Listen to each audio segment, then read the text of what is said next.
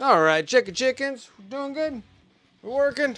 We got this thing going. Dragoon's lurking for the night. That sounds like a good time. Rosie, how's it going?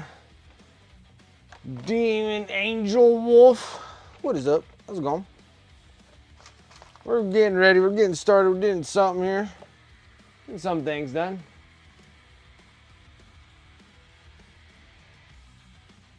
Oh, that'd be wicked influence. All right, paints. All right. All right, let's get in the game here and see what we got going. What's up, everyone? My name is Britt. Welcome to Wicked Minis. How's it going?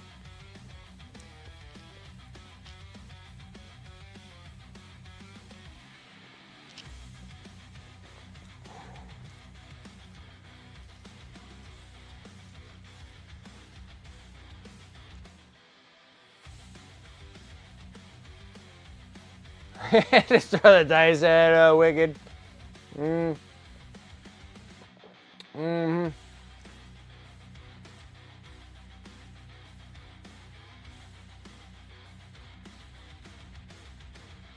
Put the arms on first? I don't think there's anything wrong with that. Is it interfering with how you put all the rest of them together?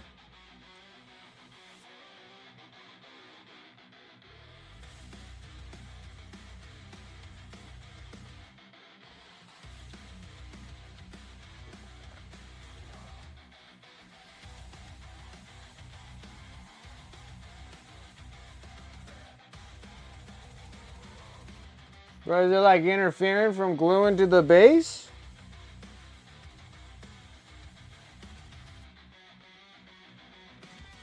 I didn't think it would interfere with that. Oh, you put the arms on without the guns yet. Ah, you using super glue or are you using extra thin?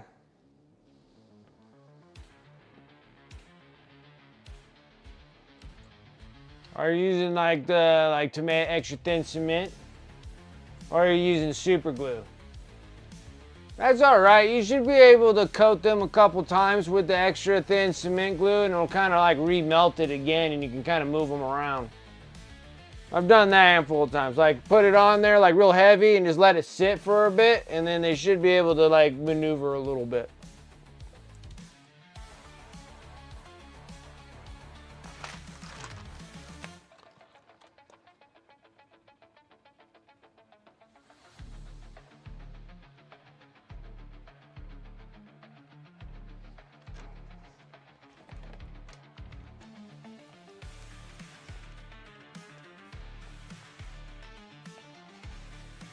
Or if it's that bad, be able to maneuver enough to be able to get the arms off completely. I gotta take off all the arms. I got you. Yeah, I would just start soaking them. Like just sit there and just start coating those corners. And then the stuff will just start popping off. Done gone the waste. We all done that. We all done it. We've all done it. Okay. Next.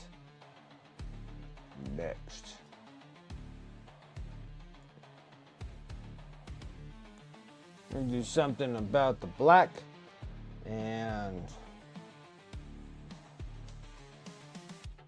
red gray might look really nice actually. We're gonna do that.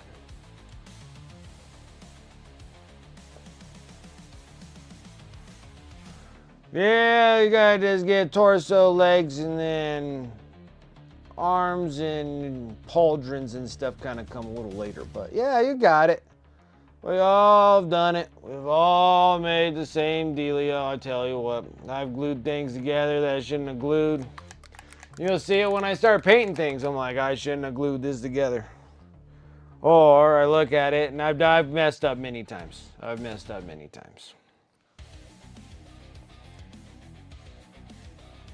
Done it a lot.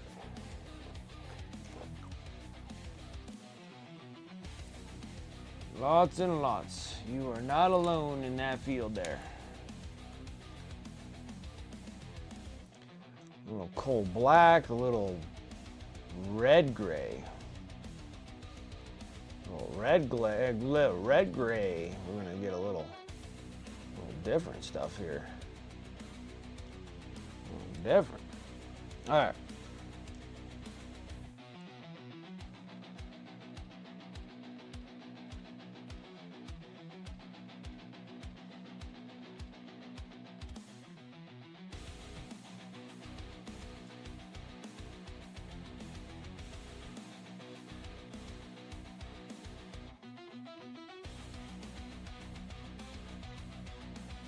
Like, not to really discourage anything further, but wait till you start learning how to start pinning stuff, because you accidentally break them.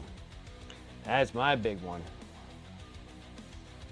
You'll start becoming a master hobbyist.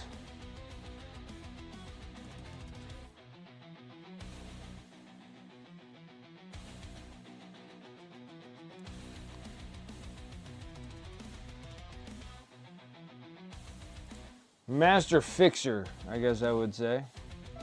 Seems like that's all that happens, is just fixing stuff, you know? What's up, Turgeon? How you doing? Oh, that's nice of you to say. Kind of like Mary Poppins. I'll take that. I'll take that. Especially today on a Tuesday. I could be Mary Poppins. I could be a Mary Poppins for today. That'll be alright.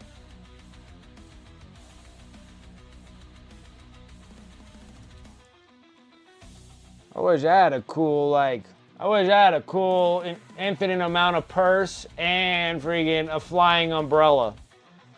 Why? That's like game changer right there. You can definitely give me one of them. I, for 100 million years, get to actually fly around in a magical umbrella. Hell yeah, sign me up. I can literally put all this crap in my one little bag, and then it won't look like I have an actual, an addiction problem. That'd be kind of cool too. They're like, oh wow, you actually got rid of all your stuff. You're like, yeah, I did. I did. I would totally go with the whole lie and everything.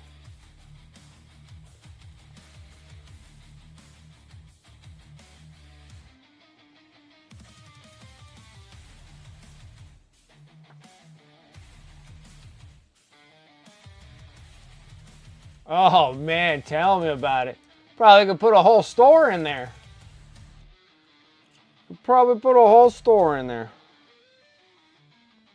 That would be freaking awesome. Either that from Mary Poppins or the freaking dude from the Magical Beast thing. He had a cool little bag too.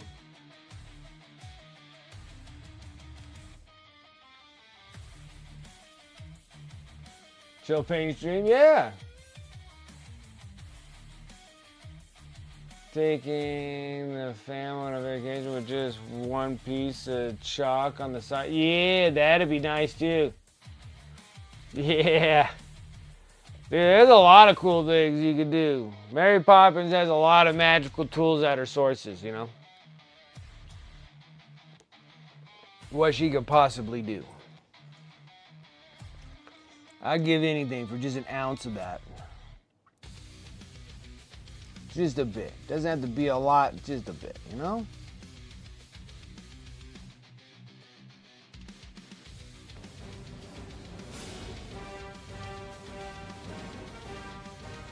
You gotta have that Imperial March too. Also having Darth Vader's freaking powers would be pretty cool too. I wouldn't mind having that as well. You know, the invisible strangle, the force choke is pretty cool, I have to say. And I would have to figure out how to be Darth Vader anyways, because it would take me that amount of lifetime just to finish all these miniatures. Like, there's 2 reasons to becoming Darth Vader.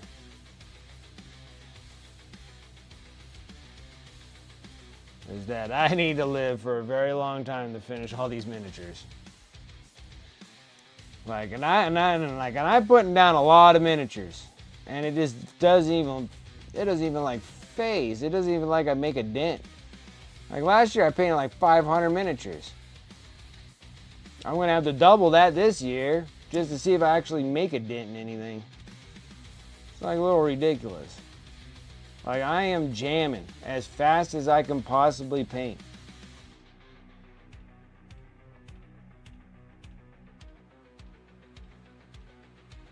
But still, with like very little hope of getting things done.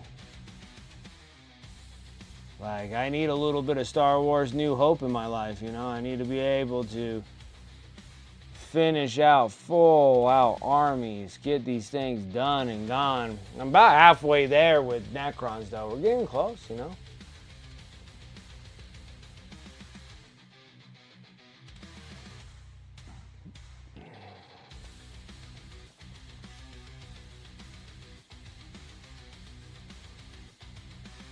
Okay.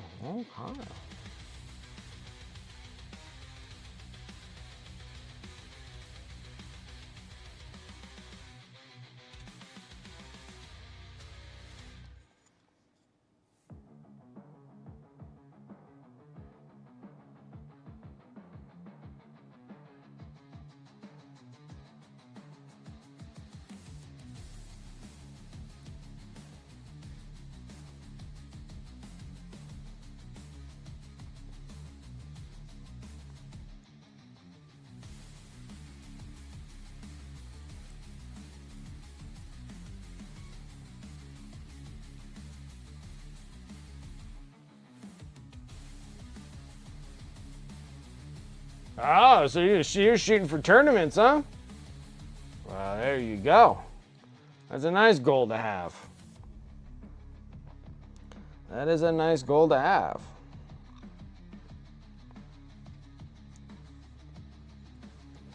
All I'm trying to do is just get rid of inventory. That's all I'm trying to do.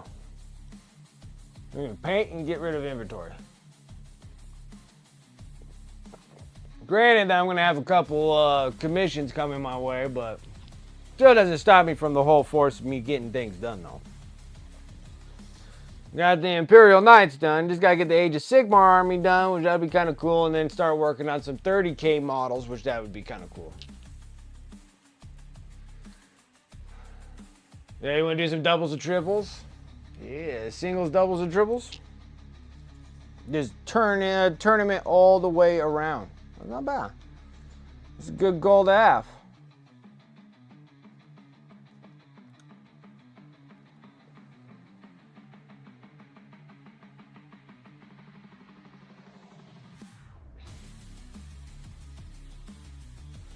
That is a good goal to have.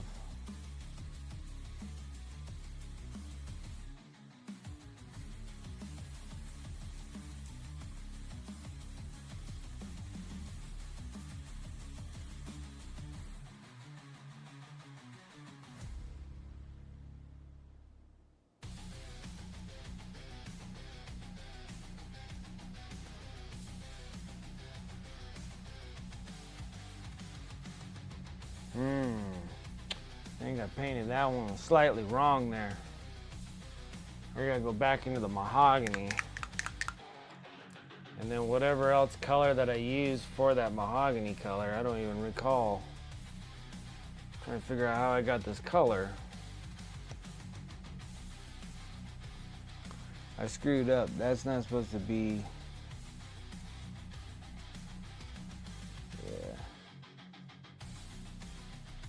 Yeah. That needs to be mahogany. That needs to be mahogany.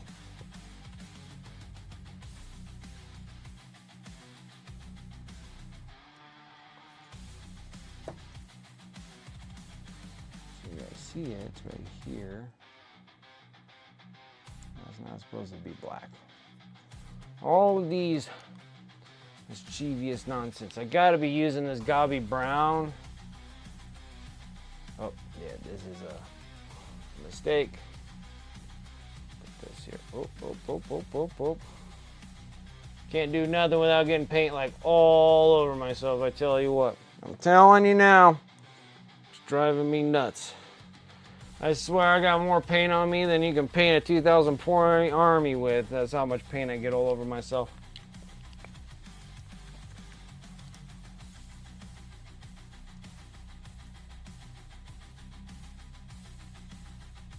You've you're trying to beat Devon? You've been having practicing matches against him? There you go.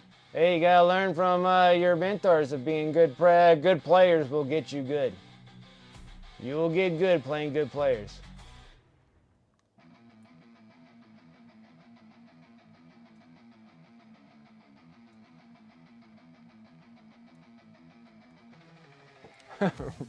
For those who are panicking about Adepticon, we figured out today that you have about 1,500 hours to finish your Slayer Sword entry for Golden Demon if you skip sleep and meals and work and walking the dog and all of those other distractions, so no pressure. So that's a lot of hours.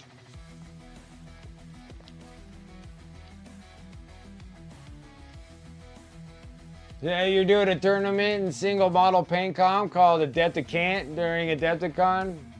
Or when you enter a model, there you go. There you go.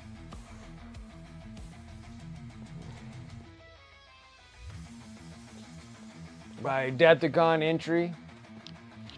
1,500 hours. You got plenty of time. 1,500 hours to finish a model.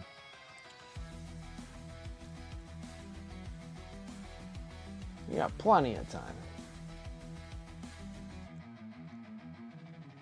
Shoot, that's not even like Andy Wardle wouldn't even like blink an eye towards that. He can literally finish Adepticon pieces, like literally competition pieces in like 2 weeks. Like that guy is just like, he just jamming through miniatures. I'm sitting there, I'm like, how, what, how? Impossible. Nope, it's possible. Like he's literally showing like, he's like, oh, here's my idea. Okay, I got it all set up here. And then like a week later, he's like, it's all painted. I'm like, dang, man. That's so freaking awesome. Makes me so jelly. You sit there and be like, okay, I got like 2 weeks before Adepticon to finish a piece. I'm like, that's freaking awesome, dude. I wish I had that kind of time where I'm like, okay, guys, don't bother me. I got 2 weeks to get this miniature in. Like, I think it's like doable. I don't think it's like not doable. I don't think that you need to spend a whole entire year finishing Adepticon pieces. You know. Especially if you kind of got you got it down, right?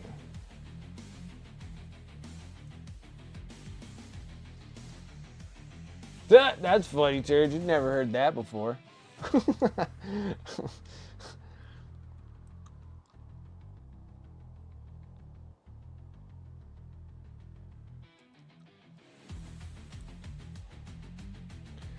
New wisdom from Turgeon's mind.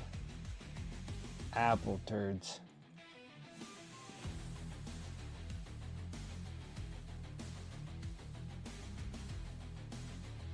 Apple turds. That's funny. That's what I was thinking, because you gotta say, like, I finished these pieces. Like, I feel like almost every one of my giveaway pieces could probably be entered into one, right? So, and I finished those in like 6 days.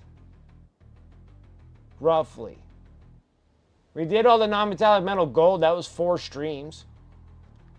And then this one here, we're doing cloaks and flesh tones. You know, like you break it down enough, you know, technically, you know, it shouldn't take you a whole year. Just a mind concept of making sure that you're executing it properly. Now, I'm not exactly sure if like this thing will actually get me anywhere, but I have to say that it should give me some participation little things like notary and whatever, I would imagine, if I turn this thing in. And then also the other good one is that we'll probably see where it goes with this kind of thing for just being a giveaway.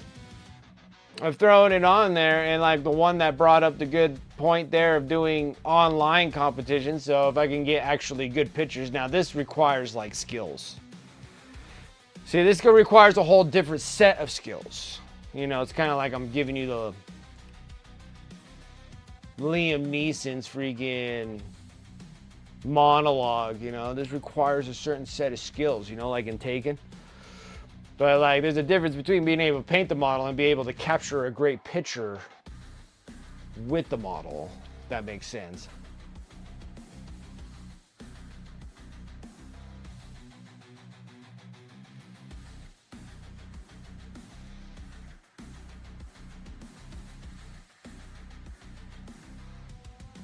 Yeah, that guy won in 2023, and he won in 20, and then he won last year. Yeah, he was a 2023 or 2022 winner, Slayer Sword winner, and then he was the 2025 Slayer Sword winner. He's the one that did the high elf for Old World. And I can't remember if that was 23 or 22. I think it was 23. But I don't think it was here. Now I'm confused now. I can't remember who won what. Who was the Slayer Sword winner? Wasn't the Slayer Sword winner this year the one that gets tutored by Eric Swanson? Swanson?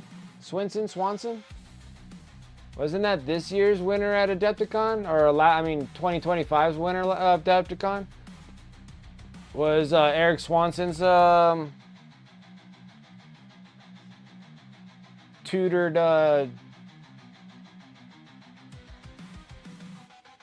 painter? Yeah, the bird, the one that was right on the big bird? Yeah. Okay, yeah. So that was Eric Swanson's he tutored that guy in painting. Or like did critiques and stuff on his paint jobs and whatnot. And he got a Slayer Sword for that. I don't recall him ever winning anything else before. The dude that won it over at Germany, he won in 2023 also, Slayer Sword. Or he could have won last year. I can't remember over there also in Germany.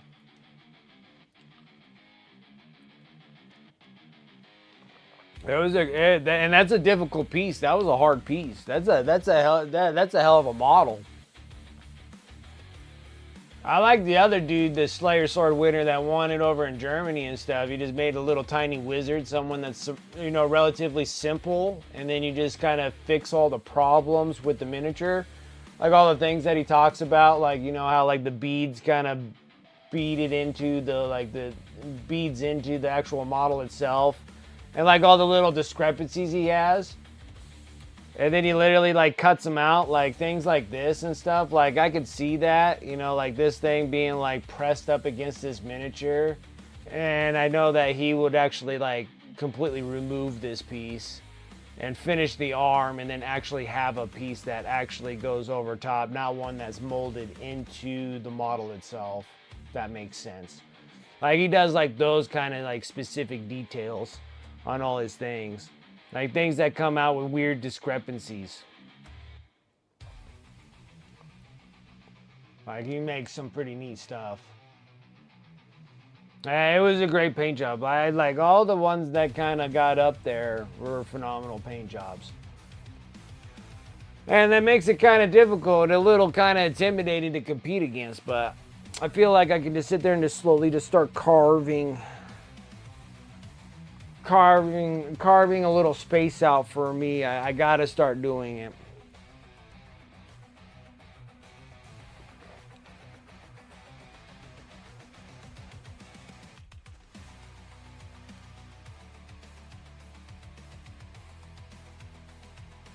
Yeah, it just kind of depends. Like, it just depends on how, like, I don't know. I guess it just depends on the achievement and the difficulty of the miniature. Because I think the one he spent most of his time on was that Fulgrim, right?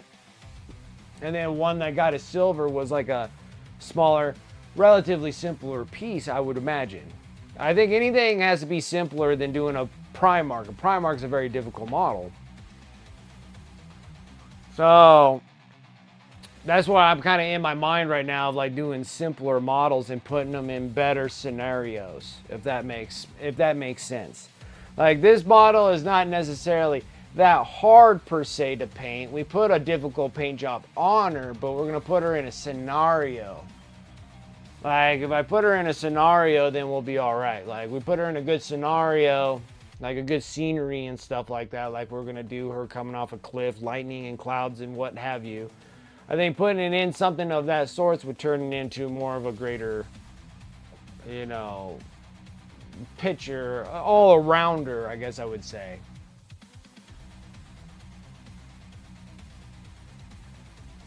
Yeah, and my thing is like just looking at Fulgrim, because I think the one he won silver on was like another Emperor's Children one or something like that. It was like an infantry unit or something like that. And to me, in my mind, I feel like that would be a little bit more simpler to be kind of painting. Not simple in the aspects of like it's super easy to paint these things by any means. It's not that. It's just like if you compare it to Fulgrim, Fulgrim is a very massive, a lot of time-consuming piece because it's such a big piece. And there's intricacies in all those Primarchs and stuff when you paint them. I know because I painted Mortarion and there was some difficulties in painting them. So I'd rather much go with the smaller one, put them in a bigger scenario, like for sure. And save the bigger ones for longer lasting, but put them even in a bigger scenario, like a bigger scenery and stuff like that. Like I think they need to be in a little bit more of a bigger scenery. I think scenery is like a big deal. I mean, granted, like beautiful paint jobs are beautiful paint jobs, hands down. There's nothing that you can argue about. I get it, but I also think that putting them in a really nice area is cool. And yeah, and the other thing too is about judges too. Like it's whether they like or not. I know a lot of them say like, oh, they look for the flaws, but then also I think they look for things that kind of rub them a little bit better. Also, like they're like, oh yeah, you know. Like, say Emperor's Children is like one of the favorites of one of the judges, it'll just automatically go that way, you know? Unconditionally. Like, you didn't even think about it. You're just more attracted to it because you're attracted to that army to begin with. I know judges got to be a little biased, like unbiased, but I think they're human. They can't help themselves. Like, regardless of a judge or not, you know? Like, they're going to try to be their best at being unbiased, but they're going to be a little biased because there's going to be something that's going to strike them a little bit more than others see it. Like, there's going to be some people that are, like, grew up absolutely despising word bearers, but you can have an absolutely beautiful word bearer piece that looks absolutely stunning and amazing, and you still give it credit for being an amazing piece, but not as much because you do not like the word bearers. Do you understand what I'm saying? Like, that's what I'm, like, if I was a judge, I love all miniatures. I paint a whole bunch of different miniatures. I love miniatures all together. But if you throw a word bearer miniature at me and it can be freaking flawless, and I'll give it its due credit, like that is a beautiful piece. I will say so. It would be like, that's a beautiful piece. But if I see like this crazy Thousand Suns model that's that's been painted really nicely, probably not as nicely as the word bearer piece, but I would, as one judge, because there's multiple judges, as one judge would probably give Thousand Suns a little bit more of a haha than a freaking word bearer, just in the fact that I just don't like word bearers, right? And it'll just it'll come naturally to you. It's not because you're just despising, like, you know, the thing though, but you're trying to be as unbiased as you can. But if you're a big fan of the game, and you have your favorite factions and you have your not so favorite factions, and it's hard to be unbiased. Like, it's hard to be unbiased. It really is.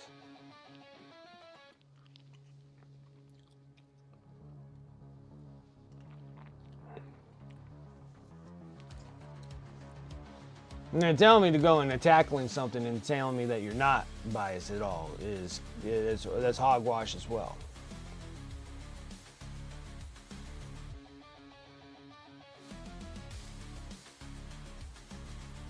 Okay, let's see here. Let's moving on. We gotta do our cloaks. Gosh, we gotta do all this non-metallic metal steel. It just sounds freaking terrible, don't it?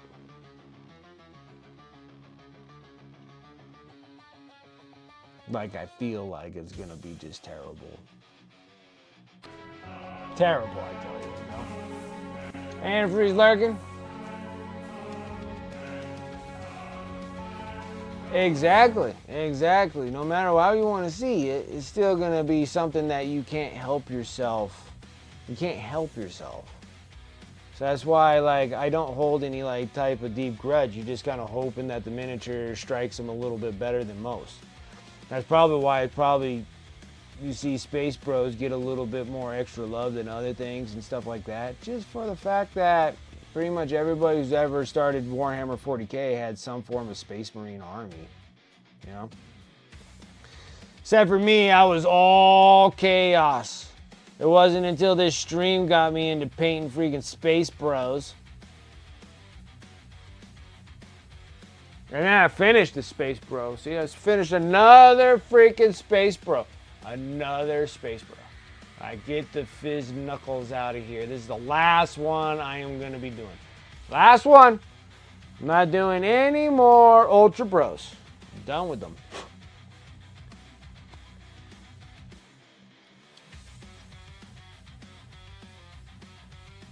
Had something funny come up. Now, granted, I don't know if the person is on stream or not. Don't want to really poke fun or make fun of anything. But, gotta say, it's been after class, absolutely antifreeze. I get you. I get it. But it was funny. So, every so often, I get hit up for commissions. Not the ones that we know of that are like on our stream or whatnot. Normally it's through like Facebook or some form of contact that want me to do commissions. And I don't mind doing commissions. Like, I don't mind doing them. But, you know, the price tag on them is how I feel what they need to be, right? Now, normally when it comes to commissions, normally it's not like painting a whole entire army. So, the things I get hit up is like, do you do commissions? I'm like, yeah, I could do some commissions. You know, I'm like, I'm here and there. You know, I don't do a lot of them, but I do some of them. And then I'm like, and normally I always repeat going like, and I'm almost thinking it's probably other commission painters fishing for what I charge for commission paints. It's what I have in my mind. Because then when they tell me, it's not like, you would think that if you wanted me to do a commission piece, you would have me do like one piece and then you'll like see how it turns out. And if you want more, you would have me do more of them, right? And then like, I'm like, yeah. So in my mind, that's what I'm always thinking, that when people are like, hey, do you do commissions? I'm like, yeah, I do commissions. Well, I do some commissions. And then so I'm always thinking like, oh, maybe they'll make me do like a captain, or hey, can you do like 10 intercessors, or, you know, hey, can you do like a set of terminators or something like that? No, they send me like a full 2,000 point army. Like, it's like 40 plus miniatures. And I'm like, well, this is how much it's gonna cost. And they're just like, oh, wow. I'm like, yeah, well, dude, you sent me a whole army. Like, what do you think I'm gonna do? Like, you sent me a whole army. I wasn't expecting whole armies. I'm almost thinking that these guys are actually commission painters just trying to figure out where the price tag is for doing commission paints. But it's funny when I hear those. They're just like, hey, can you do commissions? I'm like, yeah, because I'm always thinking like something small. Like, hey, can you do me like a set of Terminators, 5 intercessors, you know, maybe a captain, just, you know, because you think like a captain, you know, you're like, okay, maybe it'd be like $100 or something, like, you know, something within that, you know, within that means. But literally sending me a full 2,000 point army list. I sit there, I'm like, that's massive. That's massive. I'm like, that's a lot of miniatures, man. But I thought that was a funny point that I had to bring up, because it was cracking me up, because I just got another one just not too long ago, like a couple days ago or so. And they're like, hey, do you do commissions? I'm like, yeah, I can do some. And it's just like a full list. Like, everybody who's asked me if I do commissions gave me a full list of stuff to do. Like, it's full 2,000 points. Dude, 2,000 points are at least half, so it's like 1,000 to 1,200 points that they keep on sending me. I'm like, dude, that's a lot. That's a lot. You want me to do a whole entire army for you?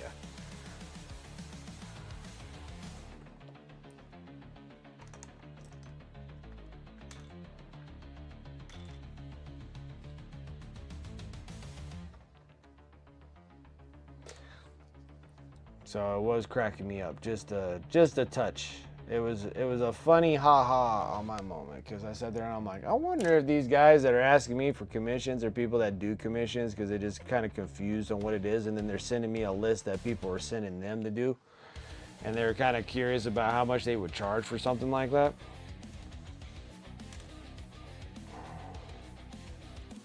I'm almost to the point where that's probably what the case scenario is. Yeah.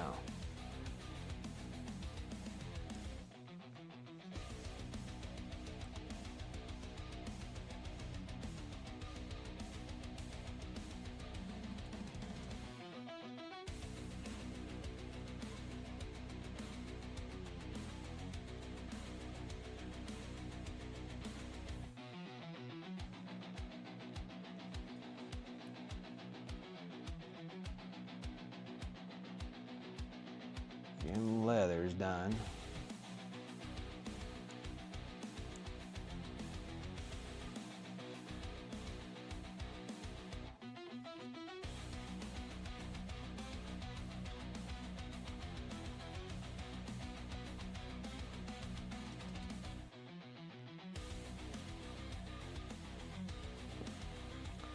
But it made me laugh because every time I do that, and you always hear like that response is like, "Oh, woof." Like, hey, I'm not even charging that much. I know that there is ones that people want professional painters, which I can consider myself a professional painter. But ones that are like more named are more expensive than I am. It was just funny. It just cracks me up a bit.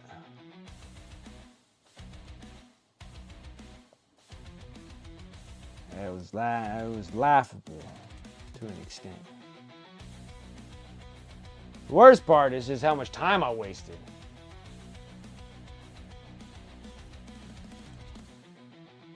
I never thought about that. That's a good call there. That's a good call there, Darth Rosie. They're done already?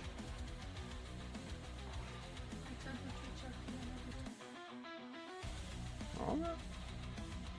Yeah, I never thought about that. I never thought about like if you're cheap enough that you would actually pay somebody to paint them and then turn around and then charge the other person more for them. Because that is something that does come up, is how is my turnaround time? I'm like, well, it depends on how much I need to paint. And then when they give me a freaking giant list, I'm like, well, you got to give me some time, because the fastest time I've ever painted like a 2,000 point army is with working and everything that I do. I'm like, the fastest time I could pull a 2,000 point army, you're looking at like roughly within 2 months. Like 3 months would be the best to give me that much time, right? So, yeah. These are monster tacos. These are like, they should have been burritos. Holy smokes. I don't even know what to do.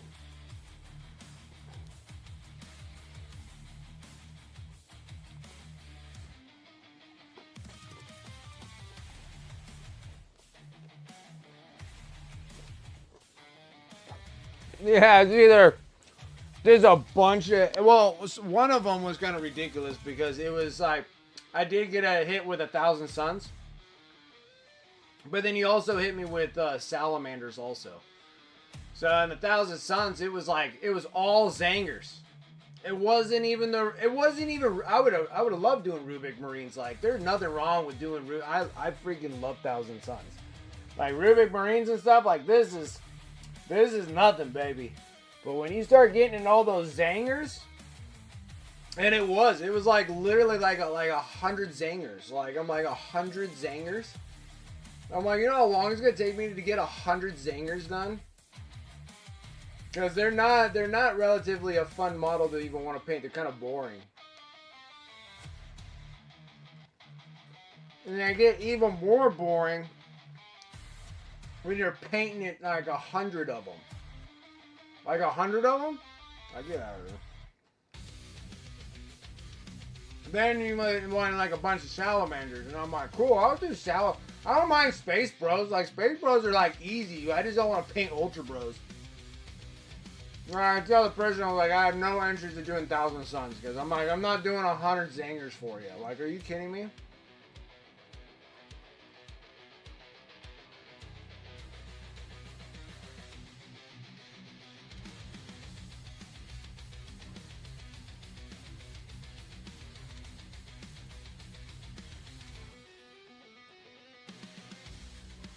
stiff the painter's bill. My big thing was when I originally did commissions, because my inventory is so large, so a lot of people are asking me for things, and I'm like, yeah, I got them.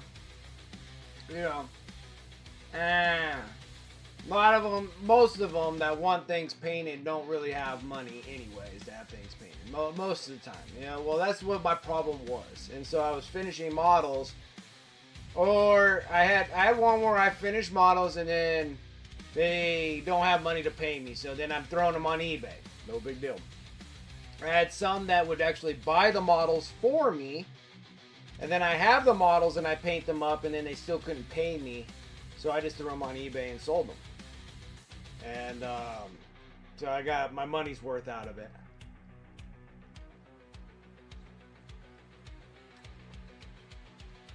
But yeah, a lot of times that I'd like to have my... If they don't have the models and I have to buy models and stuff like that. Because I think somebody wanted me to paint Ultra Bros, like a ton of Ultra Bros. But I don't have like the new Calgar and all that kind of stuff. I'm like, well, I'm going to have to get those. So I like to have like my up front, like I need like half up front to paint all these things to get like some of these models I do not have. Never heard back again. Never heard back again.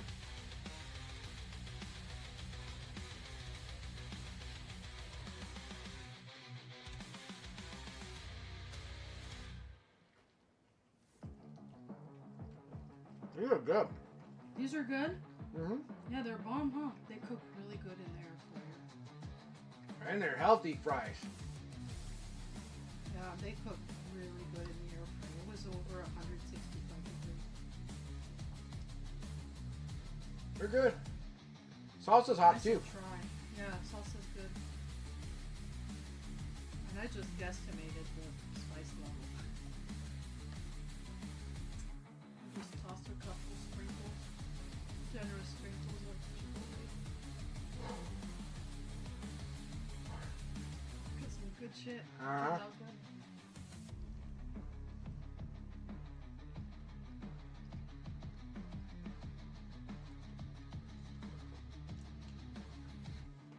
Eating fish tacos right now. I'm gonna smell like fish.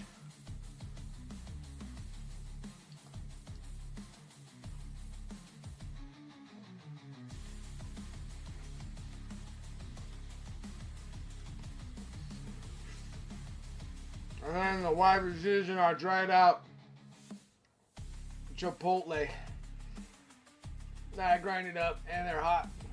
They're spicy.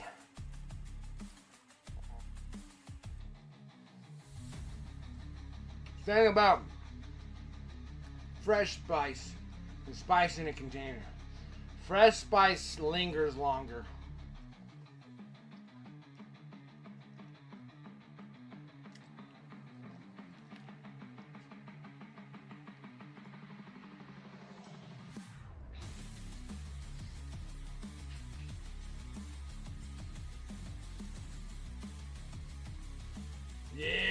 Yeah. Something about fish, dude. I don't know what the heck about it.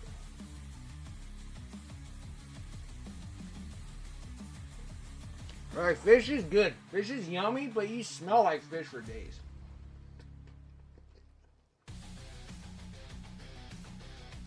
So I'm worried about fish, dude.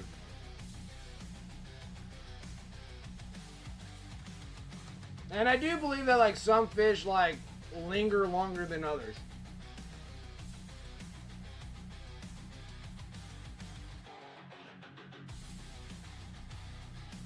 I think like salmon and trout.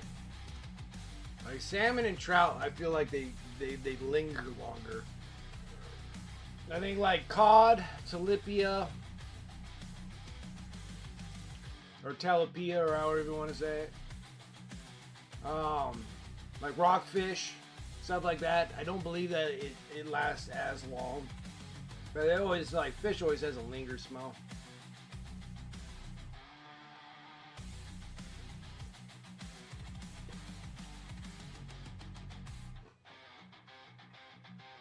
It's like a fish market with convention BO. Right. So it's like a fish market with a little touch of Nurgle.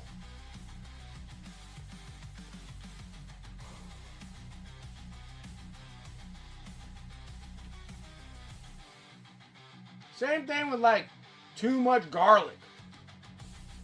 Like too much garlic, dude, you're just like, no, like I know the smell of garlic, but my gosh, my BO garlic is hey, that is horrific. Like if you had a bunch of garlic and then you like sweat really hard,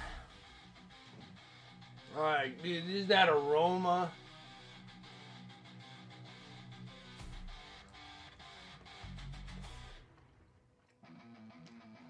Oh man, garlic BO is bad. I was just talking to Sarah Turgeon about freaking fish BO. Like fish BO is bad too. Like salmon, trout. That's another stinky fish, dude.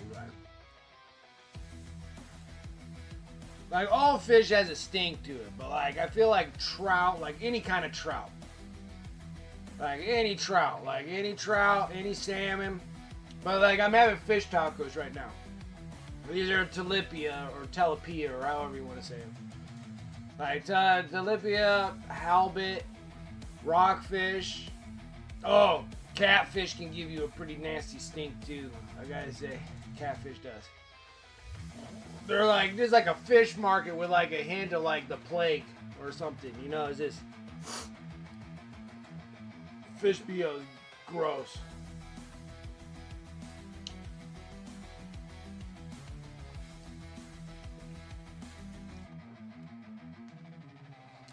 Huh. If I did candles, exactly what I would do. Fish oil.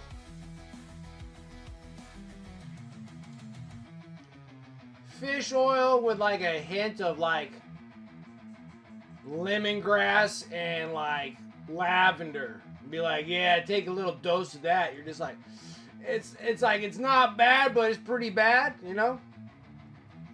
Like that's what it's like with like no deodorant and you just like you did shower, but you forgot the deodorant, right? So you can smell a little bit of like ivory soap, but you know that stink kind of comes. You're just like, I know you're clean, but you stink.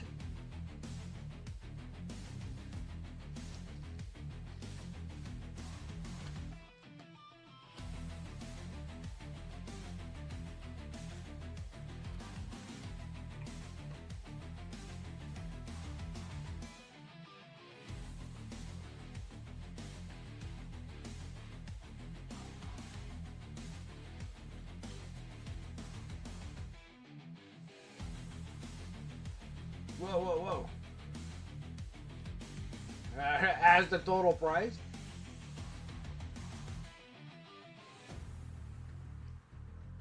It's a wind driver.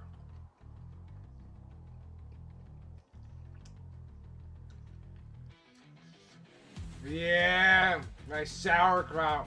I like sauerkraut. Same thing. Fermented stuff. Yeah. Fermented fruit, fermented foods.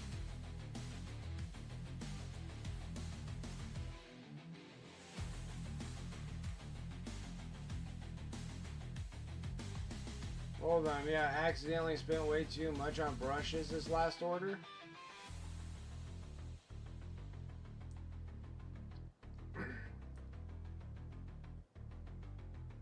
Oh, no.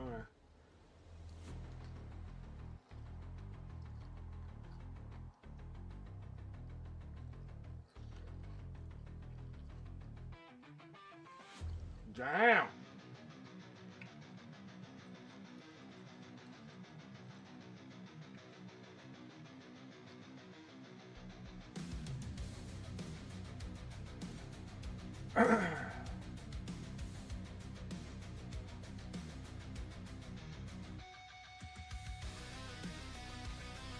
What is this place? Oh, this is where you guys buy your... Now it makes sense. Now, this is the place in Texas you buy your paintbrushes from, right?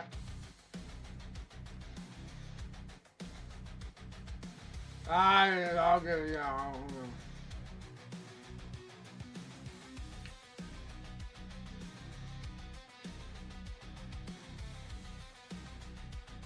Are you able to get the Rosemary Company batches? I see. Totally. Damn, these tacos are hot. This Chipotle, I grinded up my own Chipotle, and I tell you what, they are freaking hot. Oh.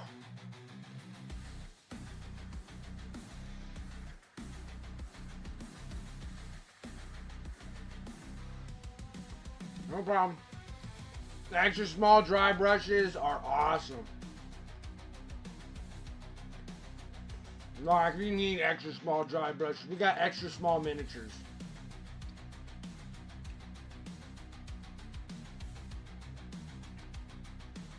I'm kind of full. Well, I can finish it. I have room. Now I'm going to get rid of this and wash the stinky fish fingers.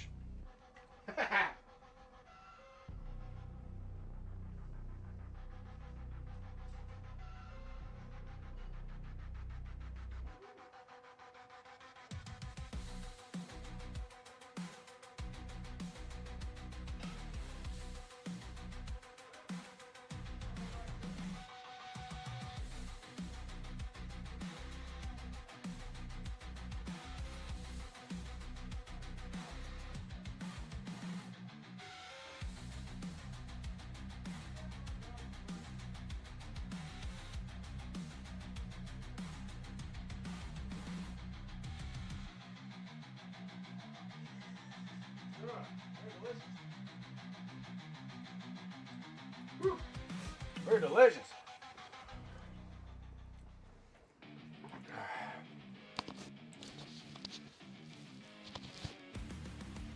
Super tasty, yeah. So we had all these peppers that came out of the garden, and all the jalapenos all turned red. So we decided to string them and hang them and dry them all out. And so they're all super dried up, and then we blended them all up, and then now we have like a chipotle powder.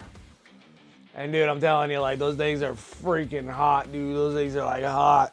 Like, oh, the wife just made like salsa with it, and I was just like, oh wow, these things have a kick. Mama Lion, how's it going? How are you doing? Welcome, welcome. Oh, sorry, you just finished up bringing scarfing down some fish tacos, so they were good. It was good. It was good. They were good.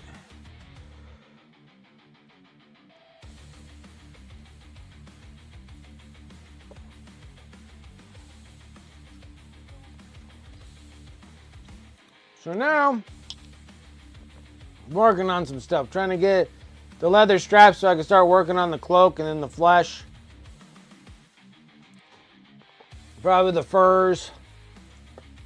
Get these things done, you know. Yeah, and there.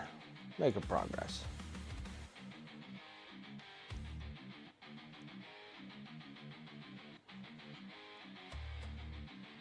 Alright.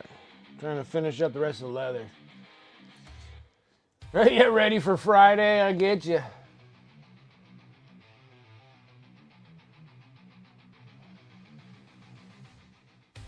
Ready for Friday, start dog sitting. You started a dog sitting job? Nice. Nice, good.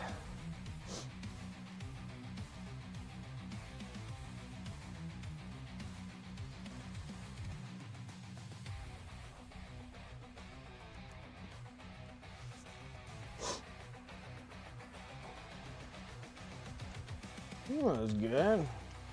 It's always a plus side when you start a job and then like dog sitting or something, and then the dog's like awesome. And you're like, this is cool. That works.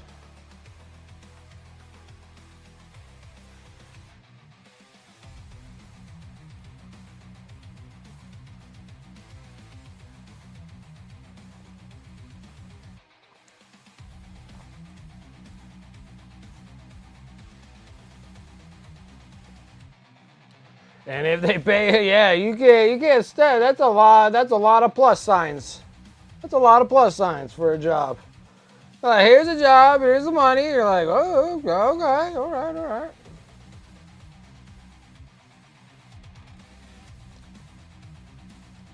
That works. That's it. That's great. As I said, like, you got something that's going good right there. That's nice.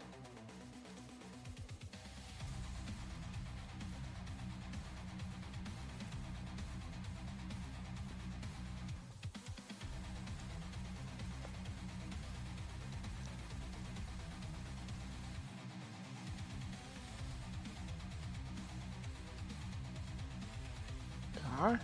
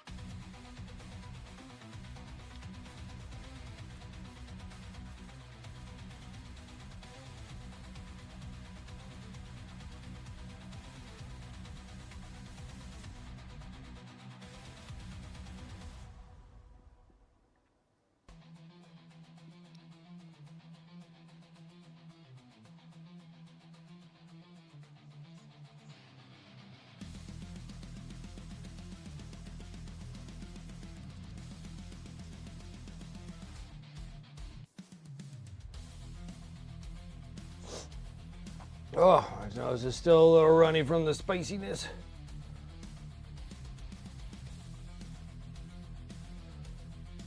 Just a little bit, you know.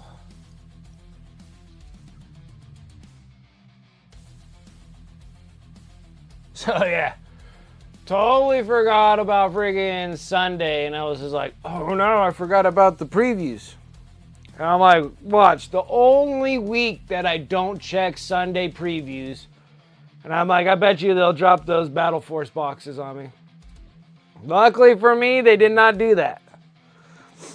It was all heresy and made to order stuff. I was like, oh my gosh. Yeah, Angron that's such a beautiful piece. But regardless of that, I thought that they were gonna, like, I'll be like, watch, it figures. Like, I'm like, you watch, they dropped the friggin' Battlefield, and they didn't. And I was like, oh my gosh, I lucked out on that one.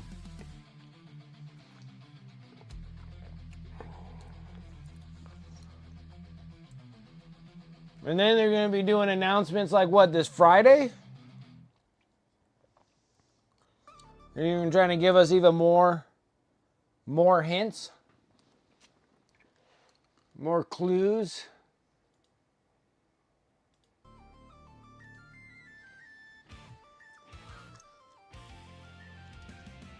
I don't know what all the bones mean though. If you look at the little clue thingies, like I see like the bananas, the golden bananas, like those are custodies for sure.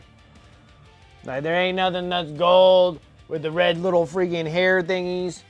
And I'm like, yeah, that's for sure custodies. What we're gonna get with them, don't know, but we know it's custodies.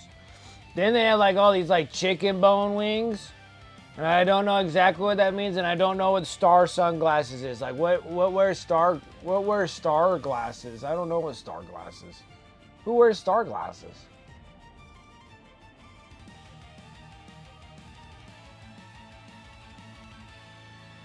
New Robbie model, huh?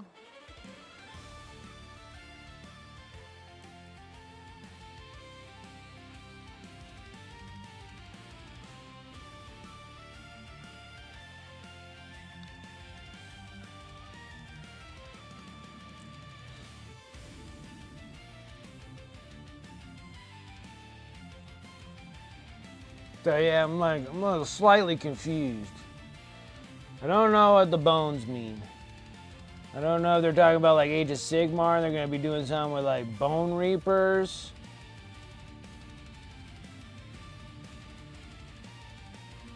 or more skeletons for the Soul Blight Bleep Blobs, but I think that they got their max amount, you know? So maybe it's Bone Reapers. Maybe Bone Reapers are gonna get something.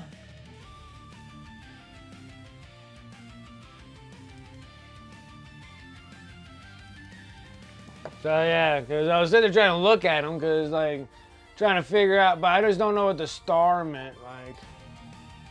See, like over here, you got here, and then they got like New Year preview. And they're like, here, we're gonna give you a little bit of something, like these ones. I'm like, these were dead good, so I'm like, I'm thinking Bone Reapers.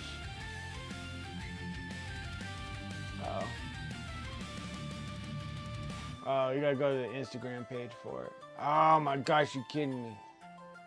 I gotta sign in? Hold on.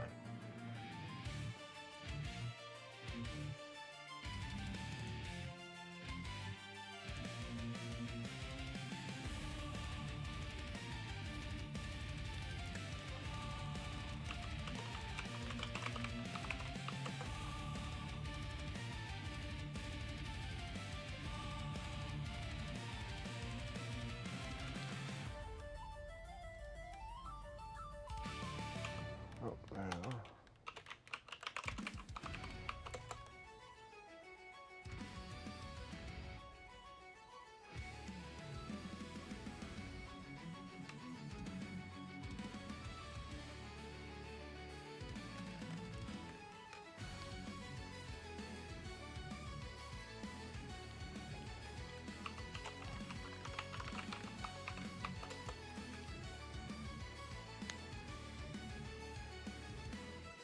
Okay. Okay. Enough out of you.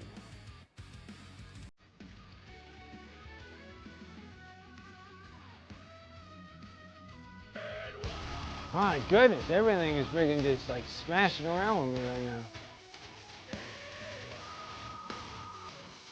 Alright, there it is. Okay. And we got Don Chunky Monkey. I always want to say monkey. Minis. Don Chunky Minis. What is up? Welcome, Raiders. How's everyone going? How's everyone doing? See, like this one here, like for sure, that's like Custodes. Okay? And then that one there, now I'm actually, because of the green glow, I didn't see that from my Instagram, so I'm thinking that's Bone Reapers, the Boner Reapers, the Boner Reapers, right? And then they say a star-shaped glasses. I'm like, what are star-shaped? What has star shapes? Is there something that I'm missing here? Like, what has star shapes on them? Star-shaped glasses? Voton don't have those, do they? Yeah.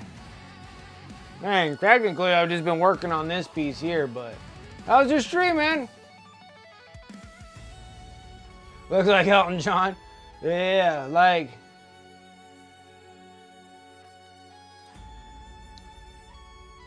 Emperor's Children with star-shaped glasses? Okay. Oh, like rock stars? Like, okay, I can see that. Okay, all right, that makes sense. Maybe more Emperor's Children stuff. And then these two goons. Two goons. Paint some Necron Warriors? Nice, man, nice. Nice. That's great. That's what you're working on your stream? Awesome. Oh, I don't even know if I am following you or not. We'll fix that right now. We're gonna fix this right now. We're gonna fix that. There we go. Nice. Uh-oh, I gotta fix that problem too. All right. Appreciate that follow. Thank you. Guys, coming along. We're hammering away, dude. Millions of layers. Now I don't have to do it because most of the gold's pretty much done. So the gold's practically done. We might have to make some corrections after I get all the fur and cloaks and stuff all on there. But everything else, we'll see when we get that. We'll see when we get that far. I forgot I gotta fix this problem.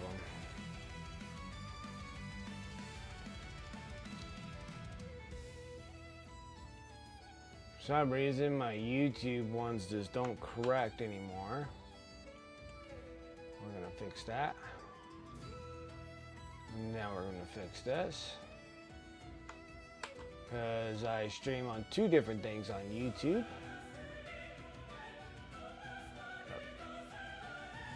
Alright. There we go. Perfect. No more of that.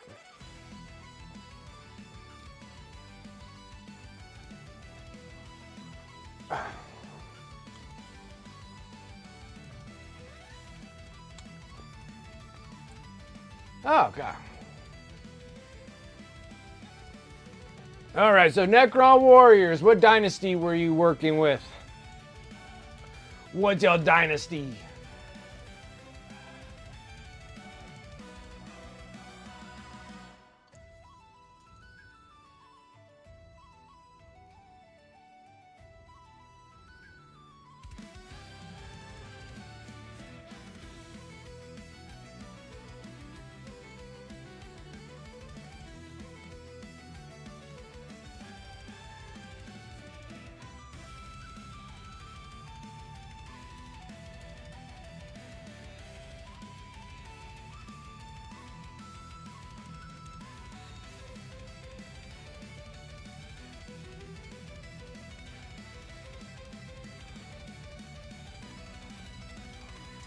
Dynasties.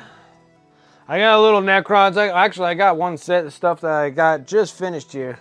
They'll be going up. I'm working on Scorpec Destroyers off stream. But yeah, I've been working on a buttload of Necrons, like tons of them. So these ones here, these are the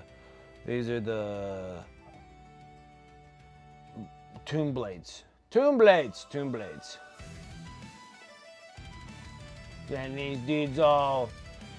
Getting these dudes all done so I can put them all on my eBay store. I mean, they're all the same, but, you know. Oh, look at the same.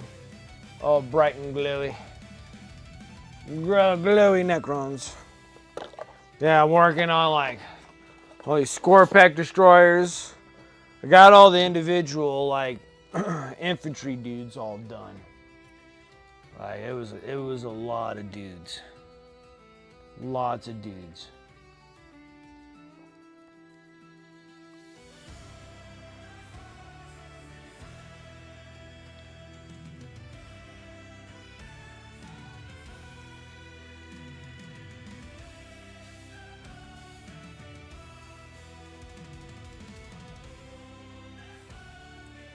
The front cloth and the back cloth need to be the same.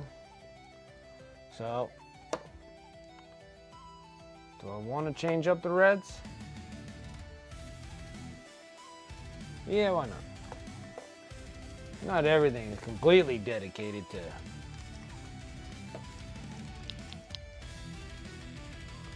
So, I get got a thing like Fitness Workshop, you know, sent me stuff. And I need to use up that gift card or whatever credit I got because you guys, all you baller Canadians buying from Fitness Workshop was awesome. So thank you guys. I think it was like enough where I could buy quite a bit of sets of AK interactive paints, but she has like a huge amount of them. So I was thinking of getting more AK interactive paint sets.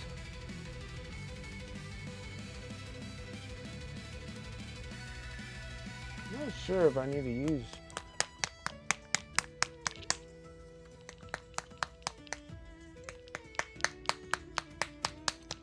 Why? Because I don't know what else to use on it. Like, honestly, I don't want, like, any more, like, miniatures. Which I could always, like, get more miniatures.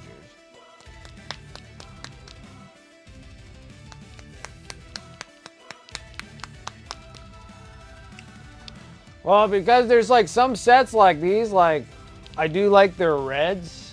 Like I like specific things that they got. Like Pro Krill has like colors, yes. I was gonna get like certain sets of AK. Let me rephrase that. Okay, so I gotta rephrase it a little bit. So like, I'm trying to get like certain sets, like all the reds. Not like individual paint bottles, but like the sets, you know. Yeah, they're like reds. They're purples. Like AK has like a cool one for like undead people, so it has kind of more like undead and undead flesh stuff. Where like Pro Krill, I have to mix so many paints. And yeah, they definitely need more orange, like orangish colors, like orange. Like they do have an orange red, but like honestly, it's like it's not enough. Like we need a little bit more.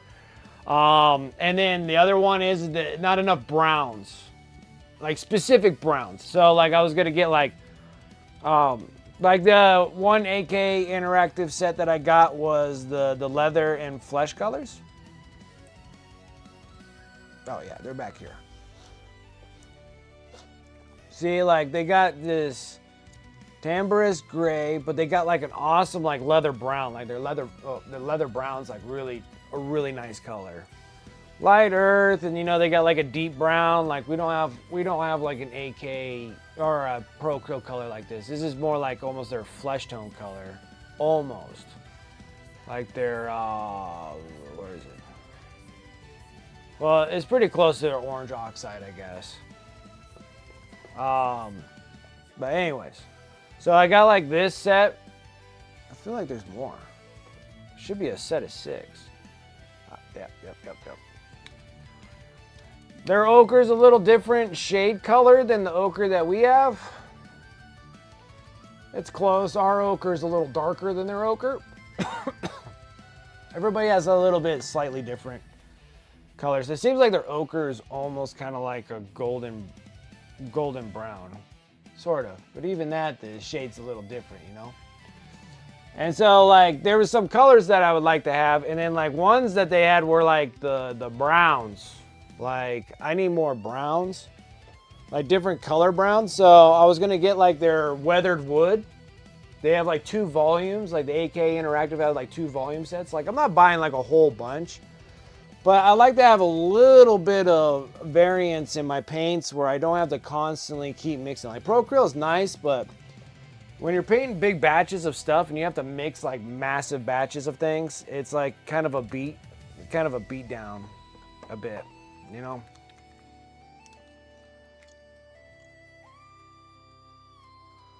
So like, and then like Pro Krill do have like amazing reds, but most of all their reds are like, I brought it up a long time ago to Pro Krill. I'm like, you guys need more reds. And he goes, we got tons of reds. What are you talking about? I'm like, no, you don't. And like, he's just like, I'm like, you only have 2 reds. You only have burnt red and bold pyro red, you know, not including the signature series that originally came out. Like you have like the oxide red. We finally got like an orange red. Like we got an orange red, right? And then we do have like, there's like an oxide red somewhere. And like, but this was before any of the signature series came out. And I told him like, you need more reds. And then like, he was like, well, you have burgundy. And I'm like, burgundy's not red, it's pink. Like it's just pink. Like the only other red you have is mahogany. Like that's like a dark red. It's like mahogany, burnt red, and bold pyro red. It's pretty much like the solid reds that you really got. And then like all the other ones are not like really like reds. Like it'd be cool to have some. Oh yeah, and then they have their black red, but then their black red again, it's over off the pink side. Like AK, I swore I had one. Once upon a time I did. I had an AK Interactive one that was a black red. But yeah, even their black red, it's still like, it's like a shade blacker than, you know, oh, not that, that's a bad example. Where's my dark burgundy? I swear it's just like a shade darker than dark burgundy. Where's my dark burgundy? That's dark magenta. There's dark burgundy. Okay, maybe a little shade brighter than dark burgundy, but like it still has that same, like it's pretty much like dark burgundy mixed with like a little bit more magenta in there. It's actually like really almost on a pinkish side for the black red. It wasn't exactly like a true black red.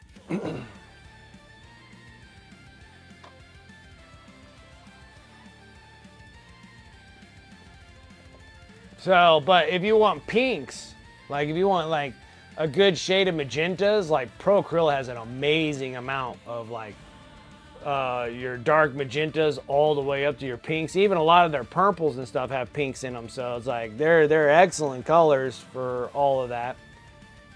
It's just that I wish I had some more like reds. But anyways, even still, I take my burnt, I take the burnt red. This is the AK, but the burnt reds are relatively close with Pro Acryl and AK. So I'll take that, and then like I'm taking this coal black, and then I'm hitting that. And then to me, with those two colors mixed in there, that looks more of a black red, right? A red black. And then if you take actual red black, you dump this out. I'm gonna mix it up good, just make sure I don't have any flaws in this. So when I dump out black red, see, like that's a black red to me. That one there looks like more like a dark burgundy. And then when you actually paint with it, oh, now I just contaminated it. Here, I'll try to pull off the back end here. There you go.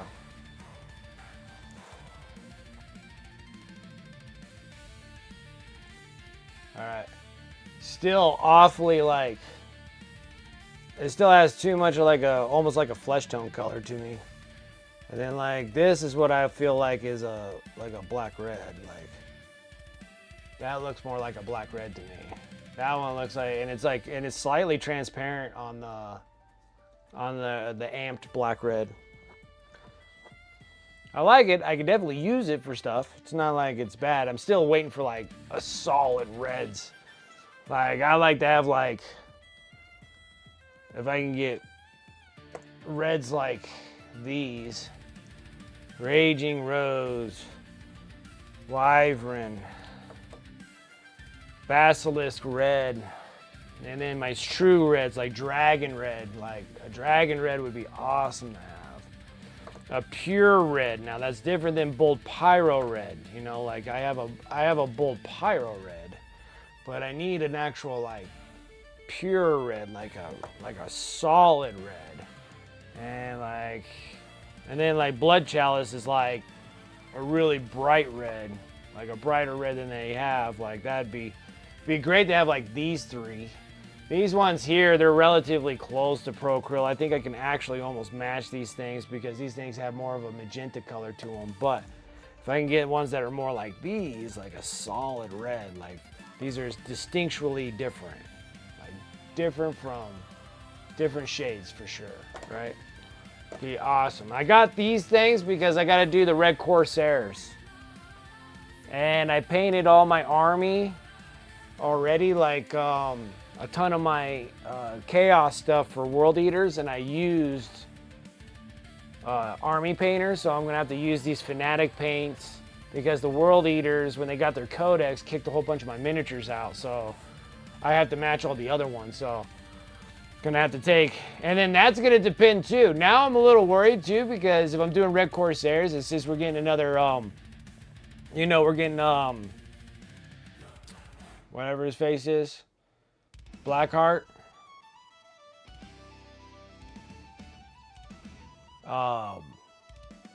And I'm worried. I'm hoping that they don't like subcategorize him as like a separate thing. Yeah, Huron Blackheart. I'm hoping that he'll be like. I'm assuming that it'll be just like what's the Emperor's Children dude name? He had his own little faction for a while. The apothecary that's all messed up. And then he had kind of like his own little like separate thing that you can use with him. Like a separate detachment. I'm hoping like her on Blackheart will be like that, but still be able to utilize my Chaos Space Marine Codex for that. I don't think that they would separate him completely. He's not enough to have his own faction. Or his own chapter or whatever. His own legion. Separated legion from the Codex.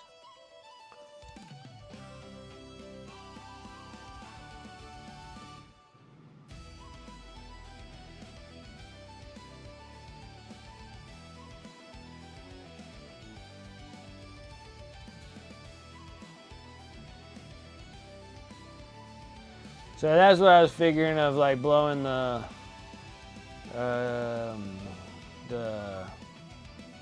gift card store credit money that I got for Fenrir's Workshop. So I was thinking of doing that, picking up some things. But yeah, the Cult of Paints from the Kickstarter, but they're saying that I won't get that until next year. I think it's like 2027. Like, I think it's like a long time. I don't think we're getting it in 2026. I think they said that the relative time frame for the Cult of Paints is like a whole nother year away.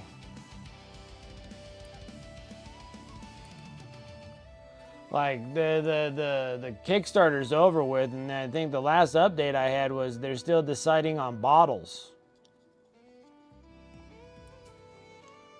So I think like when we're supposed to get them is the beginning of 2027. So it's like a year out before I get those paints. You gotta say how many models I'm gonna paint and how many bottles of paint I'm gonna already go through by the time we get to the beginning of next year.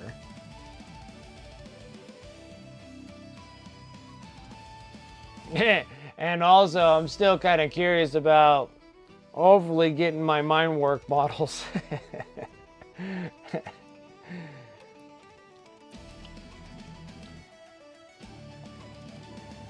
I guess I'm supposedly supposed to get them in February, so we'll see how this goes.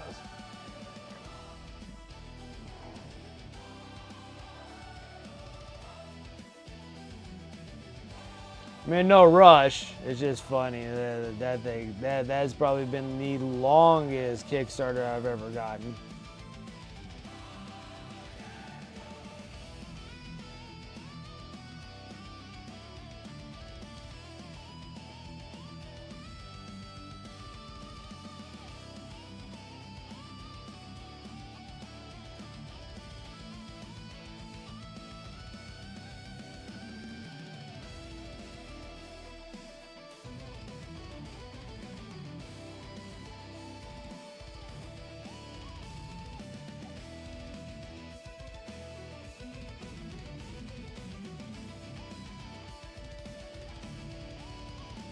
Crazy thing is that he has such a great idea.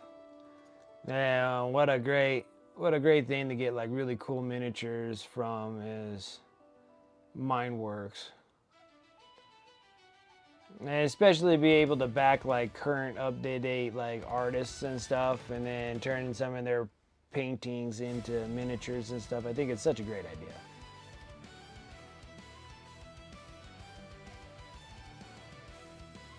Because I love all the miniatures that come from Mineworks. Like Mineworks has some awesome miniatures.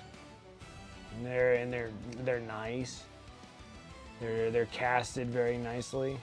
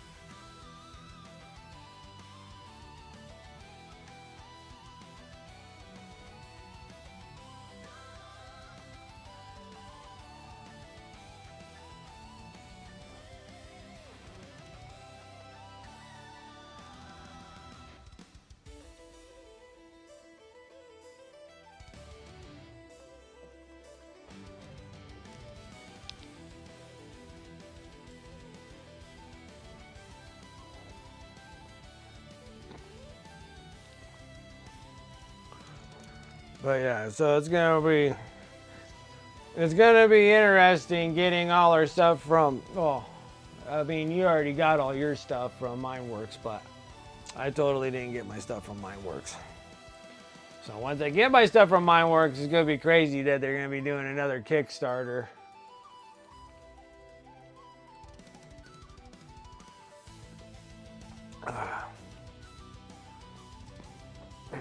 But maybe. Yeah, see, like you got all yours over the summer. Like I'm sitting there, I'm like, man, maybe I should have just said something. But and now it's like, it's too like I did send an email, but it was just like now it was just like it was when I sent the email, it was like too late. Like it was just like the orders are going out, that we're getting them over there. I was like, okay, and then now it's just like delay and delays and delays. I was like, damn, I should have asked earlier.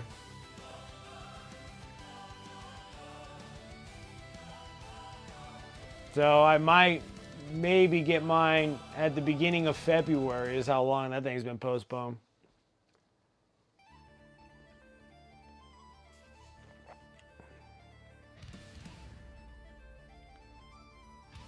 It's like gonna be like 2 years, right? Yeah, but I mean the whole thing was already delayed like super far already. Like I think we're going like 2 years. But then the Kickstarter in 2024, right? So like a year and a half.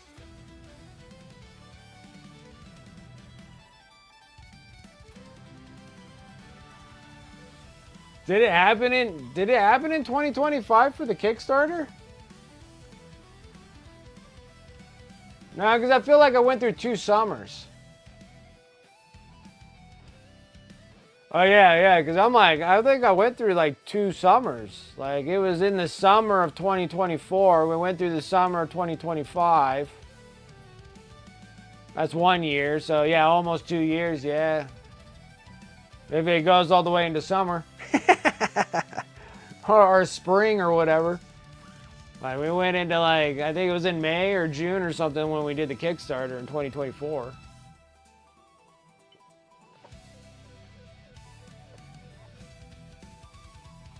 I can see it. I can see it. Yeah, that was some serious decision makings.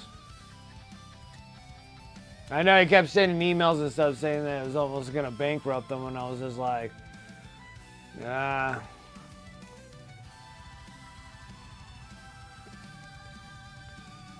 Yeah.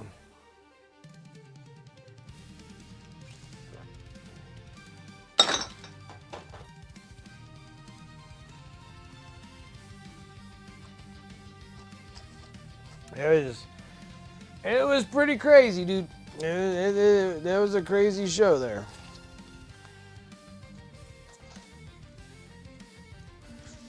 Guess it's not knowing how popular Braum is. Because I figured he probably would have get like the same thing as like Patrick J. Jones.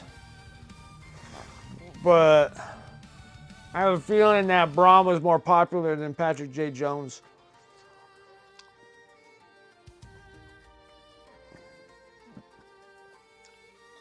And then on top of it, dude, throwing your own paint set out there also. So it's a paint set and kickstarting a very famous artist too.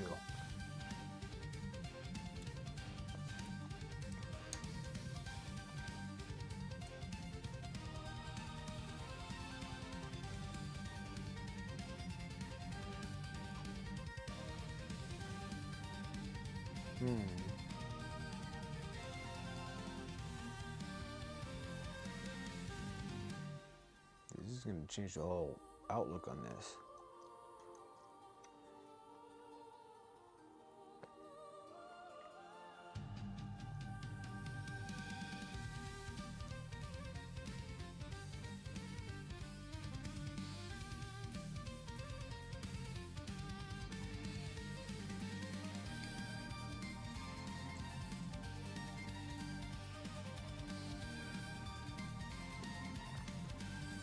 Well, extras, but then also like there's a lot that went on there. Like I mean, it was,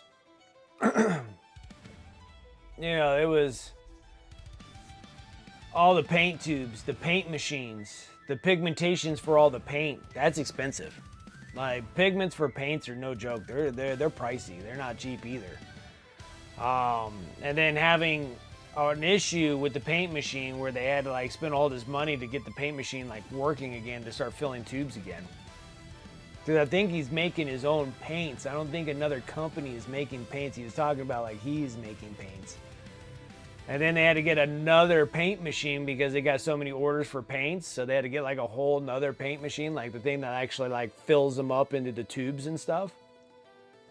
Like that stuff's expensive. And then it seemed like everything was delayed because of the paints, because they were having a problem with the mixtures and everything else and getting the things like tubed, like actually putting them in the tubes. Like that was a huge delay just right off the jump there with the paint problem. So, I mean, it was a ton of tackling problems. I mean, that was a ton of tackling problems.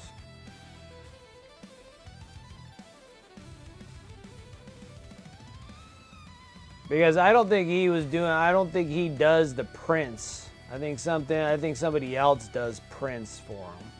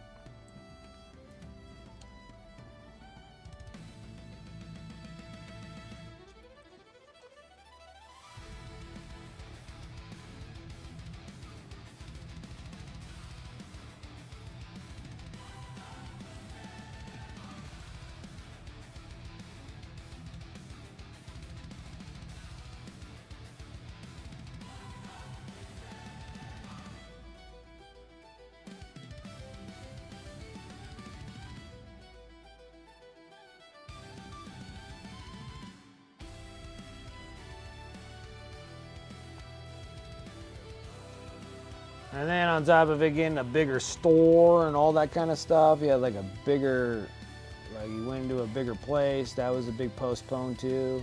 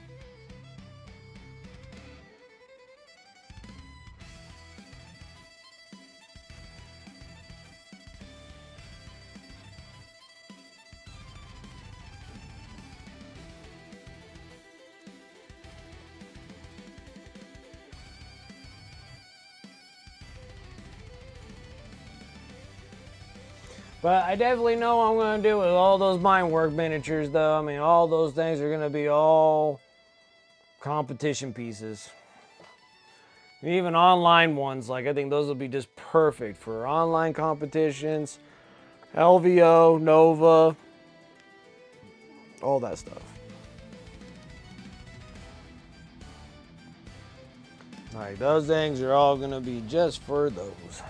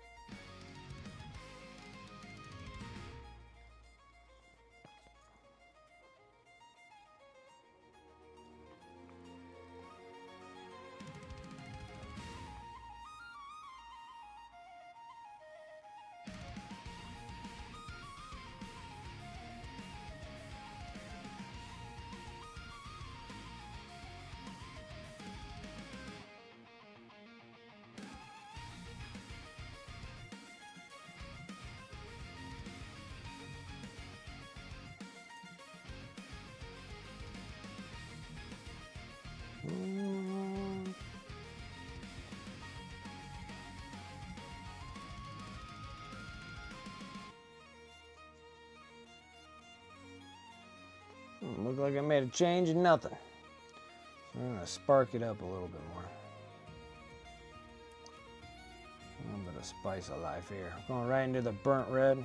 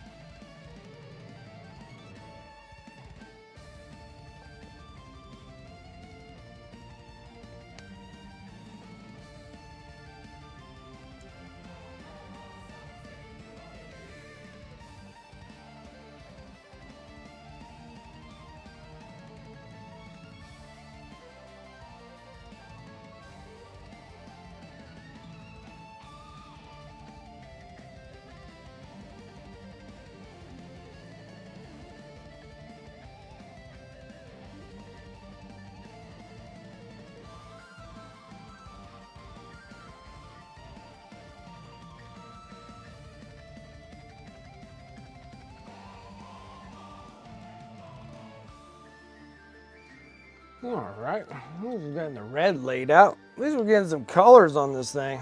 Boy, most of the time I was sitting here just freaking burning out on non-metallic metals. All right, now, so let's go ahead and go to number 1. Still need to cover a little bit more real estate here.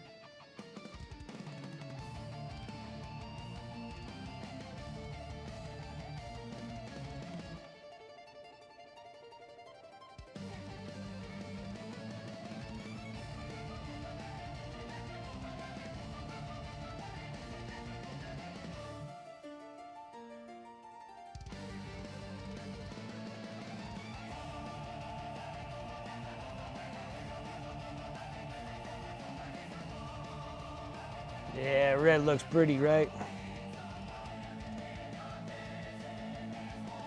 Trying not to go too extremely bright on it. So I feel like if I can make it like not super bright, then it may make the non-metallic metal gold shine a little bit better.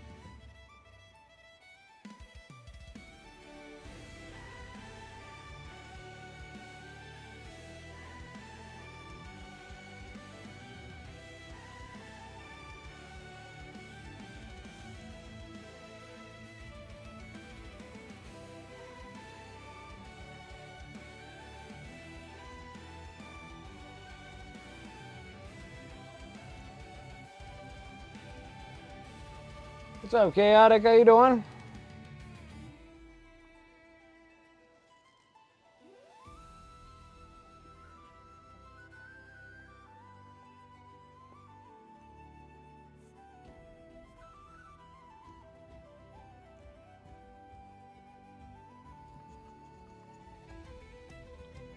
Doing all right? That's good to hear.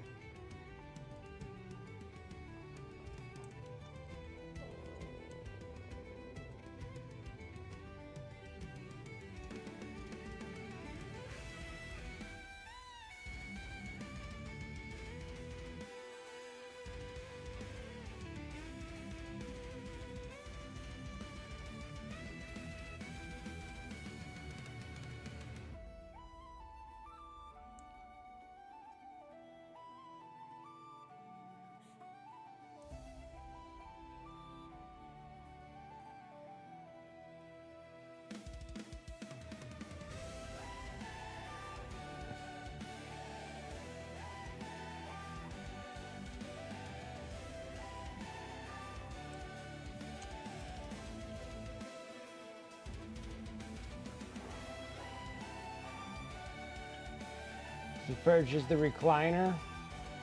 Add on to the Secret Labs chair. See how this thing works out. Nice. How is the Secret Labs chair? I see it all the time.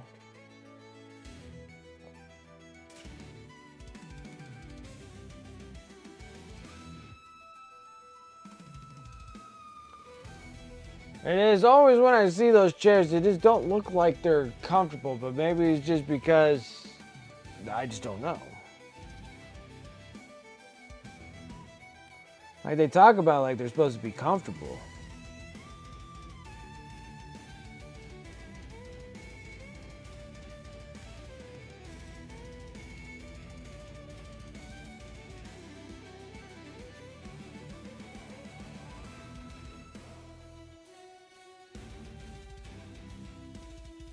They're supportive but a bit firm. I've had to add some cushions on my seat parts. Okay, all right. I was curious because I wasn't sure because every time they show that thing, I'm like, it looks like it has. Your Flexi Spa chair is nice, but the seat is too firm. Okay. Okay. Because like I have like this office throne chair, and I don't know exactly if it's like right or wrong, but I think I'm always getting uncomfortable in it, and I don't know if it's just because I just sit in the chair too much. Had one and you gave it to your girlfriend after I bought this? Okay.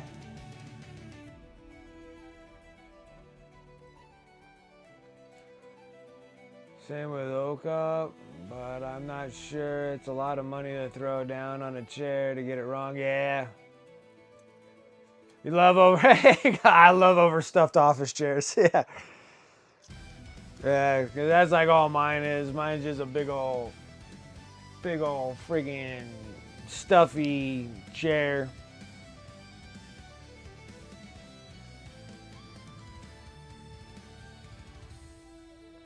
I do the same thing too, antifreeze. Dang. Same exact thing. You'll see me fold my legs. I'm always just bouncing on my chair all the time. I can't just sit in a chair. I have to like move in my chair as well. Yeah.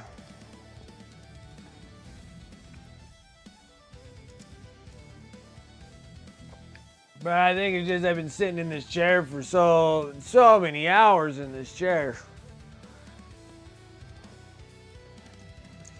And maybe my seat cushion needs new padding or something. Maybe I worn it out. So if I don't think there's any way to get to this thing, this thing's all stitched together. Seemed like I would have to pluck it right where the seams are and open it up and then refill it up or something.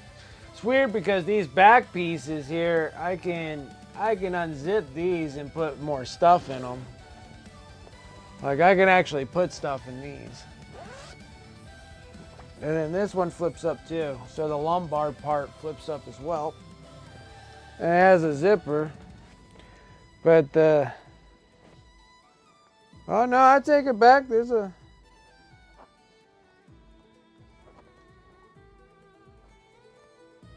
There's a zip but with no zipper.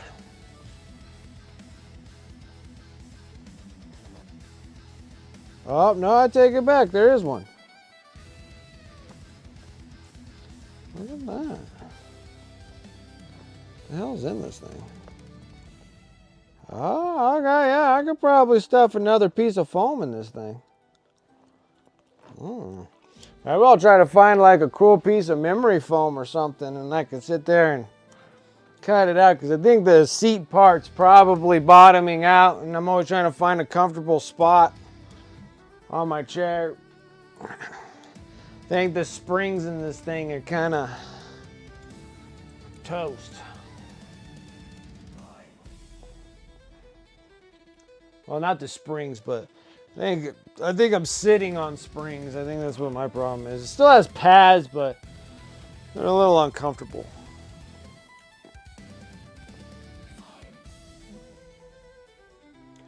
Yeah, maybe I can find some nice freaking memory foam stuff, and I can probably restuff the seat.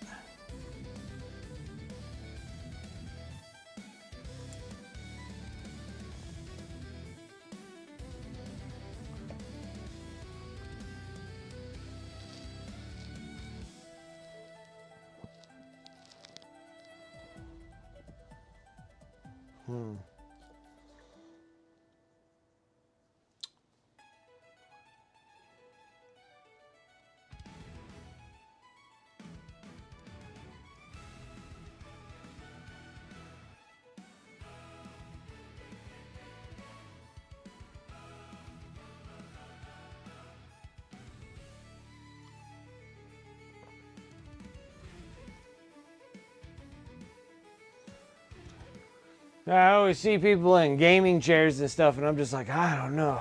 I'm always like so skeptical about those things, because it just doesn't look like they have like anything to them. But then I don't know if they actually like have like a stretchy flex way when you sit in it, like flexes and then like kind of like cushions you that way. So that's why they keep them so thin, because those gaming chairs look so thin. Like, they're like super thin with like this little pillow thing that goes like right behind the chair and stuff. So I'm not like 100% sure on them, you know? I was always up and down about it.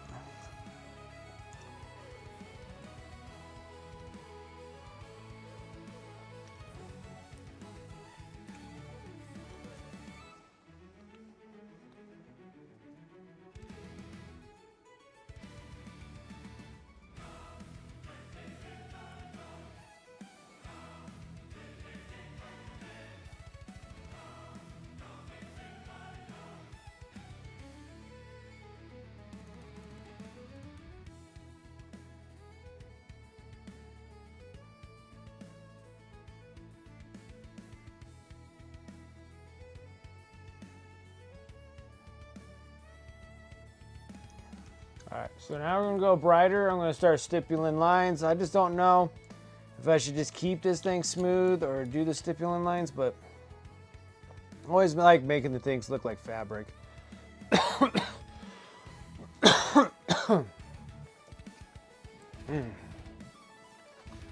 That class is done. Nice. You needed to have. I only wish nowadays. That is just a fantasy of mine now. Wish.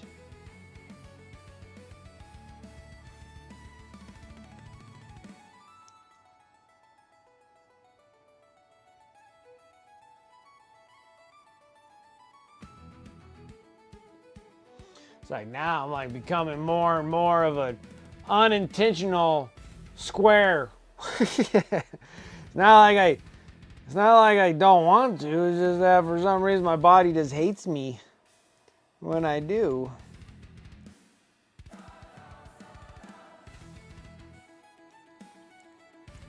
Becoming such a square.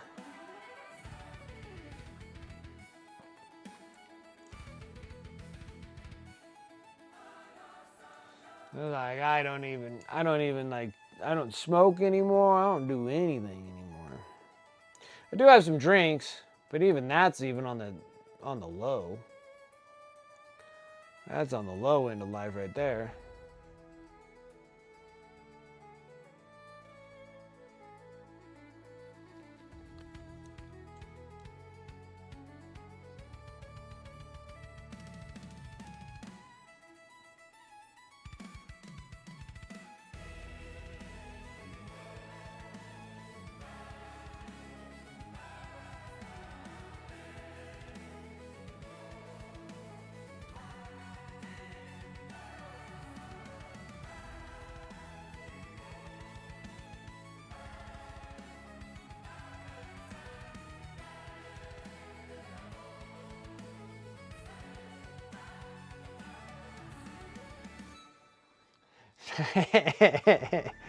Yeah, it does have a pretty good color match to her lipstick, don't it?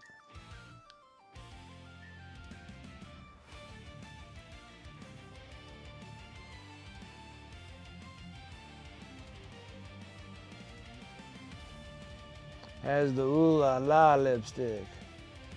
Ooh la la.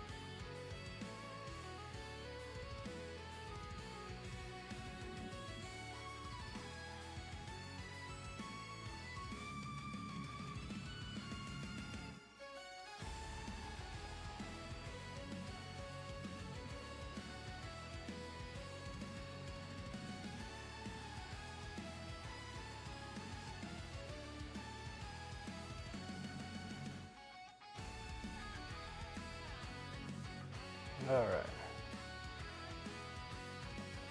I think we'll fling in some real bright highlights and then we'll wash it down with this wine red. So let's go and do it. Let's just do it. These are really bright.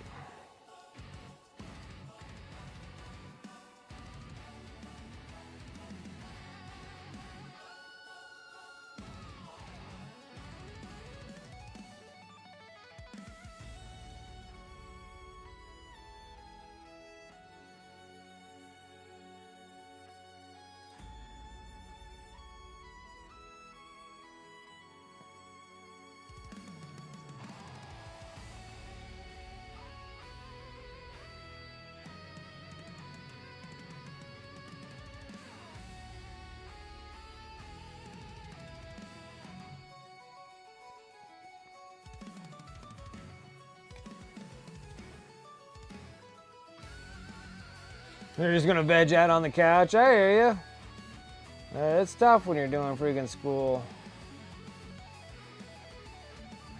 I'm gonna get a slight dose of it too at the end of this month, so. I got like months of it, and I'm like, ugh, I don't wanna do any of it. Yeah, no breaks after work. Yeah, understandable. I get it, I understand.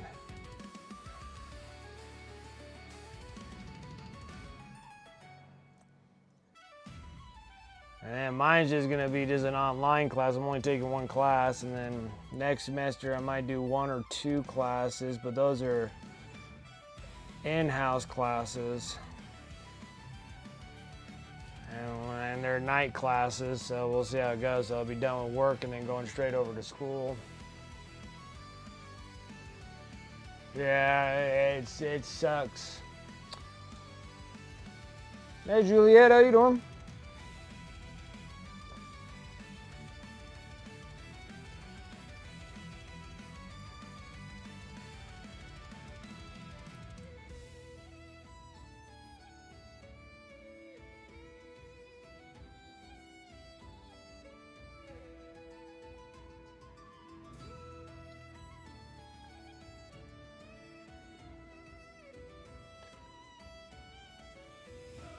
Hey, you're almost to Friday? It's just Tuesday, right? You're getting one day closer, I guess. Yeah. The second person talking about getting close to Friday. I'm like, man. Well, as long as it's not a Monday, right? Need to be positive. I like it. I like it. I like it.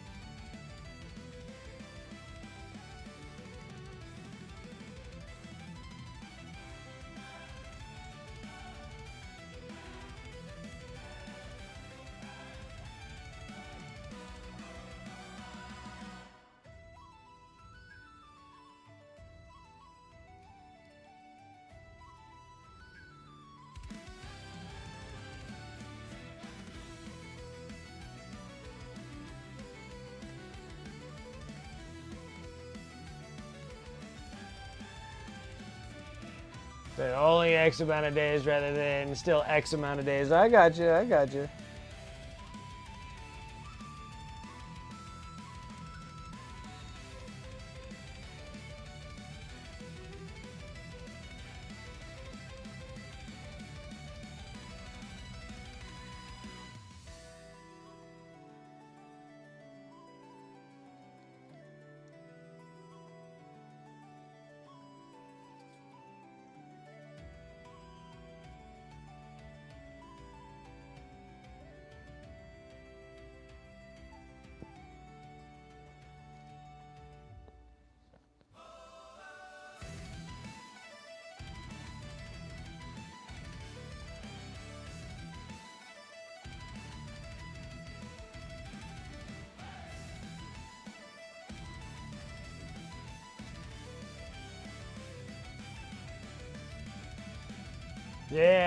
Yeah, I think I got most of it.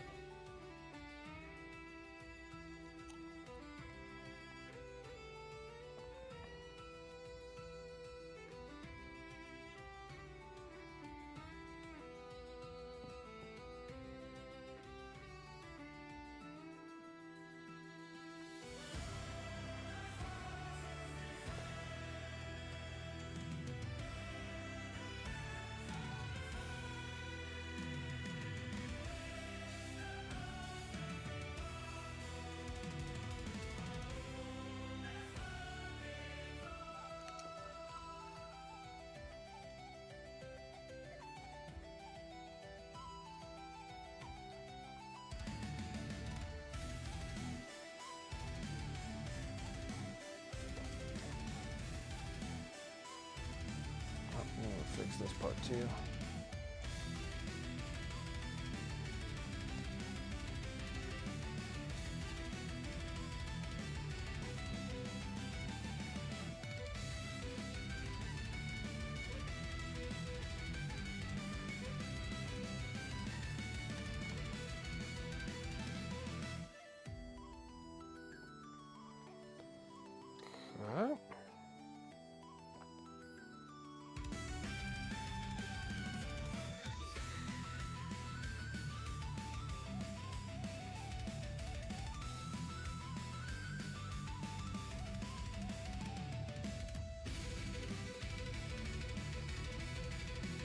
You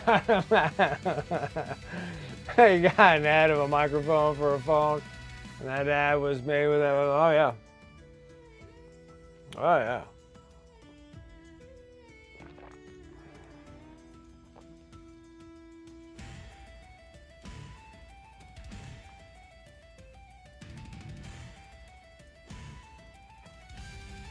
All right.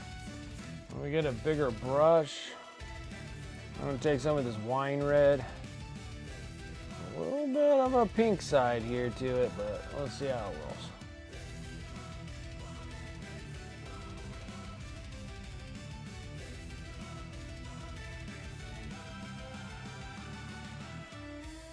It's like you gotta be. I wish it was almost. Yeah, I'm like, it's only Tuesday on mine.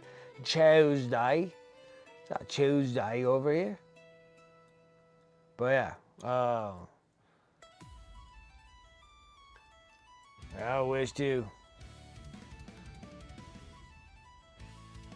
Well, it could actually take its time. I'm not technically working, so it can go a little slower for me because I got so many stinking models I got to get done.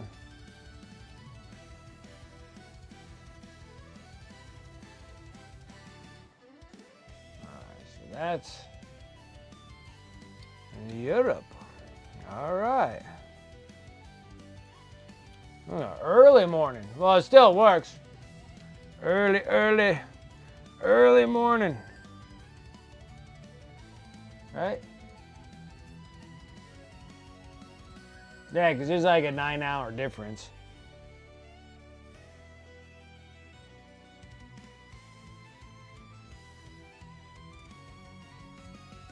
It's like 6 in the morning over there or something. 5 in the morning.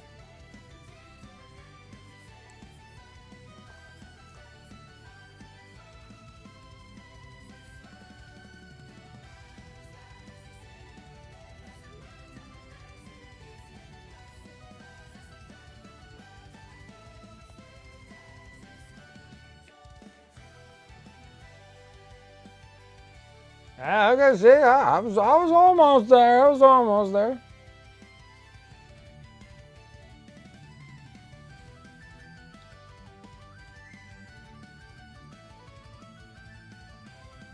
Yeah, you still got Wednesday, starting a Wednesday there.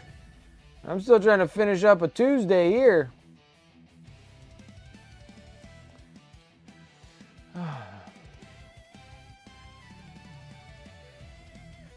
So you're already over this week?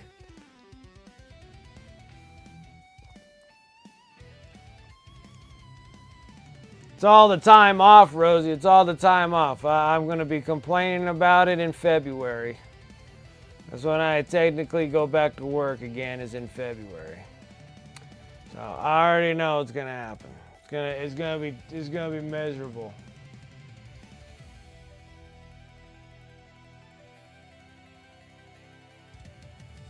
You got the Grande tournament. It's a 2-day tournament, Saturday and Sunday.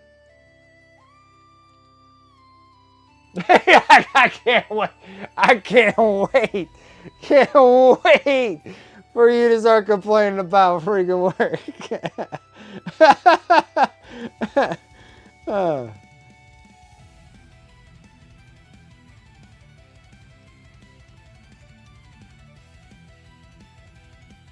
right, let's just go through this. Nice, super thin layer.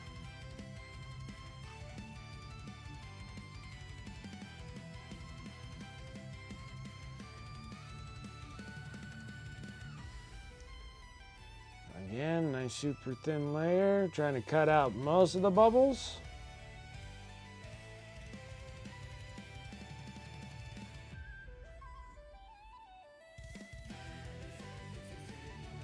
Hopefully that should blend it all together.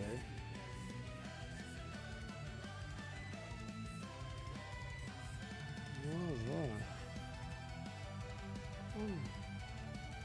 Oh, got rid of the bubbles.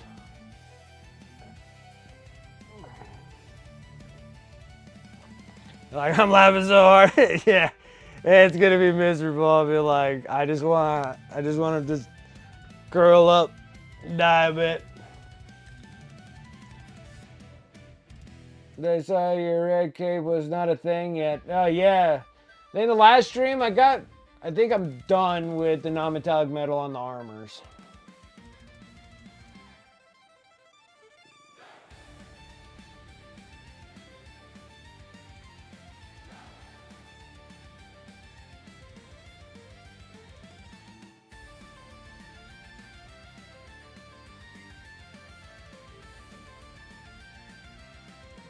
But we're probably going to be doing some more non-metallic metals down the road here because I still got to do the blades.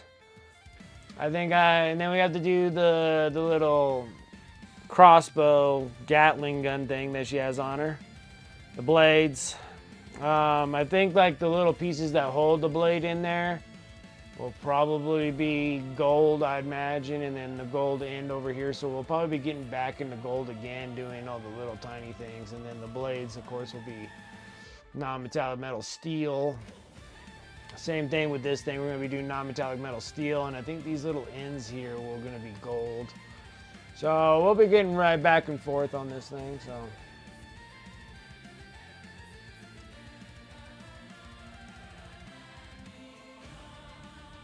that red, so red. Yeah, it's a pretty red. I like it. And I like it when I hit it with a wine red. So wine red's kind of like, well, it looks just like wine, so it'll work just fine there. There's a little wine hue to it.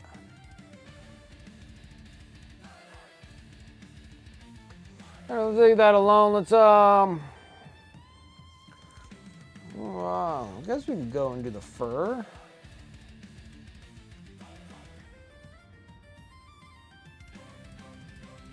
I think what color I want to do the fur.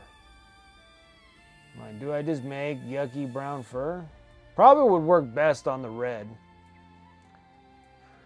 Oh, I guess we'll make some brown fur. Brown fur it is.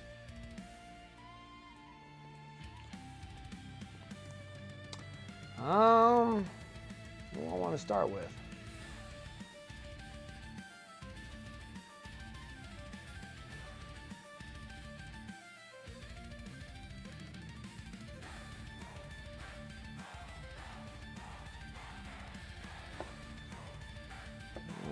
Warm brown. Probably go with burnt umber, warm brown. Maybe we'll do a little bit of golden yellow in there too. Let's shoot with that. Do a little dark umber first. Yeah, it does have a little lipstick red, yeah.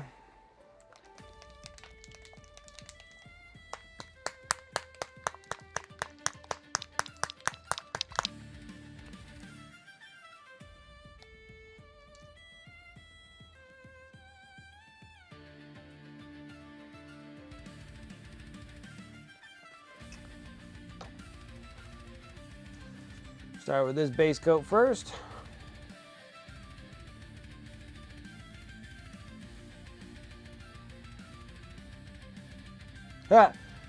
Paint's gonna love this. Friggin', I missed a spot of non-metallic metal right there. Missed a spot.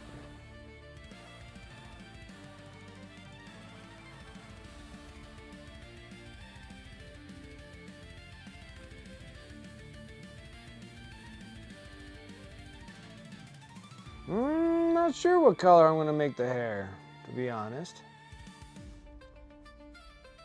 Not sure just yet.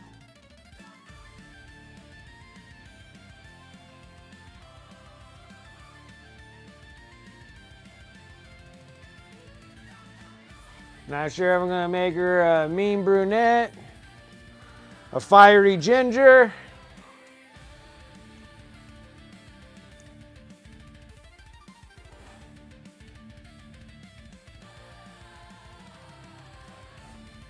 Don't think I'm gonna go with blonde because of just how much yellow I got on the armor, so blonde's gonna probably go out the window. Ain't gonna do that. We already got so much yellow on this to put a dirty blonde on there. Just, I don't know if that's gonna work.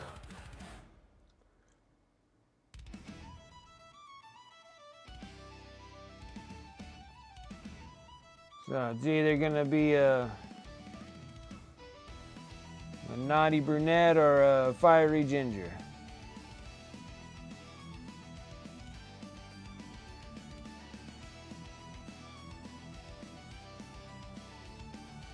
Yeah, there's so much blonde already, yes. Because I'm like, I don't know. Like, if you make blonde hair on top of all of that yellow, you're gonna need something that's gonna contrast that just a touch.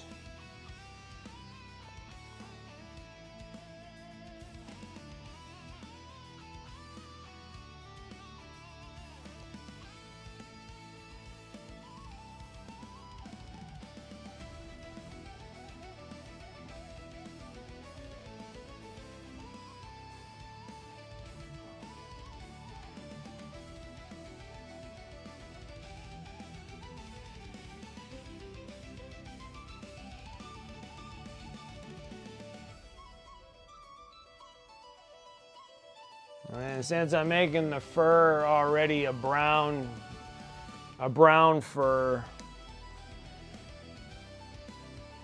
yeah, we're gonna have to.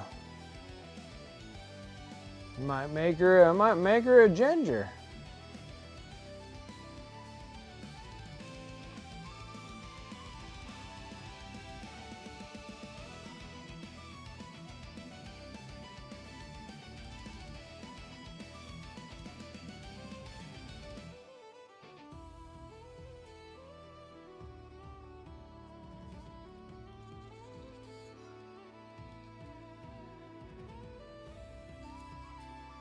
Not sure if that's fur or the cloth. Can't tell. It's all fur. You have to go veg out. All right, antifreeze. You have a good one. Get some rest, man. I'll catch you on the next one.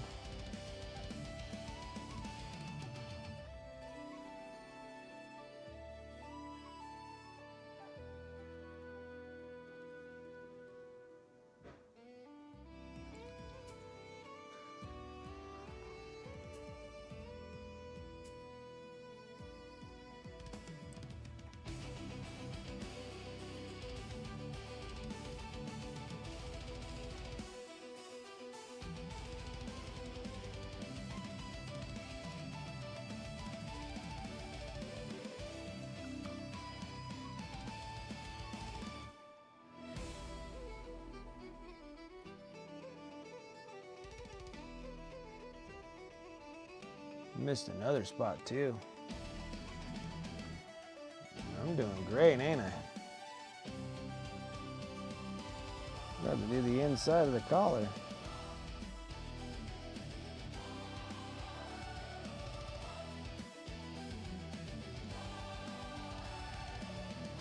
Now it looks like she's wearing some form of a turtleneck, so we're gonna have to go back into the mahogany. This would have been real nice.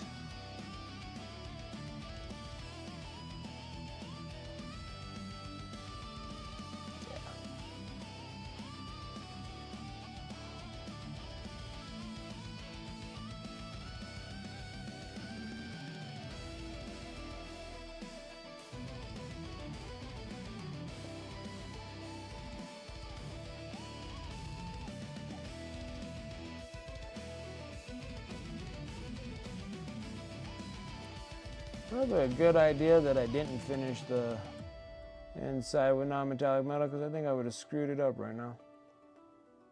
Just trying to cover this spot.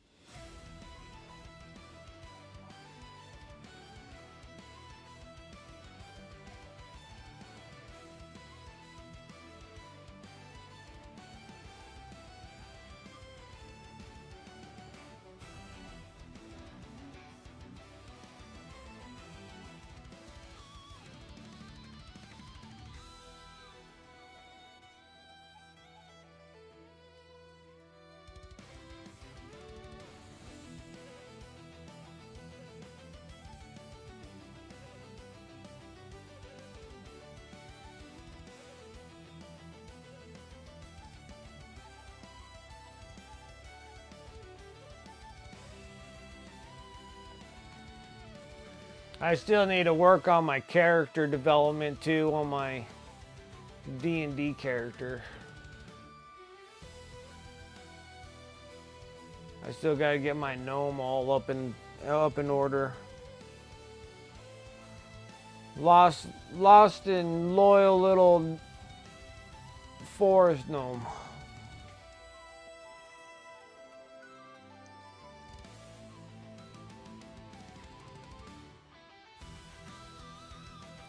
He's lost, but he's a guide. Yeah, the brown goes well with the red. It's not dry inside there. I gotta wait a minute. I feel like I should just work on the face and the flesh tones. I think the next one that'll do really well will actually, I think we'll run jade on this little spear piece. I was thinking about doing black, but then I was like, I feel like that's a little.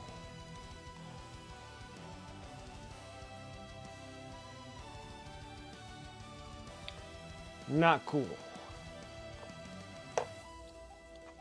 So I think that this one here for the little fur on the spear, I think we should hit it with some jade.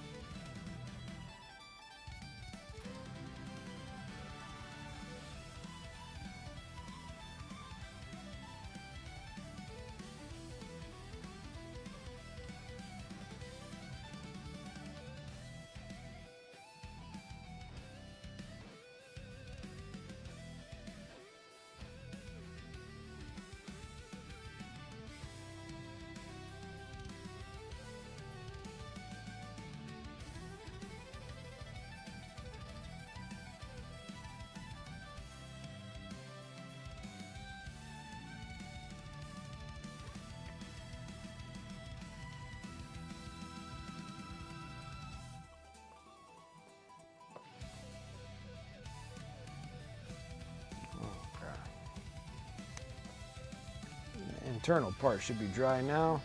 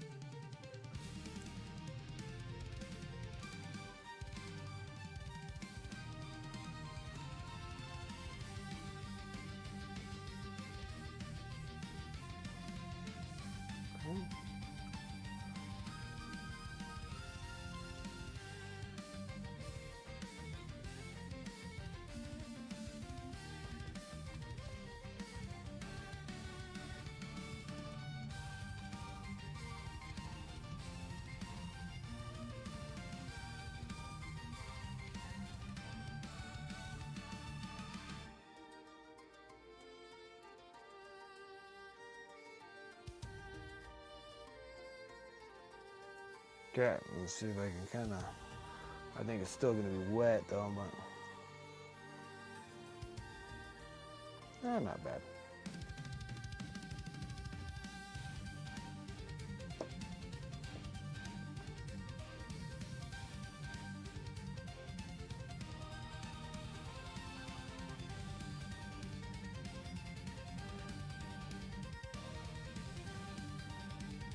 Perfect. Sorry, I was trying to get inside there.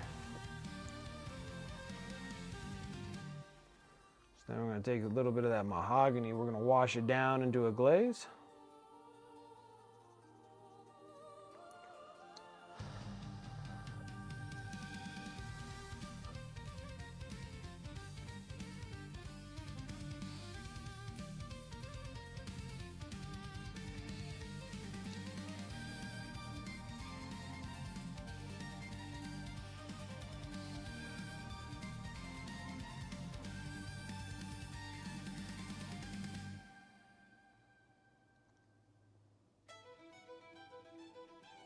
Okay.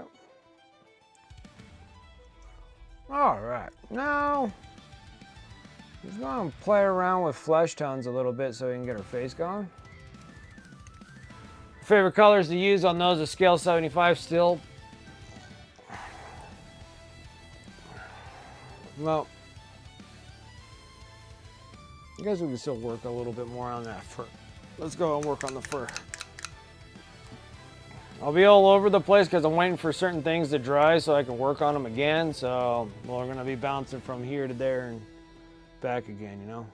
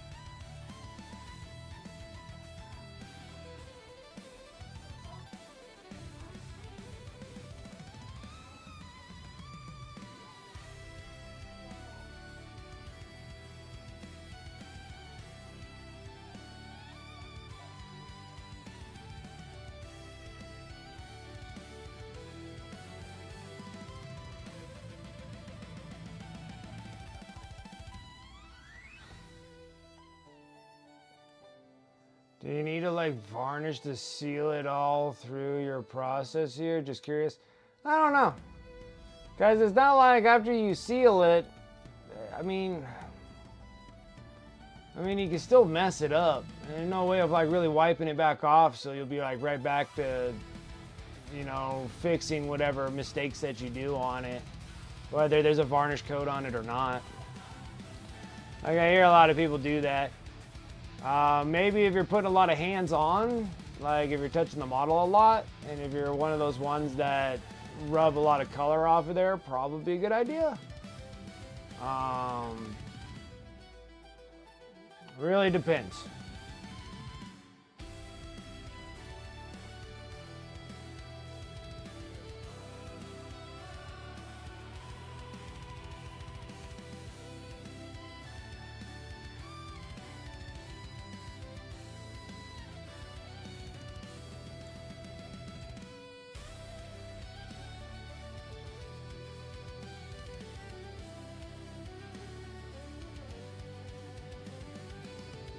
Yeah, well, I think it's probably just based on how much handling you're doing on the miniature. I think if you're really like touching a lot of the miniature constantly, like I could see doing a varnish so you don't rub the color off. But other than that, I don't think I see enough of it to want to varnish it.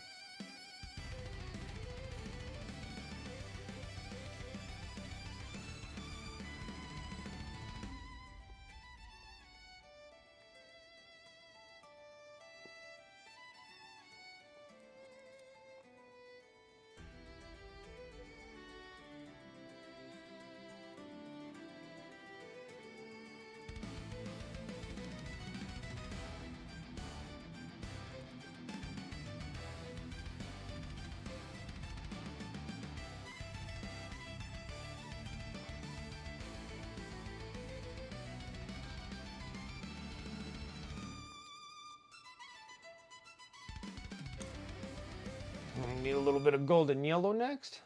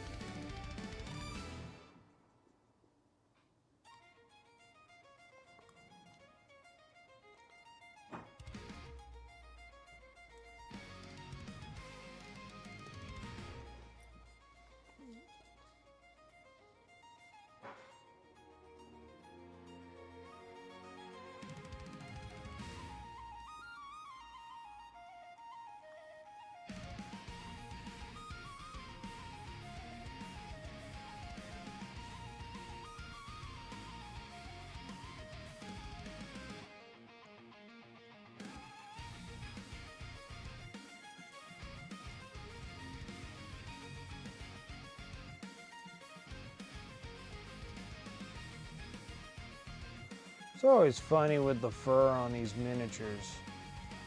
The fur and freaking leaves on plants, like leaves and stuff like that, all look the same. And GW's eyes, I guess.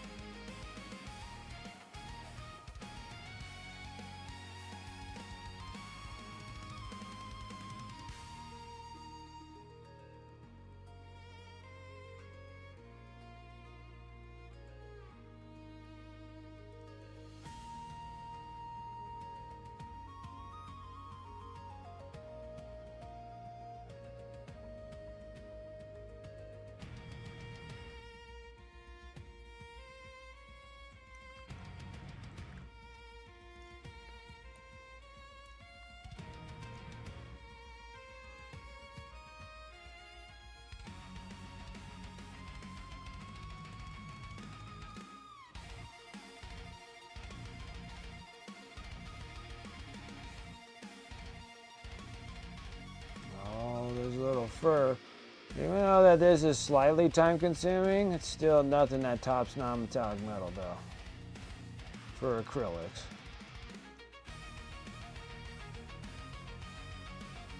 Like, this is absolutely like nothing to do fur in comparison.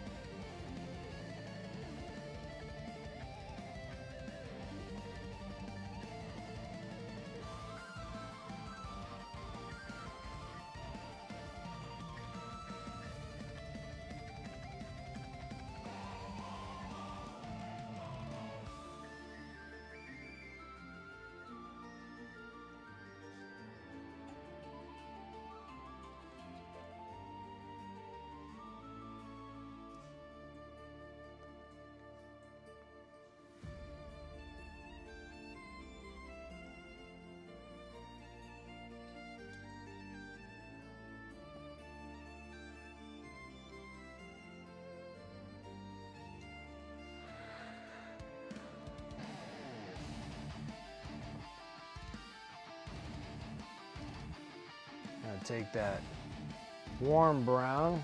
I'll wash that thing down to a glaze.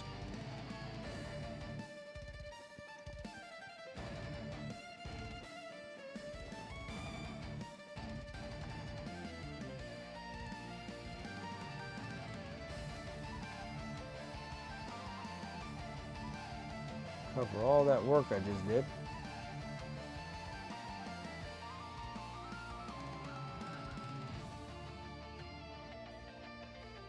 So like I said, I don't really want it too blonde, because we already got so much yellow going already. And I am using a golden brown. So I'm just gonna tone that back down to that warm brown. A little bit more warmer of a brown.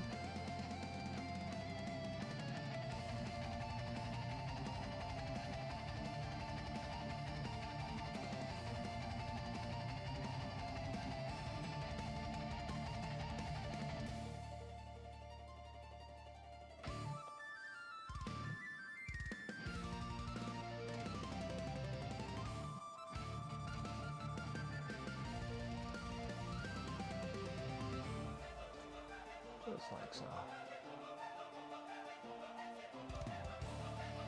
And we'll probably go back in there with a little bit more yellow, but I gotta wait for that to dry a bit. So now we're gonna change our course here. And like I said, I kinda wanna work on these flesh tones. Now,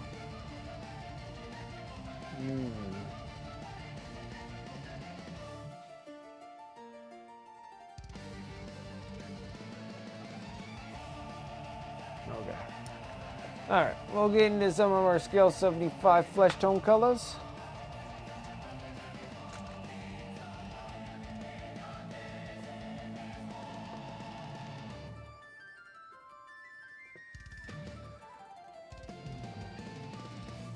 We'll start off with the Indian Shadow.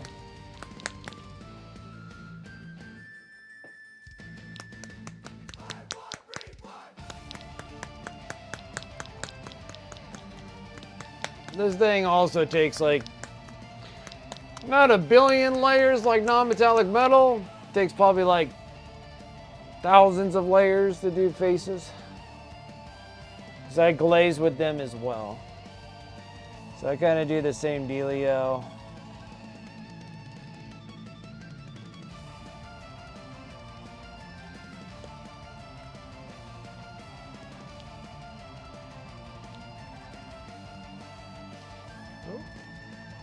These lids, dude, I tell you what.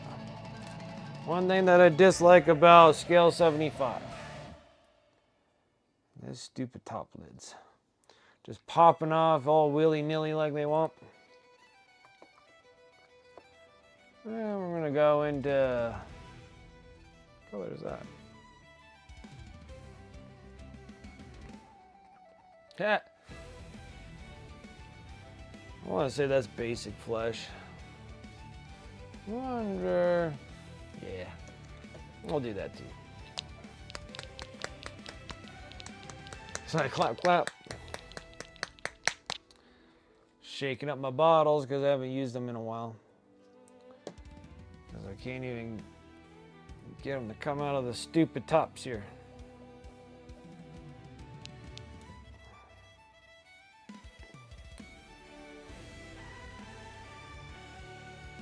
Oh, of course that comes out like crazy.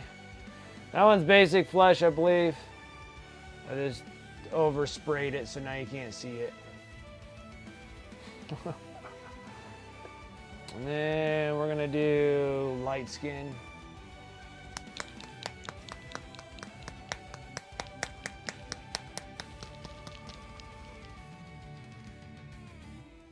I'm gonna pop this top too.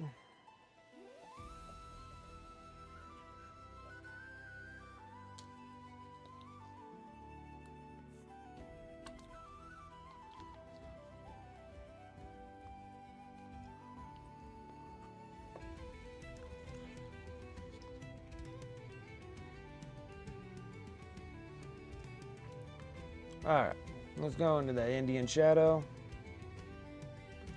I'm going to hit the whole entire face.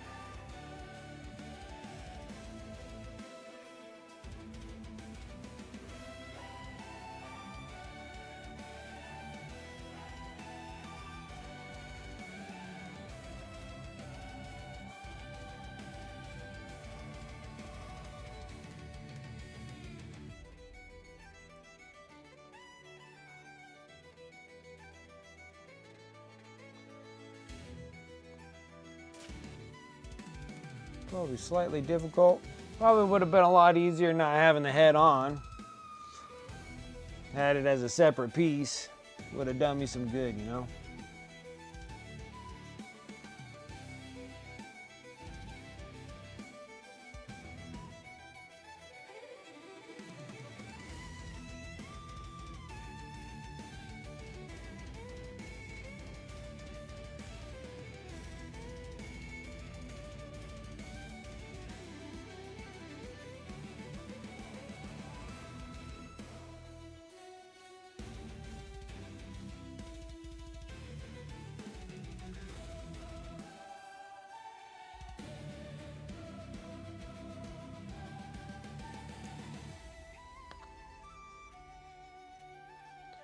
Like I said, there's gonna be some times where you're gonna have to go back and touch up the non-metallic metal just because some stuff's just in the way, you know? While we're at it, let's go and do hands. I need a little bit of moisture on this. It's going a little thicker than I like.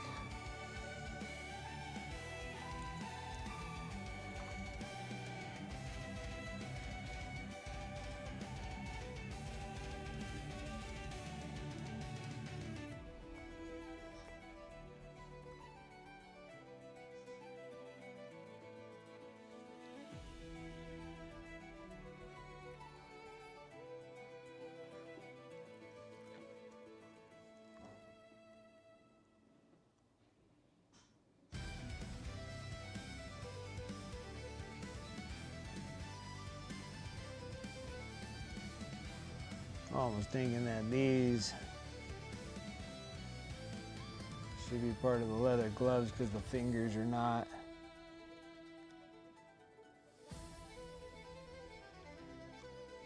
Complete.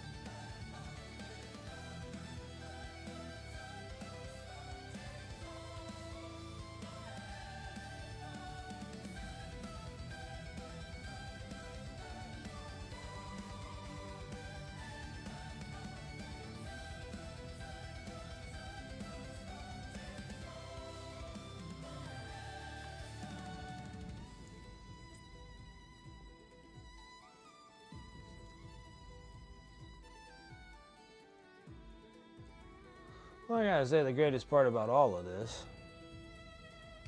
is that getting closer and closer to being done with the model.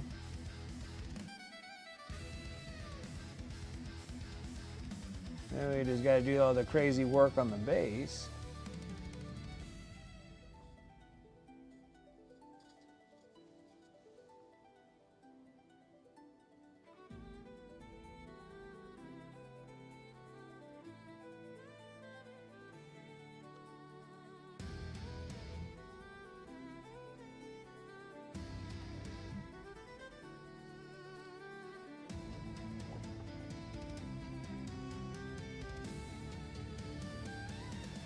No. Got the base colors there. Actually, you know what? She probably doesn't look bad with just white hair. Keep looking at this more and more, and I'm starting to kind of dig the white hair a little bit.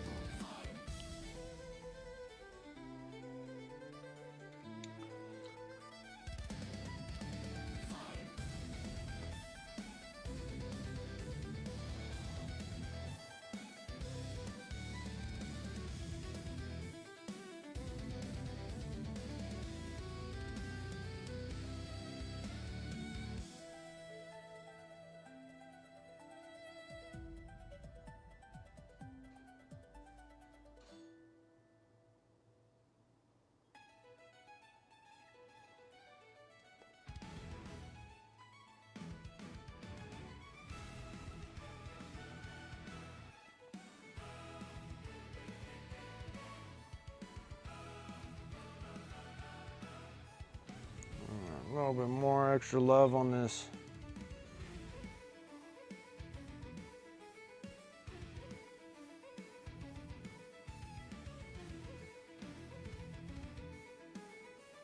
On the fur here.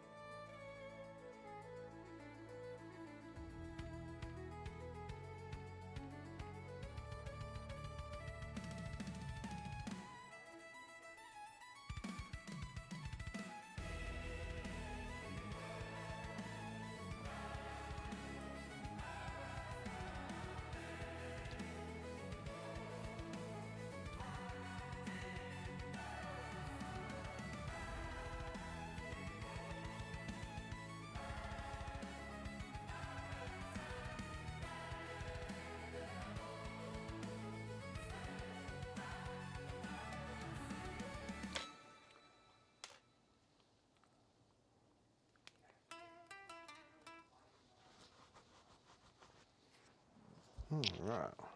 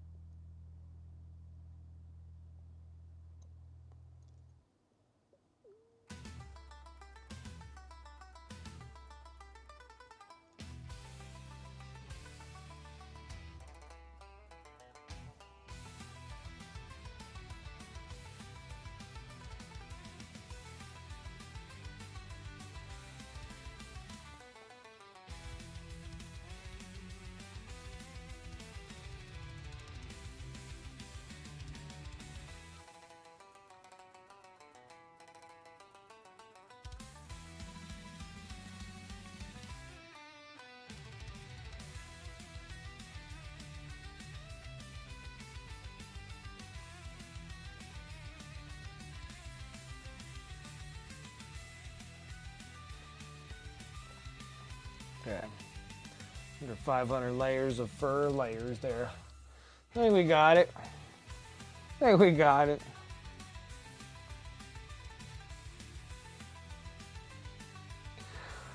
Whew. Okay. Face and hands. I'm gonna take some of that Indian red that we have, Indian shadow. Taking basic flesh, we're gonna mix these two together. It's just gonna be like kind of a real bright pink.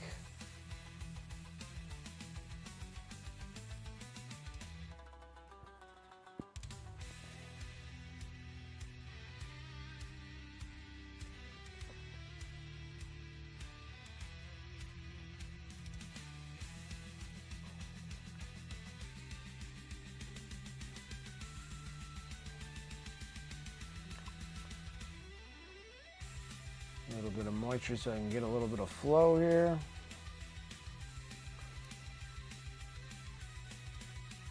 Since we're going to be making kind of a lighter skin tone, I'm just going to cover mostly all of it.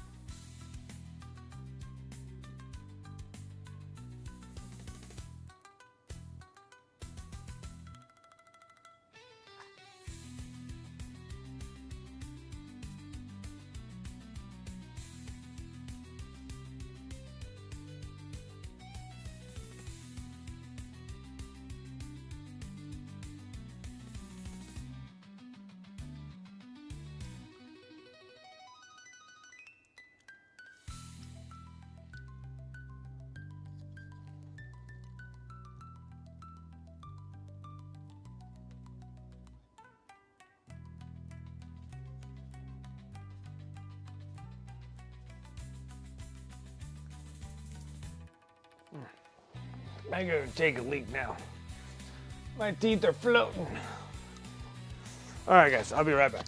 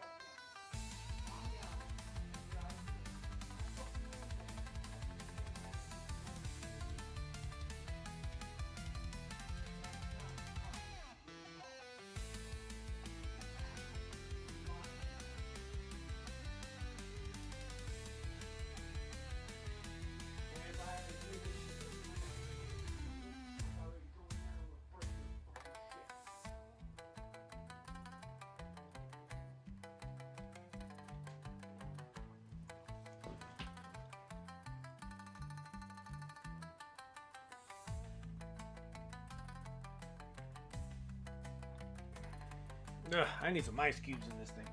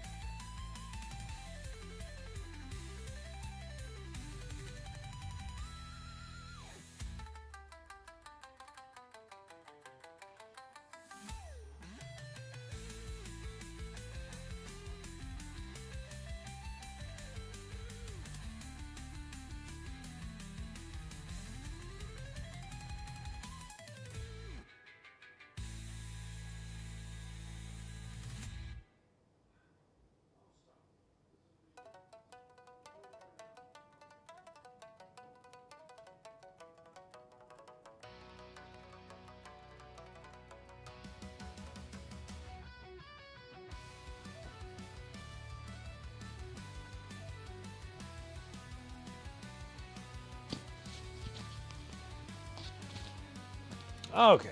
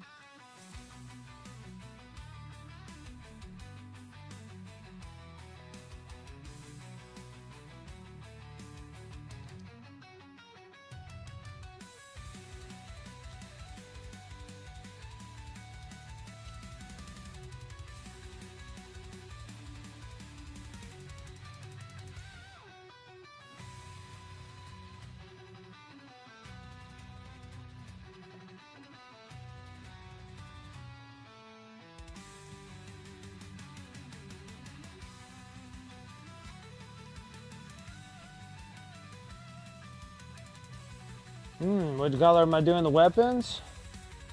I think I might just make them plain old steel.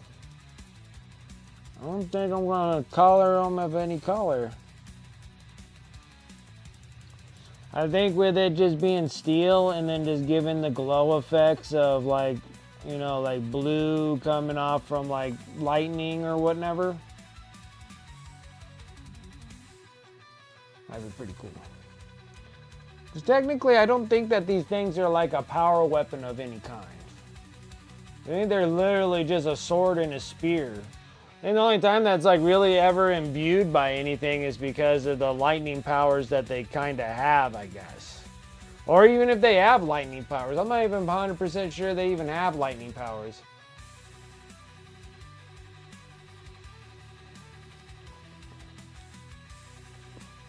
That's the one thing, like I don't know enough about the Stormcast Eternals to actually be like, yeah, but I don't know if they actually have power weapons. It's one thing that I'm not 100% sure.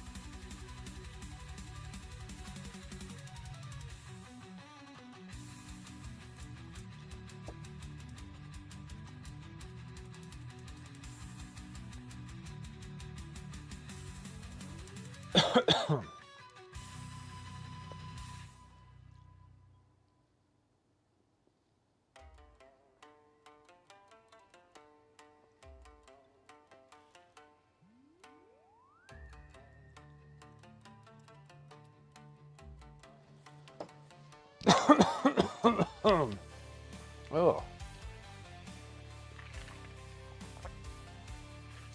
Choking to death.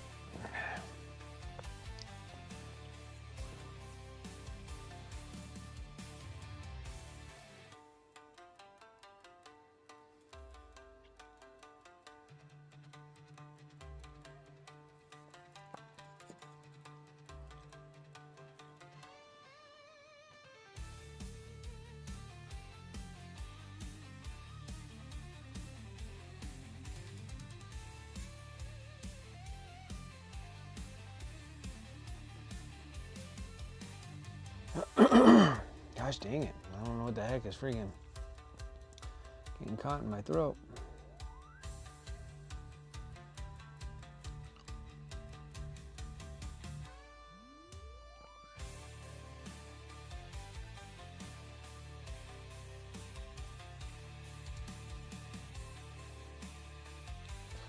Funny, I got a good coverage there, and then this one's a little chalky.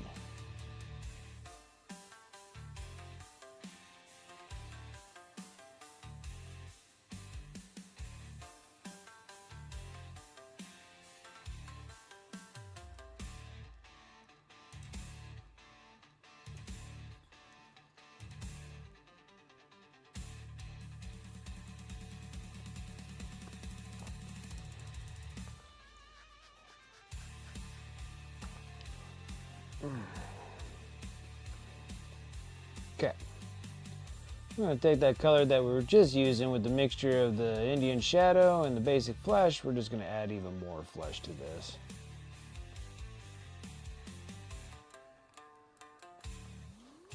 And I'm going to sit here, I'm going to water it down, get it semi-opaque here.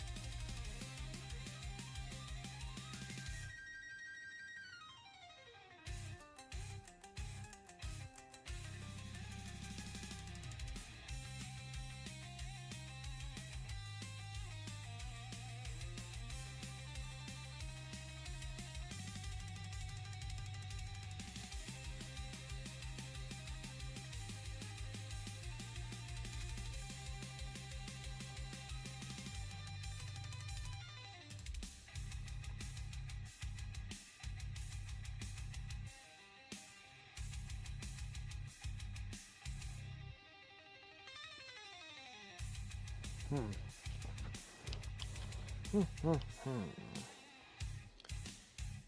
got a slight issue here. The issue is involved with this cheek. It's very, very chunky.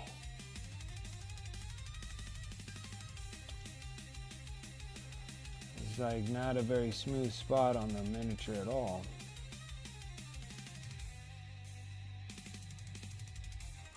Not 100% sure. Don't know why. Ooh, too much moisture there. Let's set some of that up.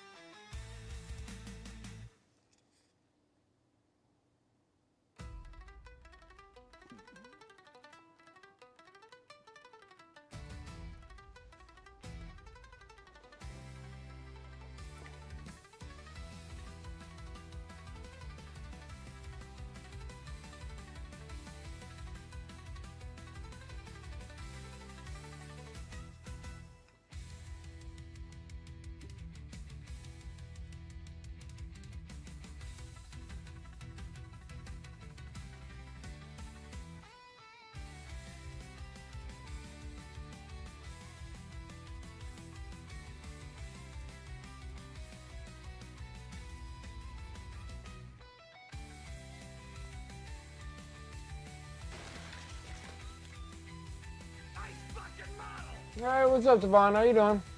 Coming in with that sub, 40 months. 40 months. I appreciate that. Thank you.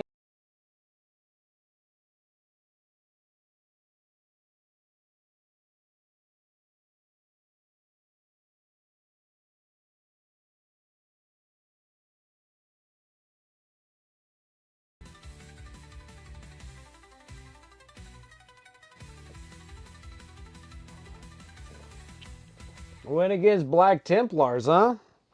You lost 77. Boy, you just lost by just a point. Were you playing your Sallies?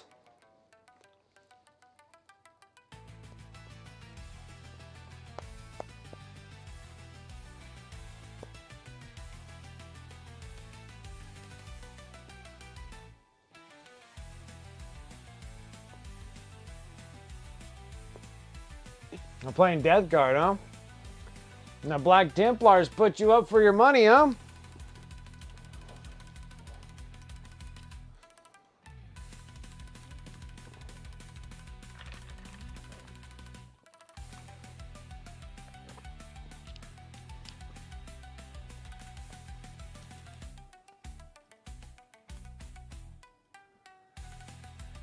Your opponent's a wicked good player, huh? Well, that's good. I'm glad you got like a really like hard, challenging opponent. Really put up the skills on there, you know?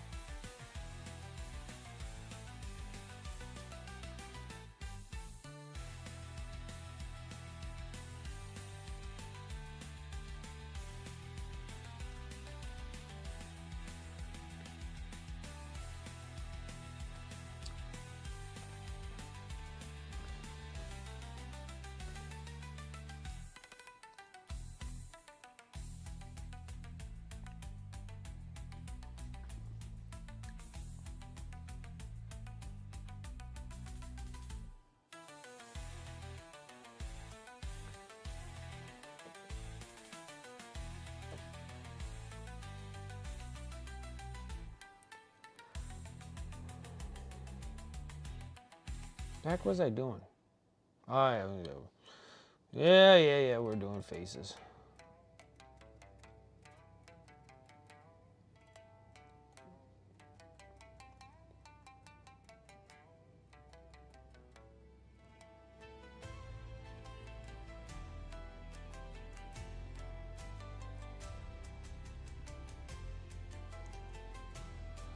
We are doing faces.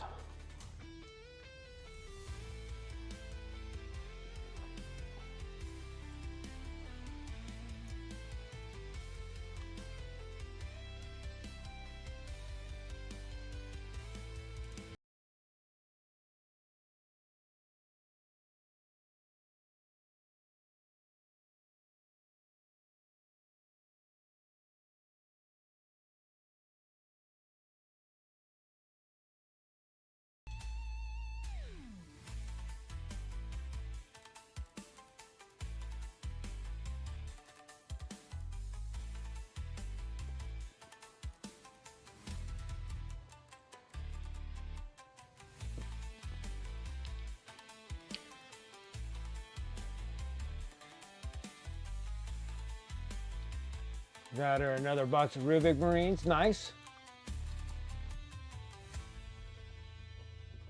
Hey, you won your game against Emperor's Children with Dark Angels. Nice. 34-19. Very good. Congrats. Whipping people with them space boys.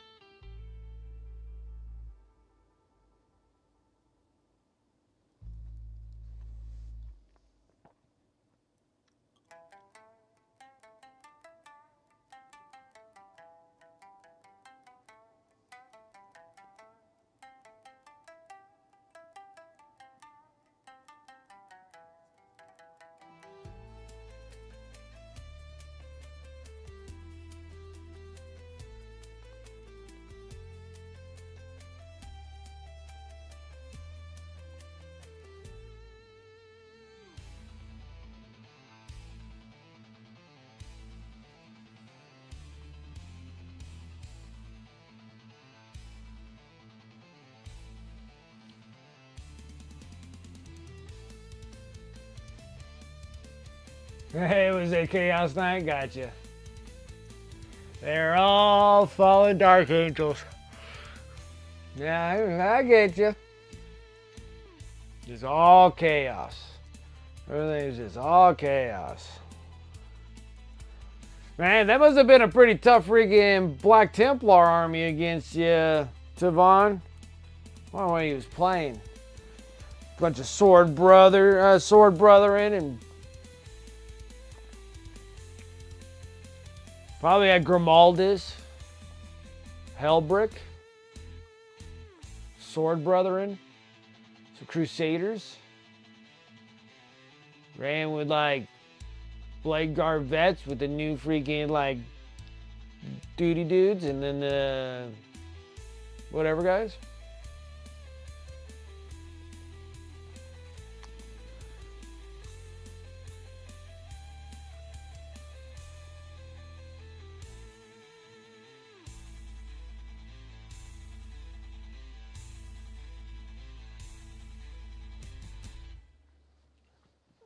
There's a new detachment. You had two 20-man units, one with Helbrick, one with Grimaldus. Two 20-man units? Wow. I guess you can do that with Crusaders, huh? I'm pretty sure you can.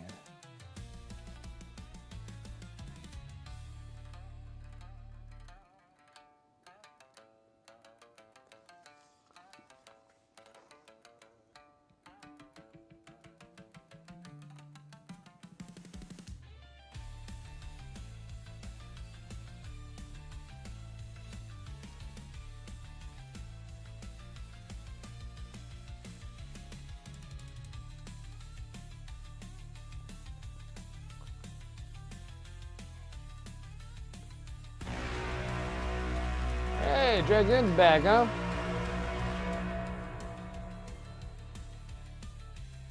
Children turned 1 and activated second plague. His Brutalis Dread just didn't want to die. Also failed a 6-inch reroll charge with the Destro Termes. Oh, that sucks.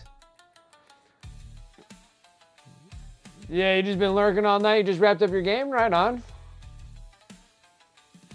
A lot of moments on both sides that could have made this different. Ah, I gotcha. What's up, Francois? How you doing?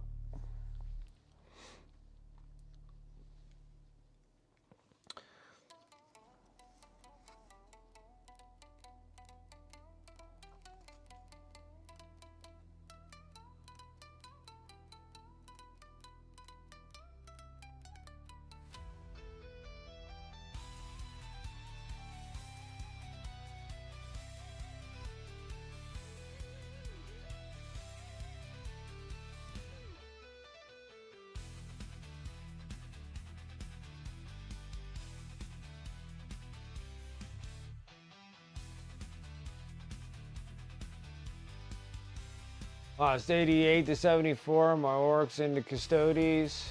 Was a close slug all night.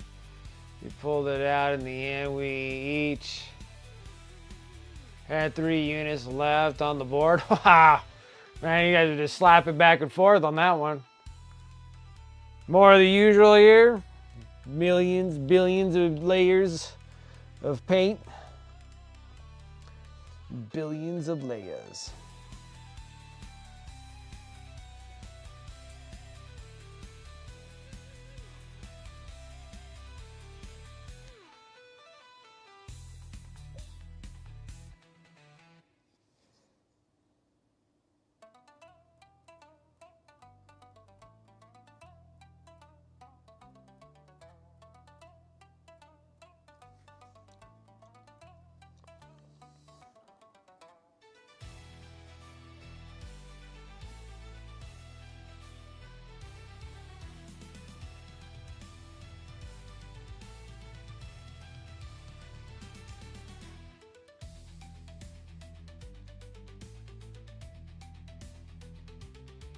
All right, you take care, Juliet.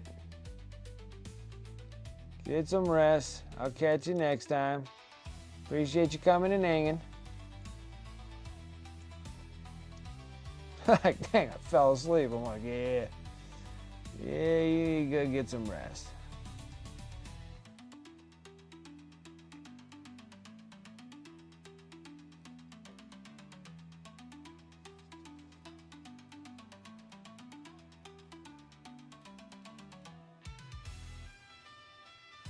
Okay.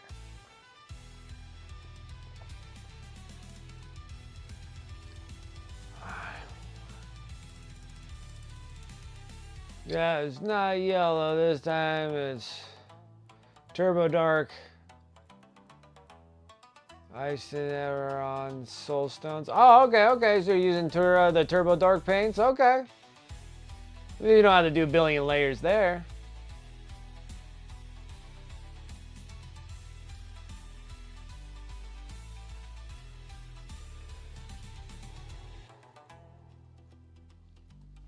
Yeah, he did not take the lead until 5th round, and then he went 2nd. Wow.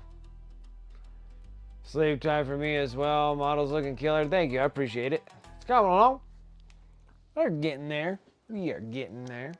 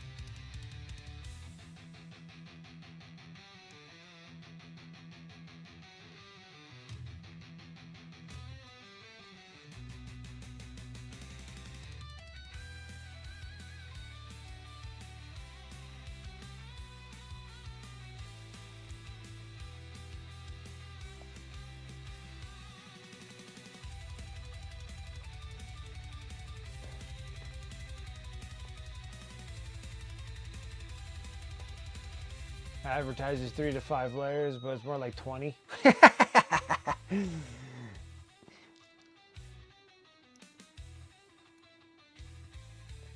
Yeah, they always advertise a certain amount of layers, right? For some reason, it always takes more so.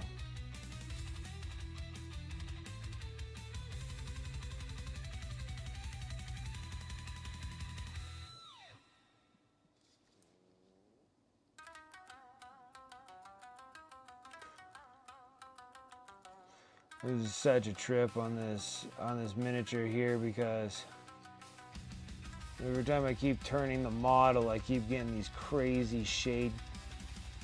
Like I keep getting this crazy shade on this side. There's a spear. Like when I look back here, oh, it looks different than when I'm looking at it. Like that. No, that still looks good. I have like this crazy shades in it. Like shadows from like light not reaching it. It's giving it kind of a different tone of color.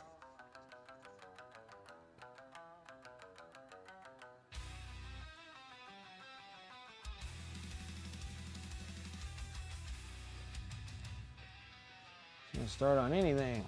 Goodness grief. What am I supposed to do?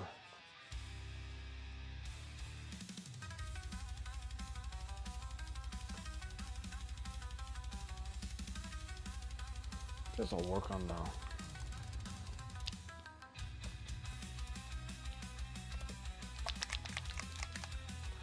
A little bit more coal black.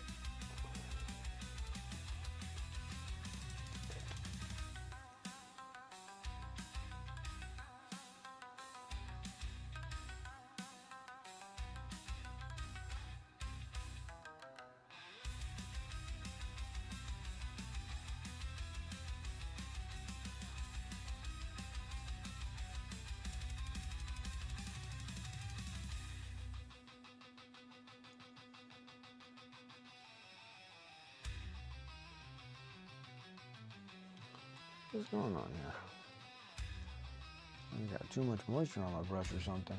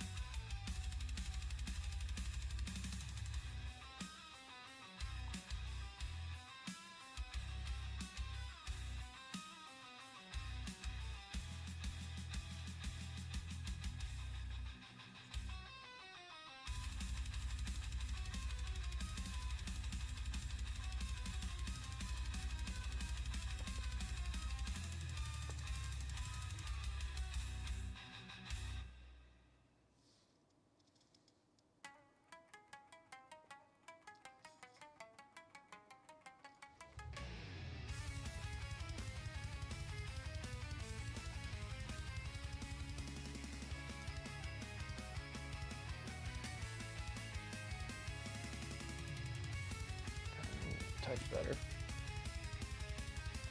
A touch. I feel like I got something in my left eyeball.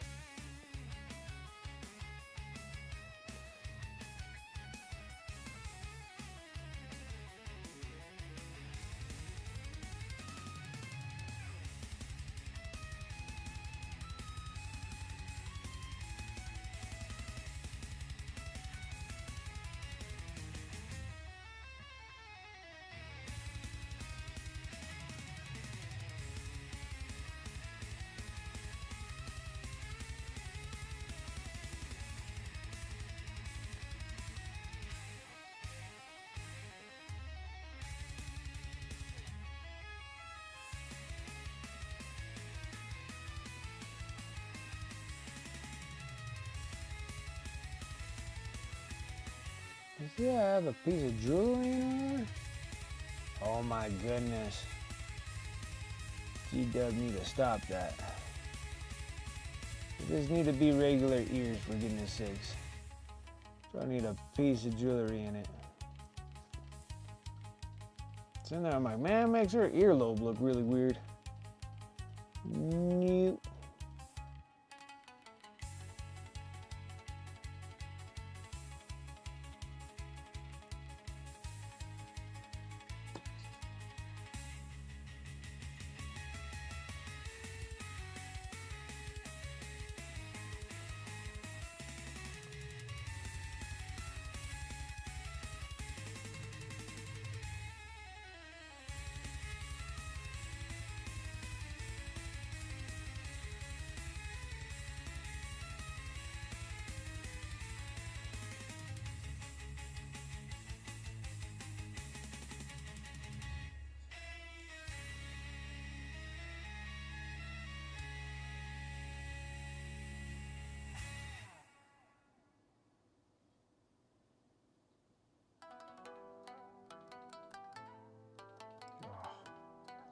I don't know what to do. My eyes are like starting to blur and there's like something in my left eye. No idea what it is.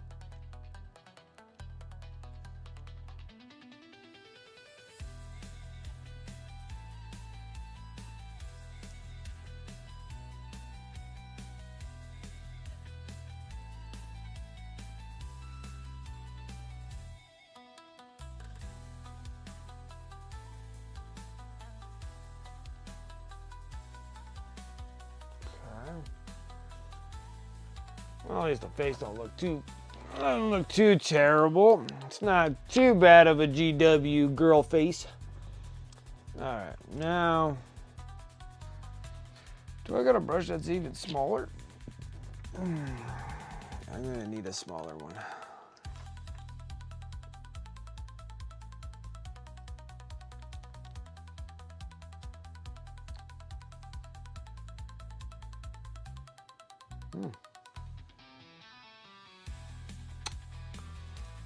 I'm looking.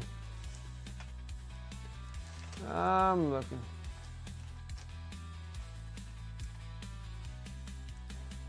I do. This'll work. Brand new brush too.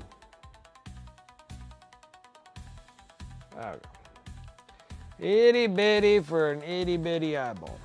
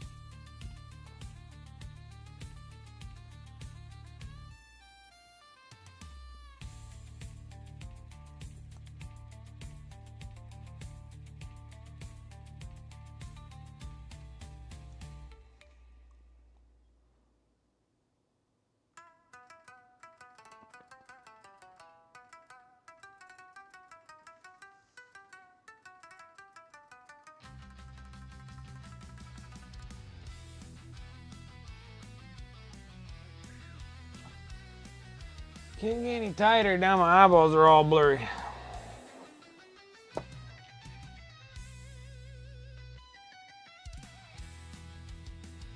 Ah, still got a problem with my left eyeball.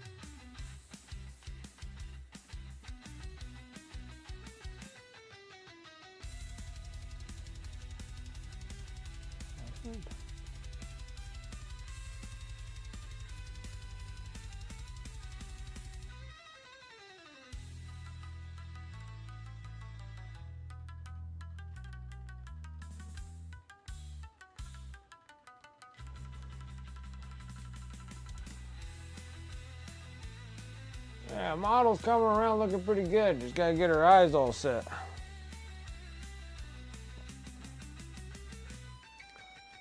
Barely see. So focus is making my eyeballs go cross.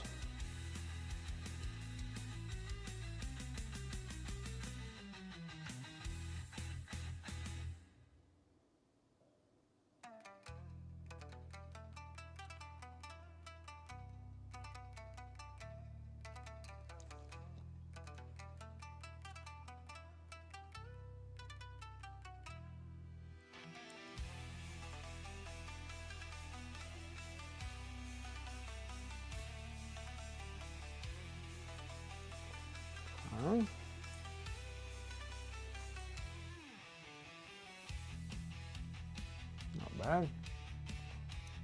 We could probably thin out the brows a little bit more.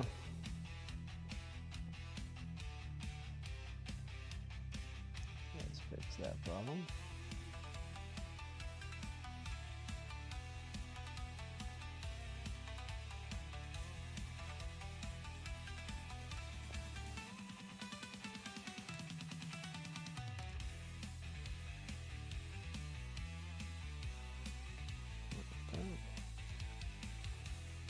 Fix her brows. Fix the brows, gotta fix this little tiny piece of freaking jewelry. I don't know why they always have jewelry on the ears, but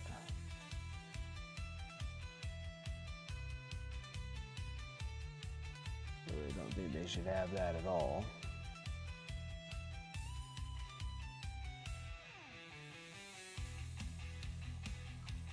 I find it silly. Absolutely silly.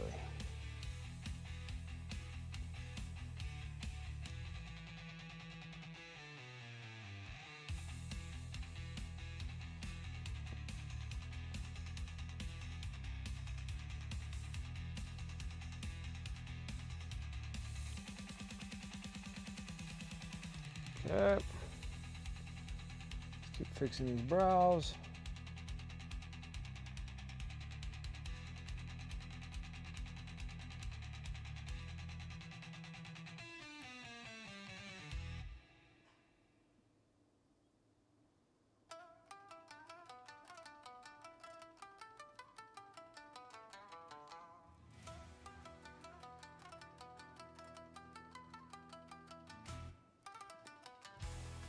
Perfect.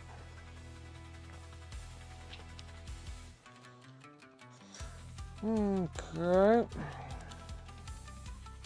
exactly sure what else to do here. This brush is so tiny, it's like only meant for like touching a couple things. That's about it. Working on your repulsor for your salamanders. So many mold lines. Oh, yeah. It's going to take a second session just to finish scraping that thing. Just to finish it all up. You're going to be scraping for days. Some models are like that, man. Like some, well, a lot of those models are even still relatively old. Those are older models.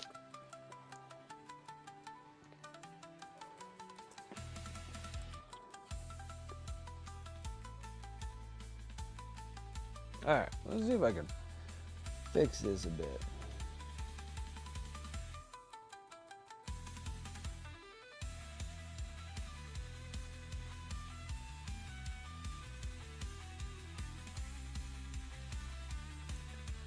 I like that. That doesn't look that bad.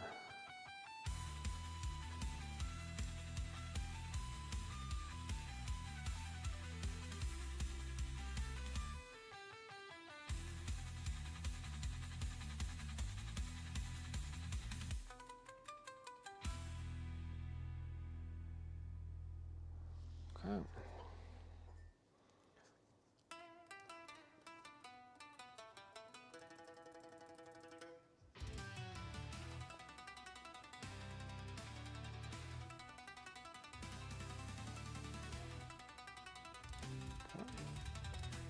All right. We gotta leave it be. Except for her teeth. I don't know why they even show teeth. I find this silly too.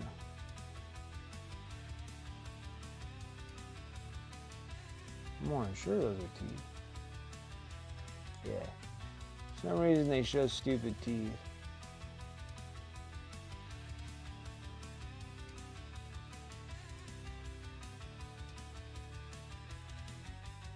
I don't know why.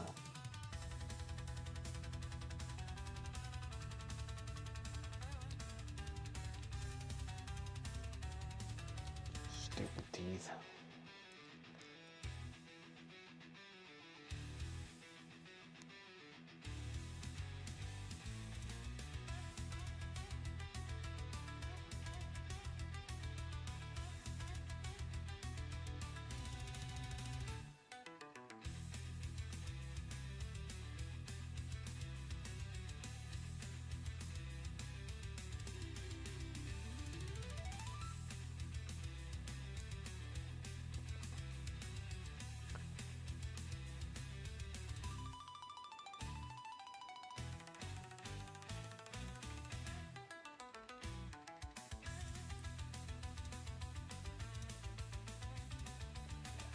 So silly.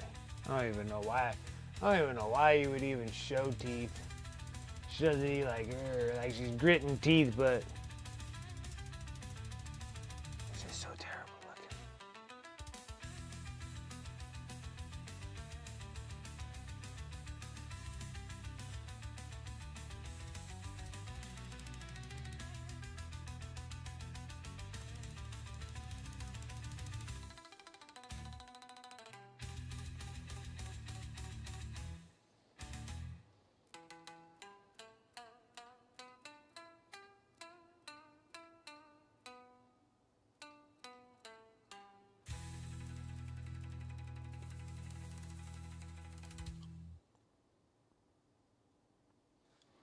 It's just so bad. Like, I just don't know.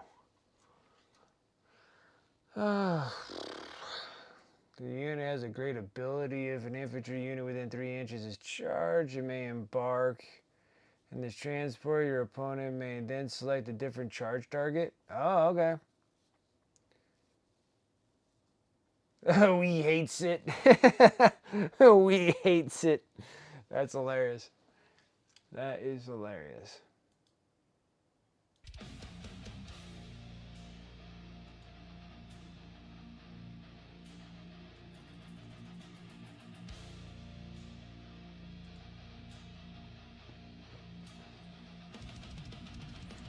Pop out, flame on, and then get charged, pop back in. All right.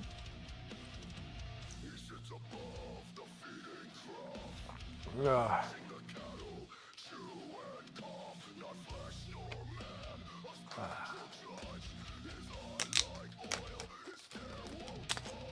Yeah, I know. Like all the toughness on those things got up. They're nice. They don't. A little tougher to get them off the table too. Yeah, he tabled you in turn two the other day. You haven't forgiven him yet. I can see that. I can see that. I can see that.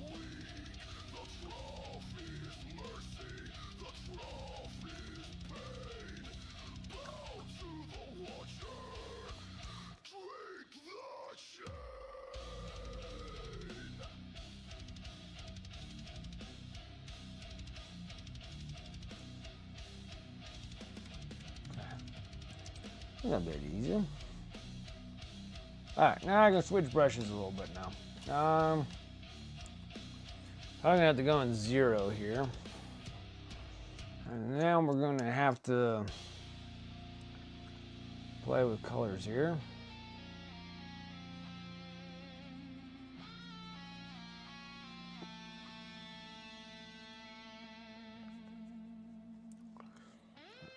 And we're going to go like this.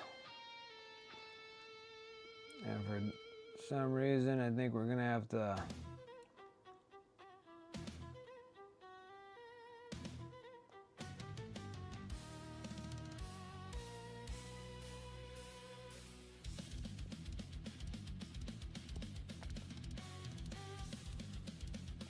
doing a million. Like I can be beaten. Today was proof of that.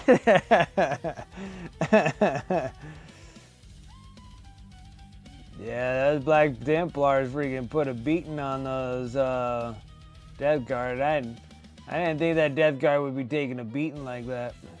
But like you said, he had some bad charges and what have you.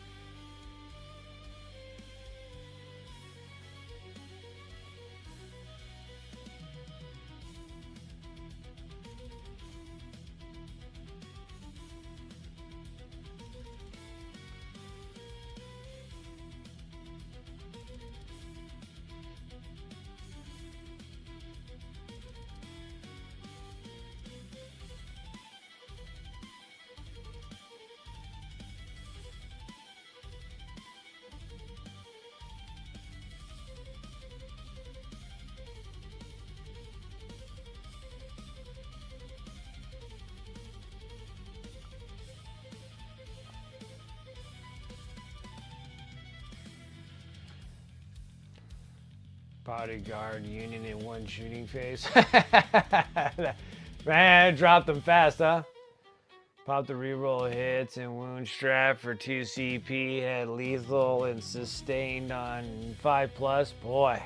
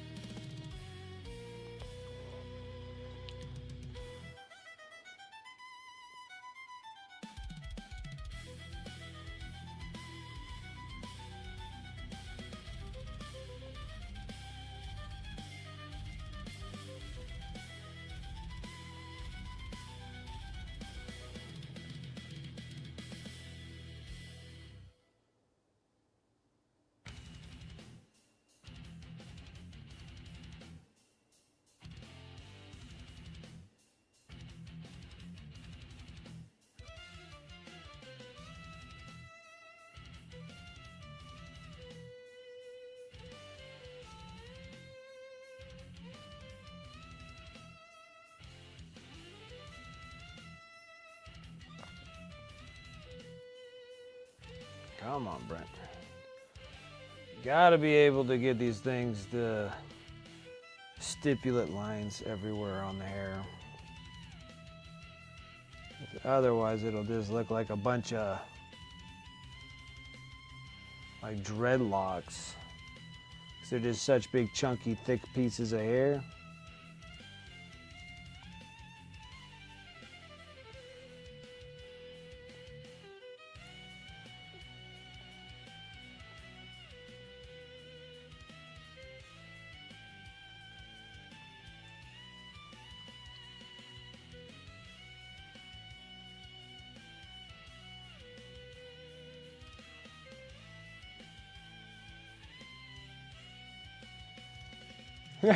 See, that's a tie.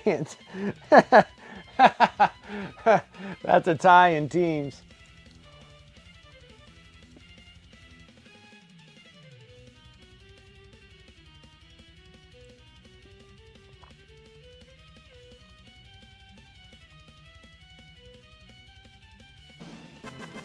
That's funny. Let's see here. Dark Horsey. What's up? How's it going? Appreciate the follow. How's it going?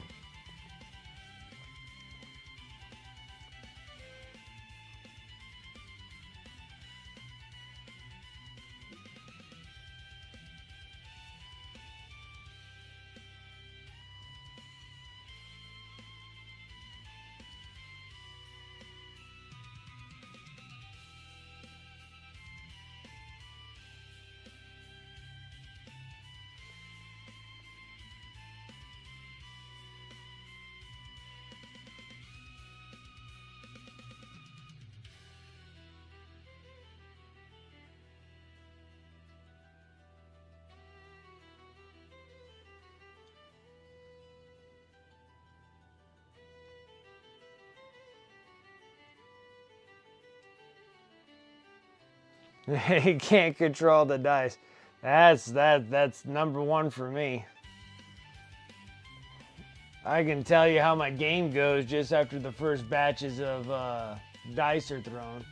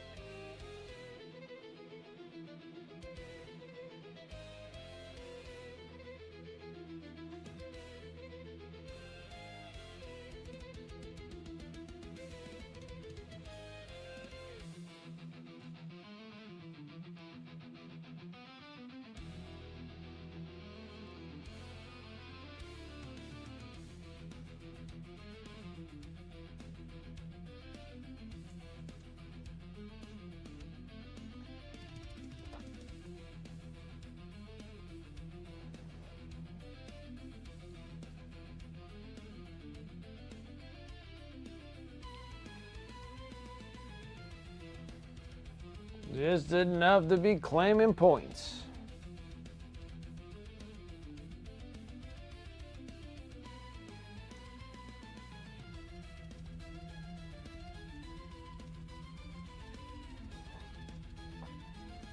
Well, look at it again.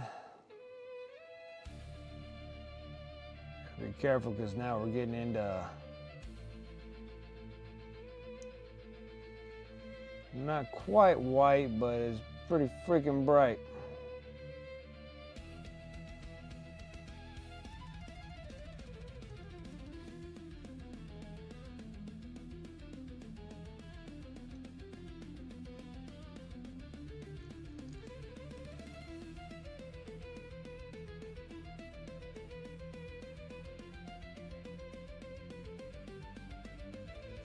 Come on.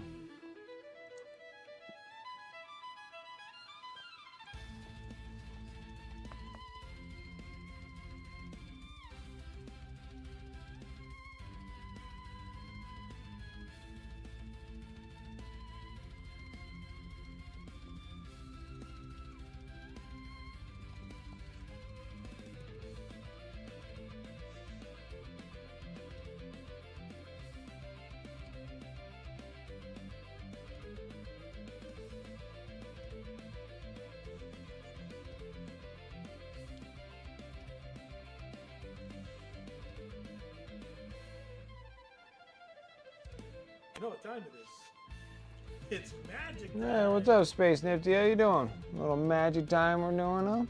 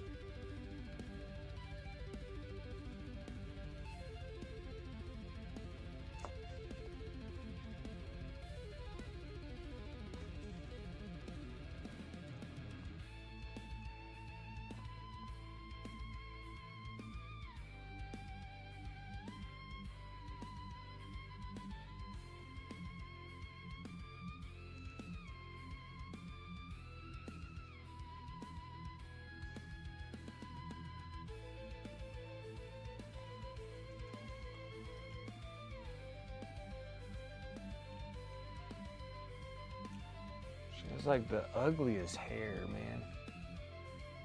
I don't know why they put the hair to go this direction, but it is the worst hair. Golly.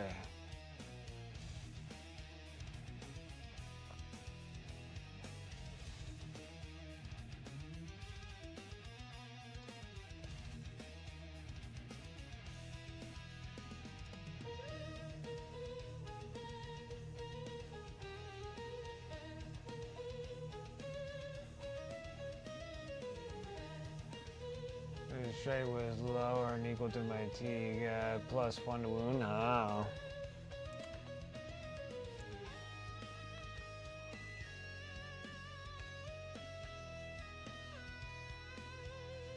Yeah, get her stinking hair to come out right.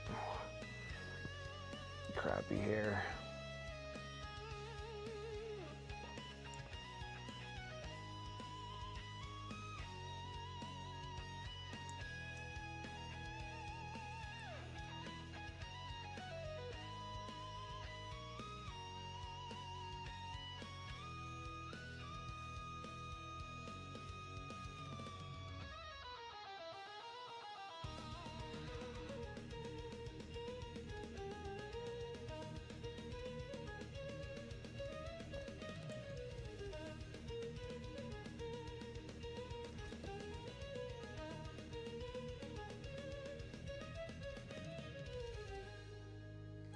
Just hit like 1,000 stipulant lines here. And then for some reason the paint don't want to leave my brush anymore.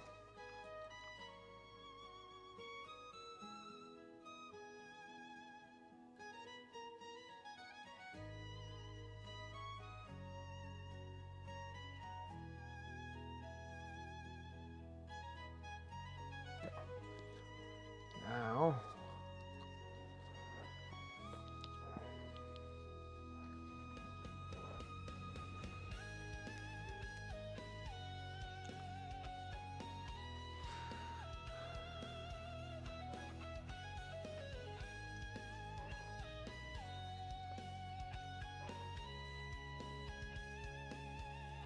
Lieutenant and Helbrick and 20 guys. Grimaldus at 20. Judiciar and 6 Blade Guard vets and an Impulsor. A Lancer. A Combi Lieutenant. Scouts and Eradicators. Enhancement made Blade Guard vet units battle line. Oh, There's an enhancement that makes Blade Guard Vets units a battle line and a Brutalis Dread. You could also search more D6 plus 2 when shot. Oh, man. Man, you can make Blade Guard Vets battle line. That means you can have as many Blade Guard Vets as you want. That's an enhancement? I wonder if that's Hellbrick's enhancement. Then I wonder what a freaking Blade Guard Vet ancestor or whatever.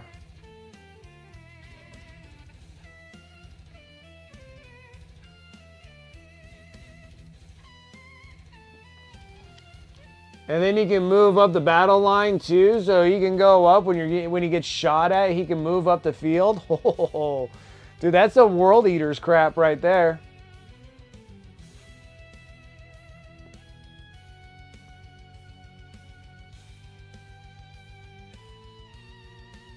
To that character, which character was it? But you said Hellbrick was with 20 dudes, and Grimaldus was another 20 dudes. So it was the Justiciar? So the Justiciar is the one that can do it with 6 Blade Guard Vets? That's freaking awesome.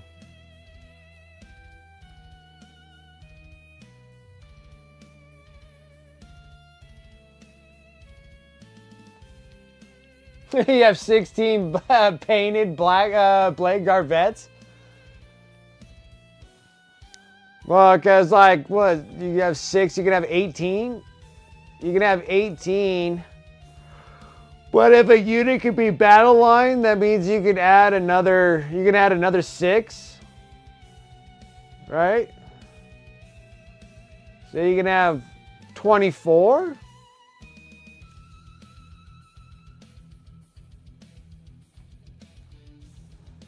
So the Justiciar had the enhancement, so that attached unit counts as battle line. If you had any other Blade Guard Vets, they wouldn't be battle line. Okay, so if you could, well, would it work this way? So if you had 6 Blade Guard Vets that are battle line because of the Justiciar enhancement, could you have 18? So could you have 18 more Blade Guard Vets then? So you could have 18 Blade Guard Vets and then 6 that are battle line because of the Justiciar, right?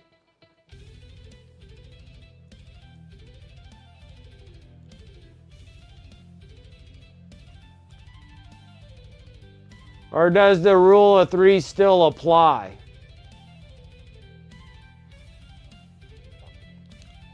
That's a lot of Blade Guard Vets. I don't think anybody would want to play with that many Blade Guard Vets though, but...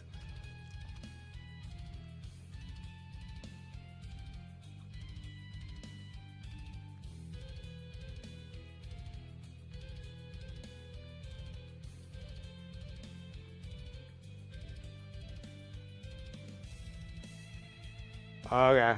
Alright.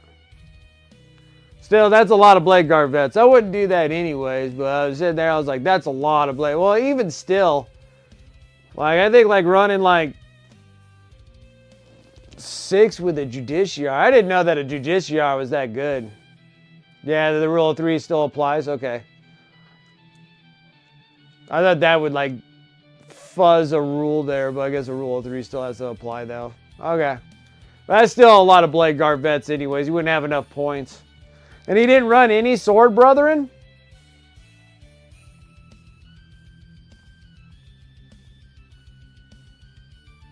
Oh, he gives units fight first also? Dude, a Justiciar is like super awesome, yeah.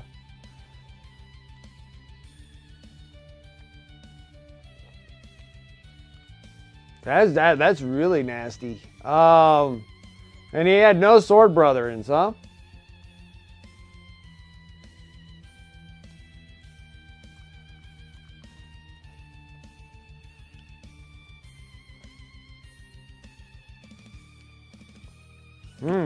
Interesting. Or even like that new, like, chaplain looking dude. And he running no chappies? Interesting. Interesting.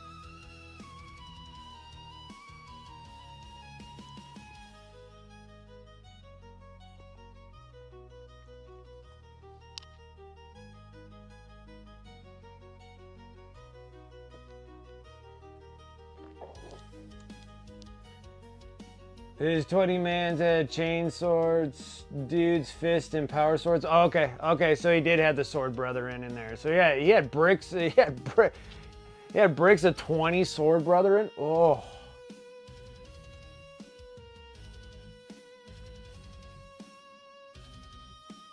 Get the fights on death. Oh.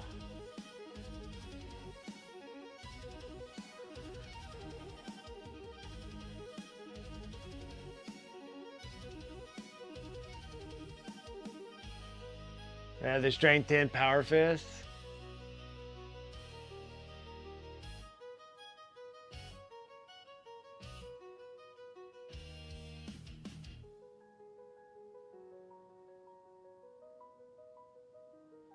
Oh man, dude, that's a brick of sword brethren. Ooh, that's a lot of sword brethren. Hmm.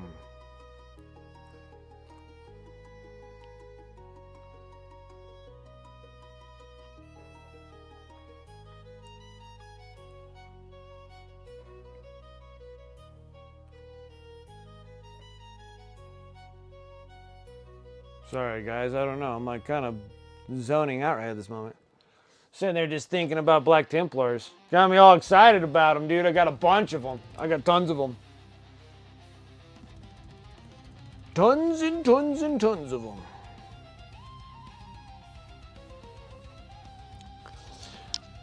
I'm excited because I got like... These dudes are ready for a varnish coat. Got to varnish them up, but... I've been working on a ton of Necrons here. So these dudes, tomb blades. And lots of glowy bits.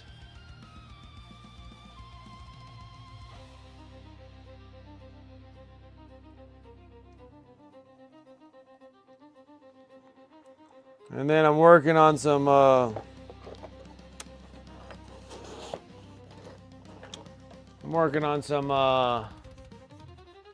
Scorpec destroyers. Yeah, they're pretty cool looking, right? The tomb blades came out and I was like, yeah, that look pretty solid. I wanted a lot of glowy bits on them, so yeah, they did. They look pretty good. They look pretty good.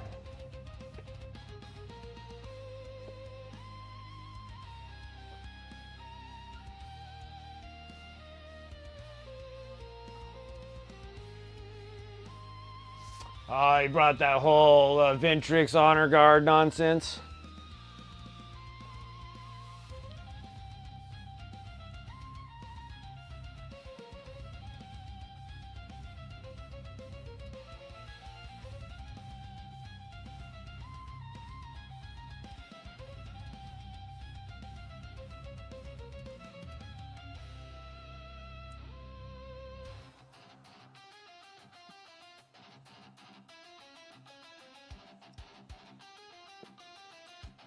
Yeah, they weren't pleasant to build. Actually, technically, I didn't build those. My son built them.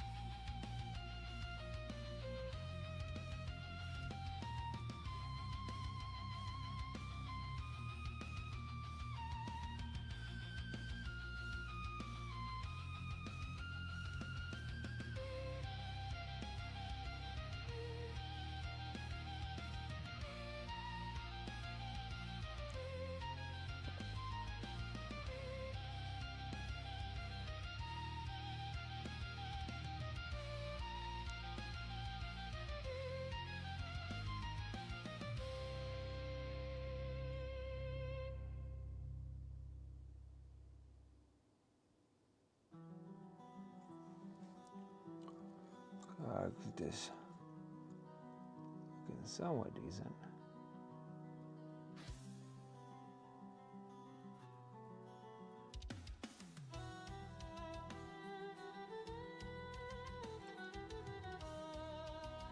Sorry if I was off camera. Yeah, and then I'm like working on a huge brick of freaking Scorpec destroyers. Like, I just got the Scorpec destroyers to do, and I can't remember the ones that they're a destroyer also, but they have like a snake coil body, and then they got blades too.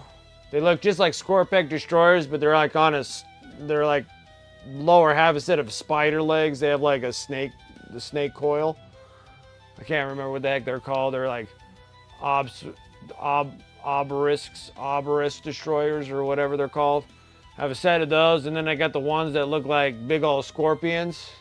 Ophidians, yeah, Ophidians or something like, yeah, Ophidians, whatever you want to call them.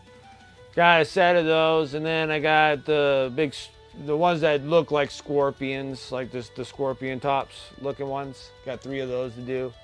Man, I'm pretty much done with like all the elite stuff, and then all I have is like all the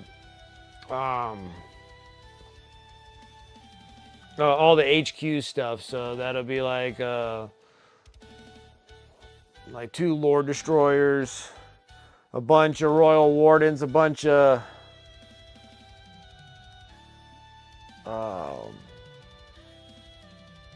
I can't remember what the dudes with the staffs are. They came out of the Indominus box. They're like Psychophages or something. I don't know what the heck they're called. Anyways, got a bunch of them to do too. I got like 3 of them. Got like 3 Royal Wardens to do, and like 3 of the other dudes. A couple Lord Discordants. Got the Chrome. I got the Chrome Dragon, which that's kind of a cool dude to do.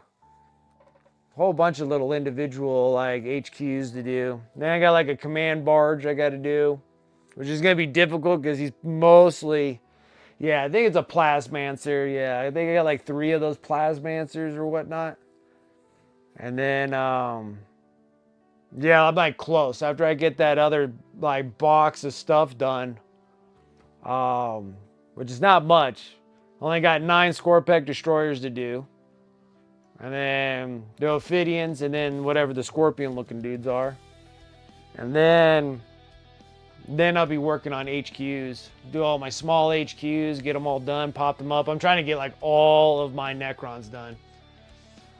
Yeah, and especially when the drop of the 500 worlds came, new detachment for Necrons and stuff. Stuff is selling. Like, I swear, I just finished those filleted ones just last week. Put them on, they sold. They're heading up to Canada. And then, yeah, a couple sets of Necron Warriors. A Death Mark sold already. Yeah, like the crons are doing good. It's like a good time for them. So I'm trying to get them like all done so I can get them all posted up and get them all out of here. And that works on that. Nah, it's in BC.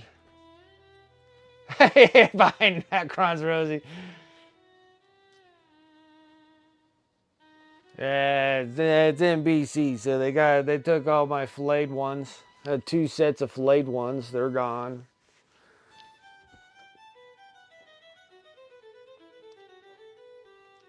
It could be. It could be. So yeah, I was sitting there. I was like, yeah, it was cool. I was hoping to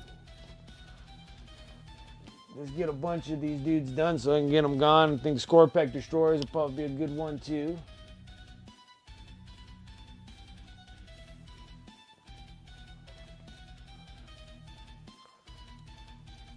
Hey, it's crazy. Alberta's making their mark on the map for Games Workshop popularity. That is for sure.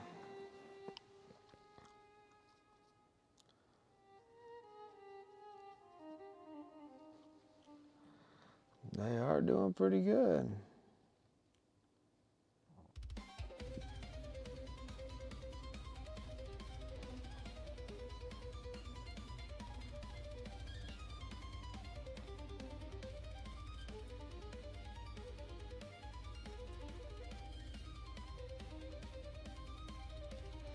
So some of the Art of War guys are coming up.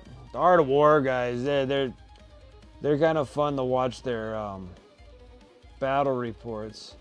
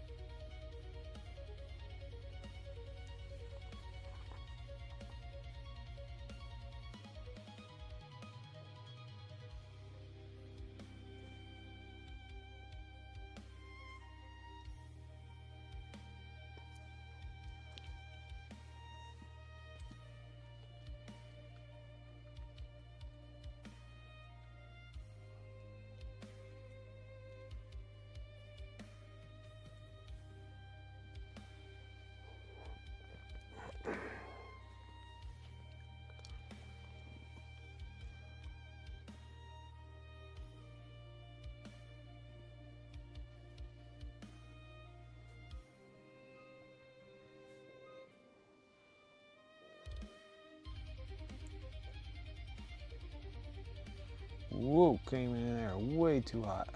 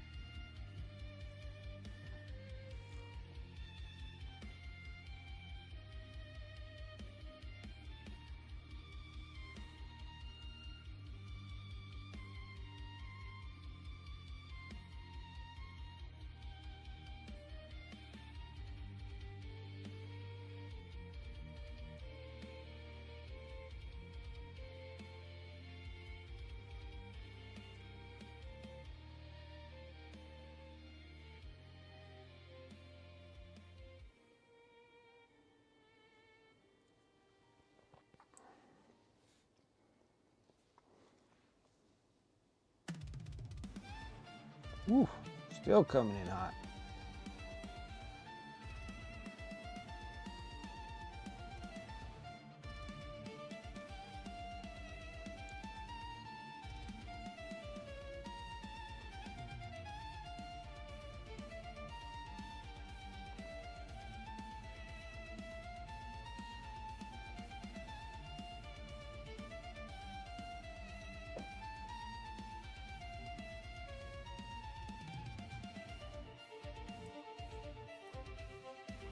Gosh dang, guys.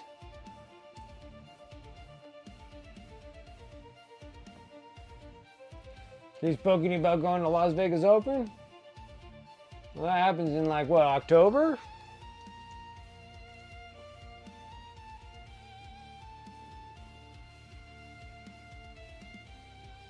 Now that they changed their schedule.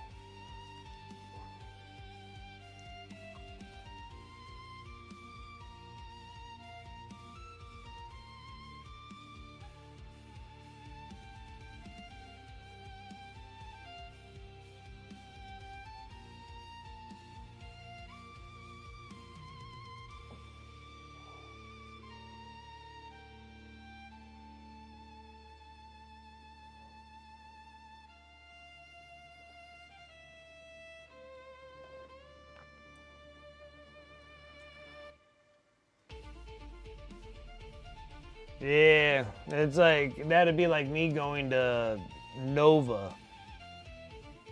Like, clear across the country to do something like that.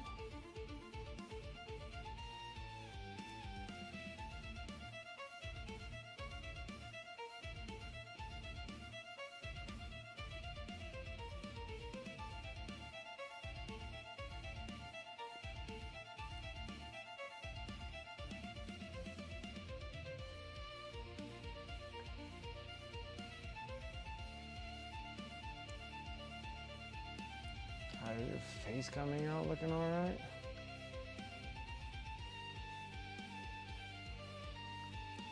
It's close. I'm just gonna try to burn through that freaking 5 o'clock shadow that she has here.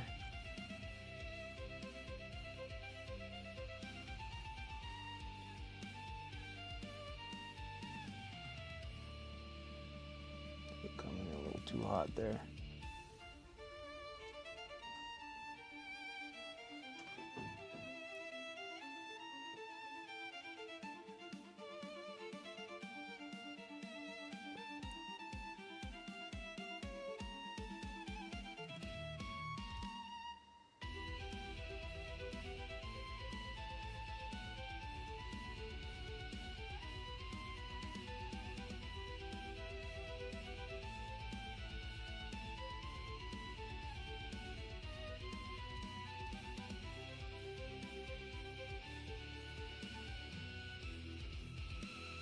Goodness grief, so tough there.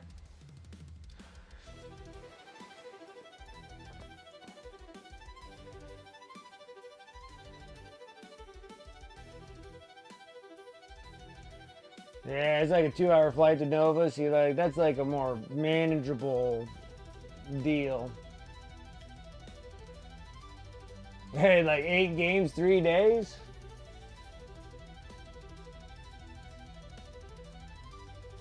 So what, you do 2 3-day games, Friday, Saturday, and then do a 2 game day on Sunday, if you make it that far?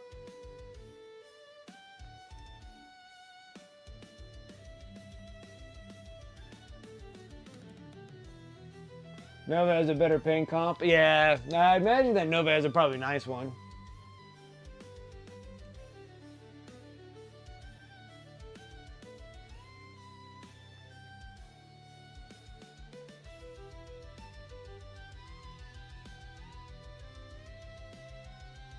Oh, you want to try to grab one of those Willy Wonka golden tickets, huh? You want to sit there and win one of them top dog GTs, huh? Well, Rosie, I think you're kind of in a good situation, because let alone having a GT there in your province, but then also be able to, if you need to, you could fly to the Tacoma, Washington one. That shouldn't be too awfully bad.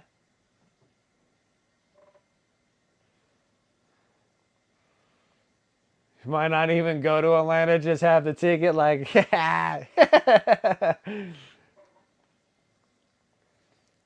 And then, well, going to Atlanta is probably going to kill you. Yeah, flying all the way there. Oh, that's like flying. You're flying over a lot of country. A lot of country.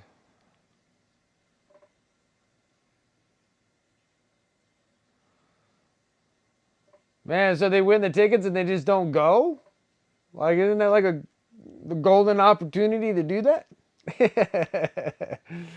To win that and just not go?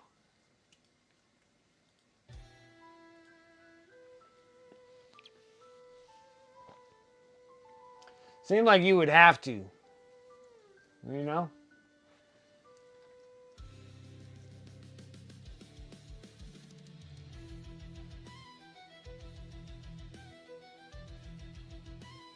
Because a lot of them just don't even go.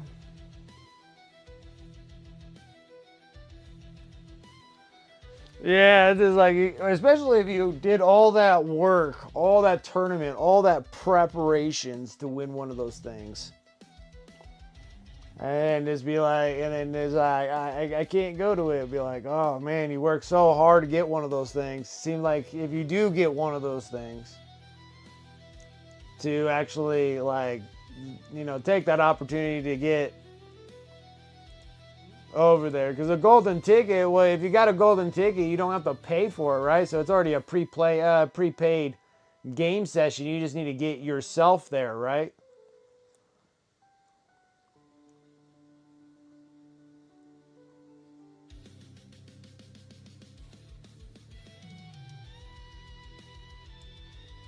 Yeah, so it's all prepaid, so all you have to do is just fly yourself there.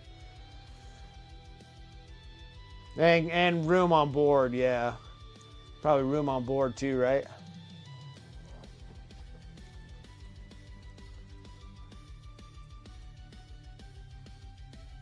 I wish you didn't look like a dude.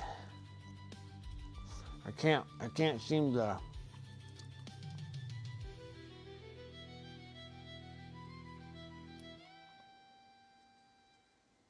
This might be a little overbearing here, but we're gonna see.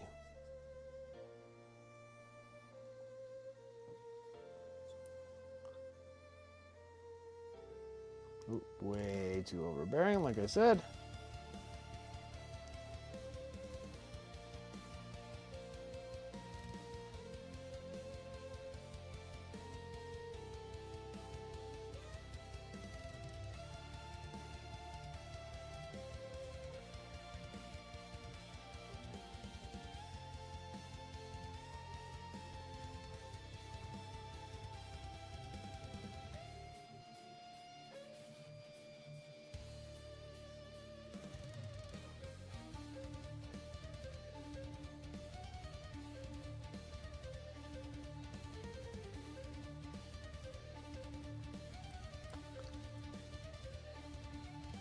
I think it's probably just too much. I'm gonna wipe some of that off.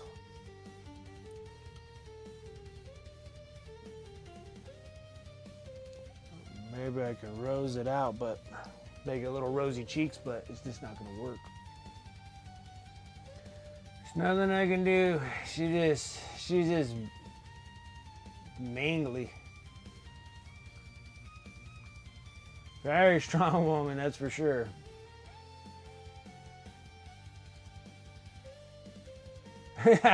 Yeah, Brienne of Tarth in power armor, yeah. Yeah, well, the best I can do with her. Now I can just only just try to bring out the facials. Just a touch more.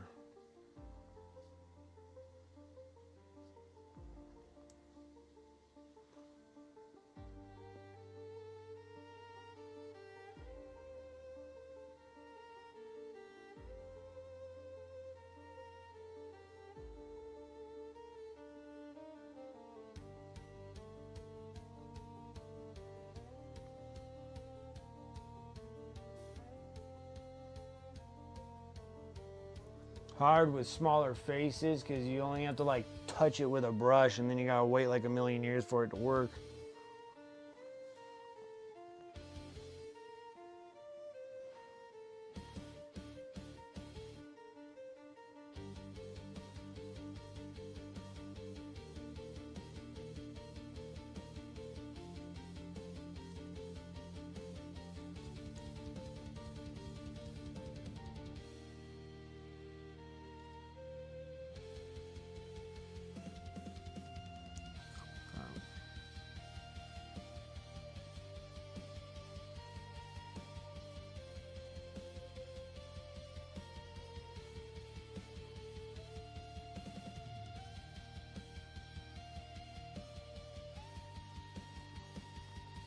I'm probably gonna have to let it dry. That's probably what we're gonna do. Our time's up almost anyways, but we did pretty good. We got the cloth.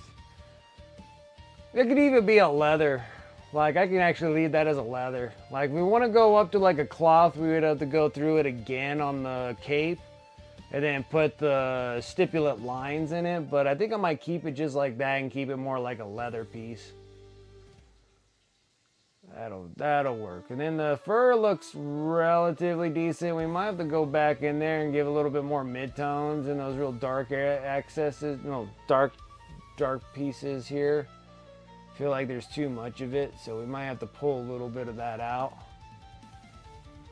other than that, we're probably going to have to go back to the face, because if I keep working on this, I'm going to tear her face. And then we still got to do some more.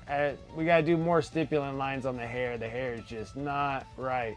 See, they always put these big old chunks of hair, and I got to get the stipulant lines to go through the hair like she actually has, like, clusters of, you know, fine thread hair in each one of those.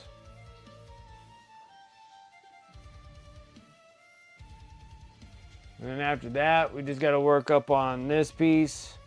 Well, I'm going to make the staff. It has to be some form of like a leather. We can even make it possibly the same as what she's wearing underneath. Or they could just be braided leather straps.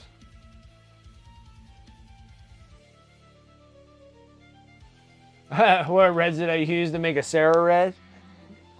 To make a Sarah red. Let's see here. I used burnt red from AK.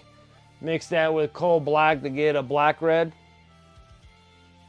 Then we went burnt red.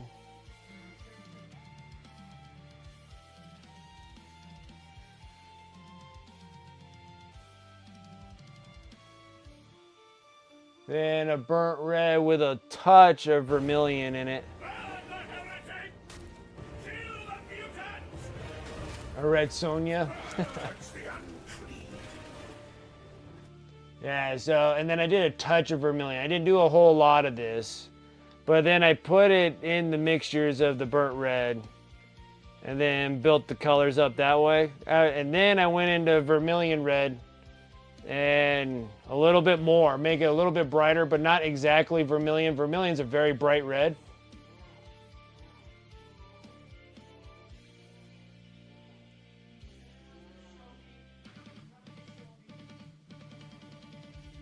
Close my freaking door. Close his door. I don't want to hear any of that.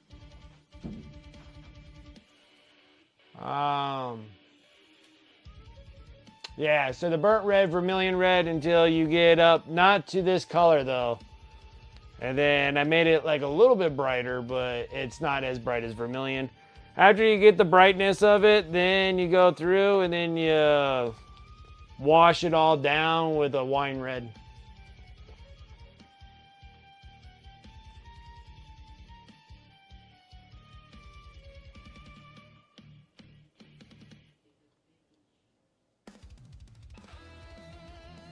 And then that wine red actually really tones it down to right where you kind of want that. So then it's not so brilliant bright as a vermilion red, because a vermilion red is extremely bright. Right? But it does have some of the vermilion, as you can see, as highlights in parts of that cape. But then with the wash down with the wine red, gave it just that nice little flux between both. And then I used the wine red to cover all of it, even the dark spots. So then it looks like it's a solid red piece without it looking like there's a separation in the colors. Yeah, because the wine red is pretty, but it is very transparent. So it is a very pretty color, but it is relatively transparent on that. And it's lightly pink too. This is my best mini yet. Does look really good though. Does look really nice. We'll see, since that one person told me to go and try out for the taking pictures of it with the base when we get all the base and everything done.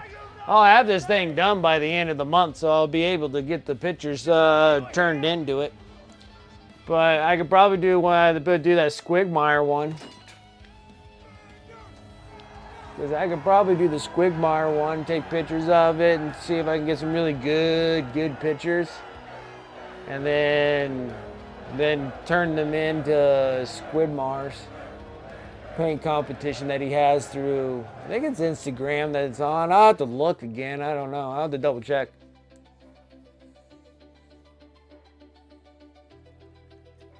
And the Incredibles, no capes. But yeah, the mini's turning out looking really good. We just need to go back on her face again, which is kind of annoying, but we have to. And then we gotta fix the hair. A little bit on that fur. Then we'll finish up the green little thing hooked onto the spears. Do the actual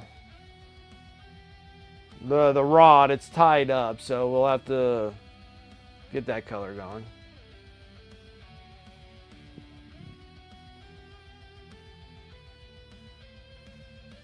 Someone was cutting onions here. But yeah, Manny's turning out looking pretty good. It's not bad. Not bad at all. All right, guys, let's go ahead and wrap up shop. We did good. We did good. Got quite a bit done. Not half bad. All righty, guys. Thanks so much for coming and hanging out with me tonight. Really do appreciate it. Thank you guys for all the follows. I feel like I missed a follow. Did I miss a follow? Did someone follow me and I just missed them? I apologize if I did. Dang deal, thank you. Dang deal, thank you. Appreciate that. I'm sorry, everything kind of went all at once. So yeah, so thank you everyone here for the follows, the subs, resubs. I do appreciate that here over on Twitch. I do dual stream, so I am here on Twitch and on YouTube. So if you guys can help me out over there on YouTube as well, exclamation mark YouTube. Or if you're there seeing me on YouTube, make sure that you give me a like on the video and subscribe to the channel. I really need to get that flowing upward properly. So do need those, so thank you guys. Shout out to the sponsors above. I believe all those things just start blasting all over the chat. Those are all my sponsor affiliate links. More than welcome to use those links and the discount codes as much as you like. Save on those hobby dollars, and I do love all their products, so there ain't one that I don't like. Let's see here. You can go over my Discord, exclamation mark Discord. And all my sponsor affiliate links are over there as well, including my eBay store, exclamation mark eBay. That pretty much everything that I paint on the stream will go over to my excuse me, eBay store. Everything that I paint over here goes over there. That's another way you can support the stream as well. Is come and take a look at my minis. I'm trying not to bankrupt anybody, trust me. But I am trying to just exit out inventory that I have, but I do really want to paint the miniatures as well, so I'm challenging myself to paint even more miniatures this year than I did last year, so we'll see how that goes. And then also follow me over on my socials, because eventually here we're going to be working on the mental health charity painter raffle piece. So that one there will I'll be posting videos on how I paint that thing. For like quick little like 2-minute like process thing videos that I do on those, like how we paint the wolf, how we're gonna paint wolf hair, all that kind of stuff. So I think that's about it. I think that's it about my spiels. About it for my spiels. All right, let me go refresh myself. Who do we got for a rating? Oh yeah, we do got Burnsy. Yeah, and he's painting miniatures too. Cool. Let's go. Inquisitor Barnsey. Cool. All right, we got that. All right, let's go over to Barnsey and see what he's up to. On that, guys, thank you so much for coming and hanging out with me tonight. You guys have a good rest of your week. I'll catch you guys on Friday. Till then, take care.